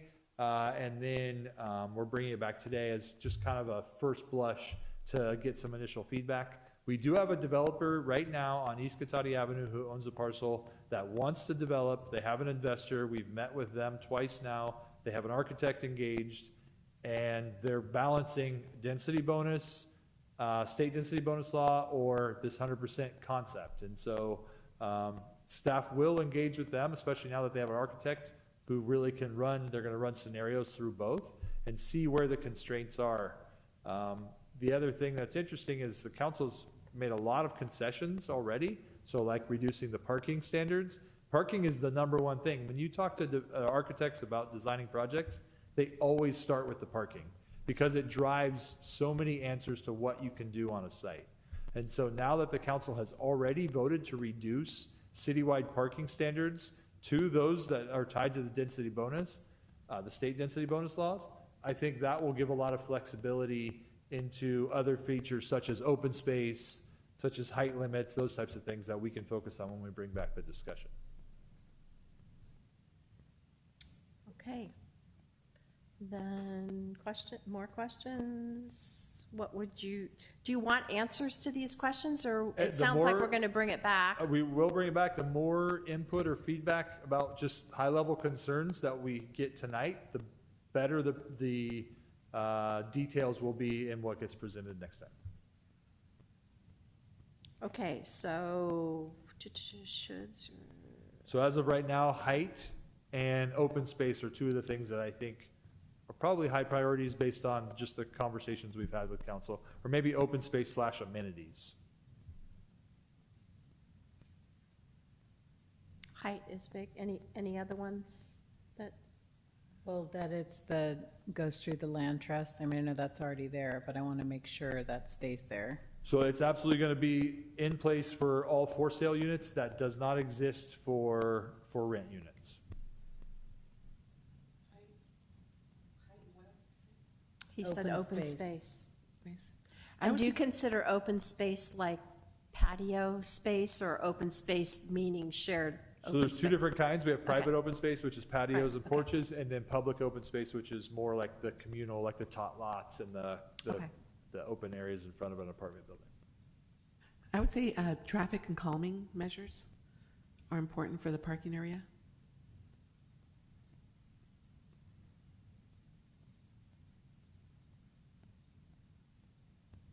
I mean, do we want to say parking plan? Yeah. Or, I mean, I'm just feeling like that always seems to be a thing, right? Well, yeah, it feels like, well, these days, because the requirements have been lessened, you're going to run into that problem more and more and more, and we usually get blamed for it, but. Well, I'm not concerned about the blame. I just don't want to, I just want to Well- be preemptive if we can. Right, but it's proactive. not something that we can fix. So, you know, Which is people why I'm come to suggesting a think plan. that we can Yeah. fix it, and we cannot. So, yeah, that would be. Laura, did you want to add? Yeah, So- just maybe a suggestion for Mr. House is in preparing to bring this back, maybe to just look at the concessions that have been requested. You know, what are the things that, looking at SB 35 projects that have been proposed, or all these density bonus projects, what are the concessions and waivers that are being requested? And then that might kind of guide us towards which things we want to think about, whether we would allow or disallow them under this program. Because we're not going to be able to imagine every possible thing that someone might request. So starting with what has already been requested would be a good place to begin our thinking. The most common things that get requested that you're seeing on projects are probably a good place to start. And we don't even necessarily know what all the possibilities are.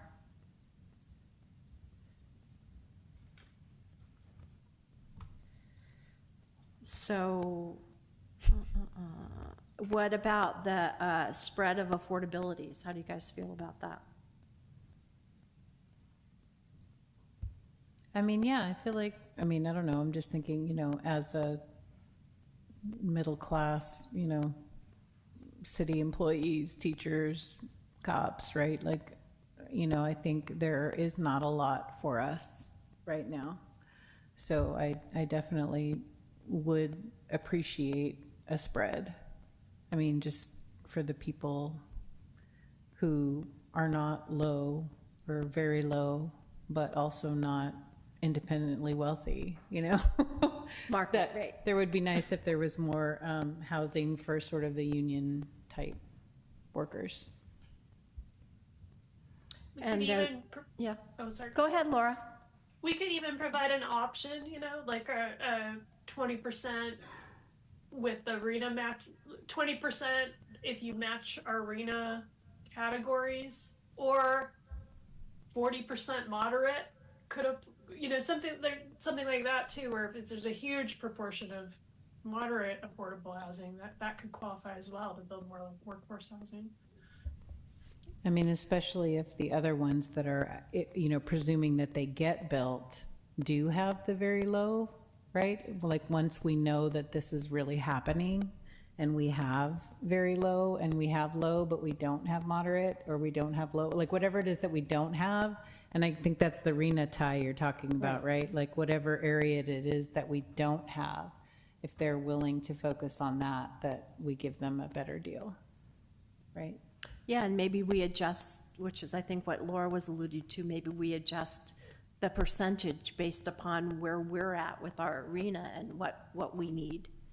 You know, because it ends up, I know, being a, well, what does it cost them and what is it going to cost folks to rent those places or buy those places? So as you move up the spectrum of up to market rate, they're getting reimbursed for that. As you move down, it ends up that they're more being subsidized. So I think if we can kind of look at what we need and change accordingly. And that would really be based on what's already built, not planned.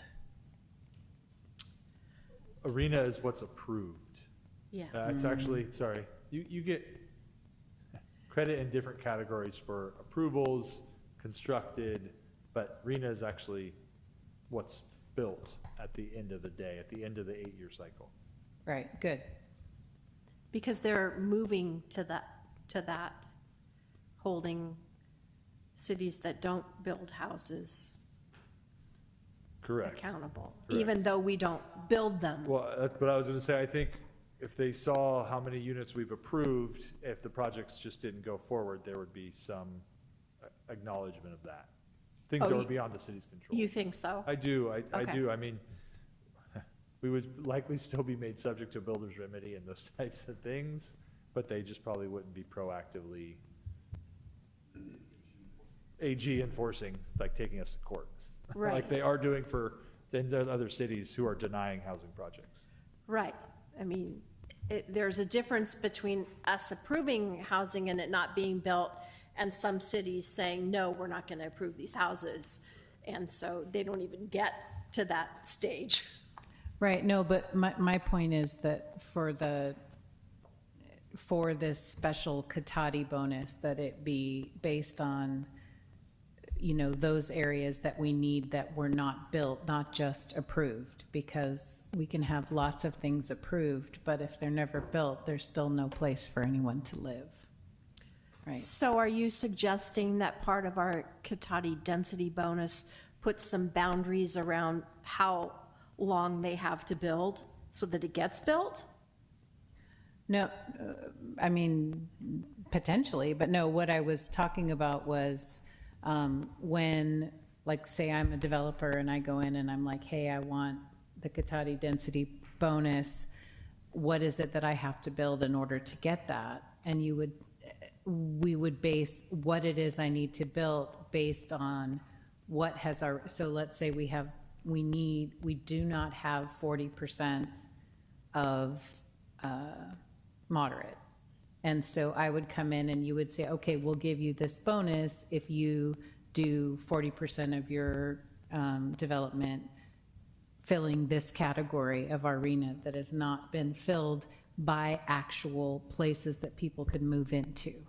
Because just having a plan or just having approval doesn't mean that it's actually going to get built, and it means that all of these people have nowhere to live. Right, and that's why I was suggesting, can we add something about it being built? Because the way it works now, it's just entitled. And that's not what you want. You want it built. So I don't know. Well, so I'm talking about what's already existing at the time that the proposal is going in. So I'm saying, I'm not sure we can put a time frame on what is being proposed. I'm saying when we go to calculate what we need and what we don't have, we don't base that on what's been approved. We base that on what's been built. So what's already happened, not what's happening in the future. Does that make sense? Do you understand what I I'm can saying? understand. I would say there's one concern would be, so as of right now, just using the Katati Village projects as an example, we've approved 2 projects at the Katati Village sites, which are almost 300 housing units and 31 for very low income units.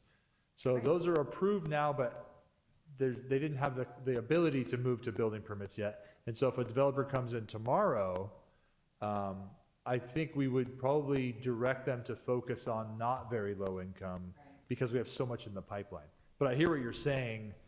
As that pipeline gets longer out with less progress, we should be thoughtful about that. I forget, Noah, how long the entitlements last? Generally 2 years. 2 years. So does that mean that the project out there at the train station is expired? Well, that's a great question. The council also provide tolling during the COVID pandemic, and so there was a pause in that timeline during to toll those those during Entitlements. COVID. There's that, so it's coming up, and they have the ability to request extensions on that, which I believe they will. So it could be a decade with I mean, I don't know I forget how many extensions they Generally, can. it's 2 years for an approval plus 2 one-year extensions, generally. 1 But year. you're right, because the state has made all kinds of exceptions through, and then we've made exceptions for the realities that happen. Yeah, okay. Okay. So are these suggestions that are coming back for the Cotati density bonus, or are we deciding those now? No, we're coming Coming back. back, okay. Is that everyone okay Yeah. with that? Laura, you're okay with them coming back? I'm seeing all four Yes. shaking heads. So the last question in here is, does the council want to set a number of concessions or incentives? How do you guys feel about that? Do you want to set how many they can have, or does it depend upon the list that they come back with, whether we can live with them getting all of them, or? I think we should look at it first Okay. and see what type of concessions come back. Are you okay with that, Laura? Well, Seeing the I think list this whole, for- I think we should strike part E and have this whole discussion Yes. come back, including how many concessions and, yeah. I Agreed. think we should set it to match the state law, but just exclude the concessions that we're not willing to give. Yeah. Because if we limit it too much, they won't take Right. that option. The state is unlimited, That's correct. yeah. Then Laura? we should have it unlimited, except for the ones that we exclude specifically, just so they have certainty about it. Okay.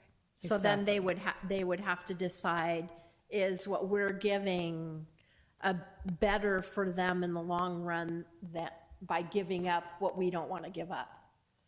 Because they're getting more units. Okay. Anything else?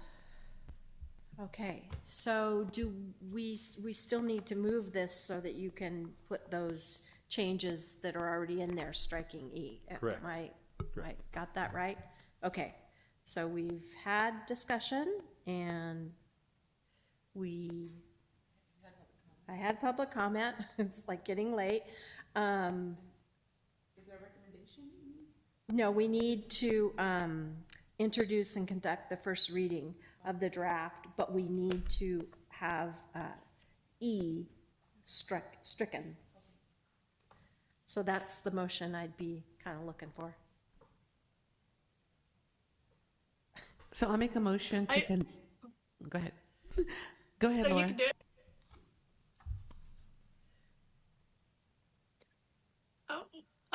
Okay, I move that we introduce the draft ordinance amending chapter 17.32 density bonus of the Cotati Municipal Code, striking section E about the Cotati density bonus. I'll second. All right, we have a motion and a second. Kevin? Councilmember Rivers, Aye. Councilmember Lemus, Yes. Councilmember Harvey, Yes. Mayor Sparks. Yes. Okay. Now, good job, team.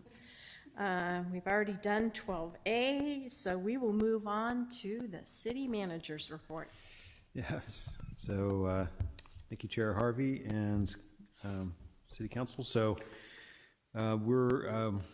we have a lot going on right now with our capital program. We opened bids today for the sidewalk gap closure project, so we're going to be evaluating those, and I assume coming forward to council in the near future to request award of that. And then also, the city is currently advertising for the Putnam Park Improvements Phase 1. It's out to bid right now. And the city council AV system upgrades is also out to bid right now. So both of those will be coming back in the near future. We also had applications or a call for applications for library commissioner that recently closed, and so we're also be coming to council shortly on that one. And the Climate Action Advisory Committee members, it's an advisory group to the RCPA. It's currently open until September 1st. And then, so we're still accepting applications for that if you know anyone that wants to serve on that advisory committee. The city is also taking applications for the upcoming cohort and Pathways to Leadership, the Citizens Academy. So this is the collaborative effort with Rohnert Park to basically take citizens and help them hopefully develop into community leaders, either in government or in some other community forum. So this is the applications are currently open through August 30th. We also have this Friday, we have our first fall open farm youth day at the ranch. And this is going to be hosted by Sandy Loam from 4 to 5:30. So we're going to have games, crafts, visits with animals, and more. And the program's open to anyone under 18 and their adult guardian. So pre-registration is preferred, but walk-ins are also welcome. And the theme is back to school. I think in a good way, not in a bummer way. And this will also there will also be another open ranch day on September 20th. And the theme there is Welcome Fall. Also in September, we'll also at the ranch, we have our Fall Family Farm and Garden Workshop at the ranch for children and their grown-ups. So the fee there is $6 per person, and pre-registration is required for that. September 21st, we will host our first, after tonight, the council approved the item to pivot from the car show, which was, it ended up being in conflict with other car shows in the county, so there wasn't really a lot of takers. So we're pivoting that movie night to, rather than a car show and movie night, it's Rub in the Hub Food Festival and movie night. And the food festival is from 3 to 7 p.m. in La Plaza Park, followed by a free movie. And we have a bunch of different food trucks and vendors, 2 live bands, and lots of activities in the park. It's free to attend, so everyone's welcome. We, on September 21st, we also have our annual, on the same day as the Food Fest at Rub in the Hub, we have the annual Creek Cleanup on the 21st. And so look at the city's website and social media for more details as we get closer to that. And then finally, also in September, is our next session of pickleball hosted at Sunflower Park. In case anybody's dying to learn how to play pickleball, that is also happening. So anyway, I'll leave it there. I'd be happy to answer any questions if there are any. Questions? Okay. Thank you for that, Damien. And then we will move on to council member reports. Sylvia, do you go that way? Yes, August 16th, I went to the mayor's and council members' legislative meeting. There was a presentation on Measure I, which is Our Kids, Our Future. And it's a $0.25 countywide sales tax for childcare and children's health initiative. So I have little flyers if anybody wants a flyer on that. And then we got a legislative update from Senator Dodd and also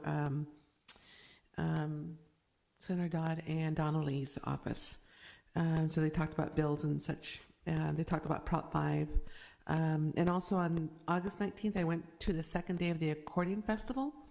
It was amazing music. It was very diverse music, lots of dancing. So kudos to Scott Gorey and the whole team that was out there helping. So that's my report for today. Thank you. Sylvia, do you have a report? I'm looking at Kay and I am getting sleepy. Okay, I'm sorry. Okay, yeah, I was very confused for a minute there. I'm confused. No, okay, You're so, not the main thing that I just wanted to announce is that tomorrow normally would be Coffee with Kay, but it is my back to school night at the school where I teach. So Coffee with Kay for this month unfortunately has to be canceled. Okay. All right, I have a couple of things. I attended the Legislative Action Day up in Sacramento last week. We met with a few of our different legislators. We even had Mike McGuire meet with us, which was very interesting because it happened to be while almost everyone was gone, so he was acting governor, so that was really pretty funny, but he did spend time with us. It was kind of crazy because it was the time when they were trying to get all the bills, because all the bills had to be done by 8:31, so there was a lot of negotiating going on in the hallways and here, there, and everywhere. So that was really quite interesting. So he shared with us some of the behind-the-scenes work that he was doing on that. I also attended the accordion festival. I worked at the gate. It was a very pleasant day, and everybody seemed to be having fun, and that was great. On the 15th, I attended the Zero Waste Board of Directors meeting, and the important things out of there is all the reporting for all the cities was completed for both our SB 1383 reporting as well as our annual electronic online reporting. So all of that's been done for us, so that's great. And just something for people to be aware of, on September 14th is another of the repair fairs where they repair different things, and that one will be held in Petaluma at the Petaluma Community Center. So anybody that needs something that needs repairing, that's the place to go on 9/14. Then I attended on the 14th, the Marin Sonoma Mosquito Vector Control meeting. And the most important thing that happened there was we were able to approve a contract. Their employees have moved from, I forget what union they were with, but they moved to Teamsters.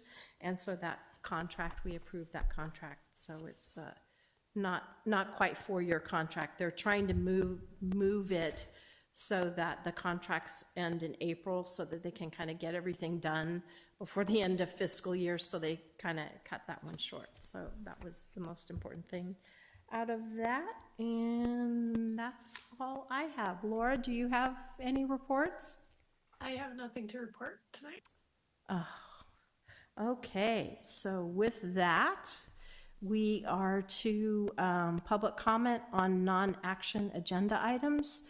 We have lost our audience here, but we do have audience out on Zoom if you'd like to ask those present. Thank you, Councilmember Harvey. Speaking to our Zoom attendees, please use the raise hand icon to make a public comment.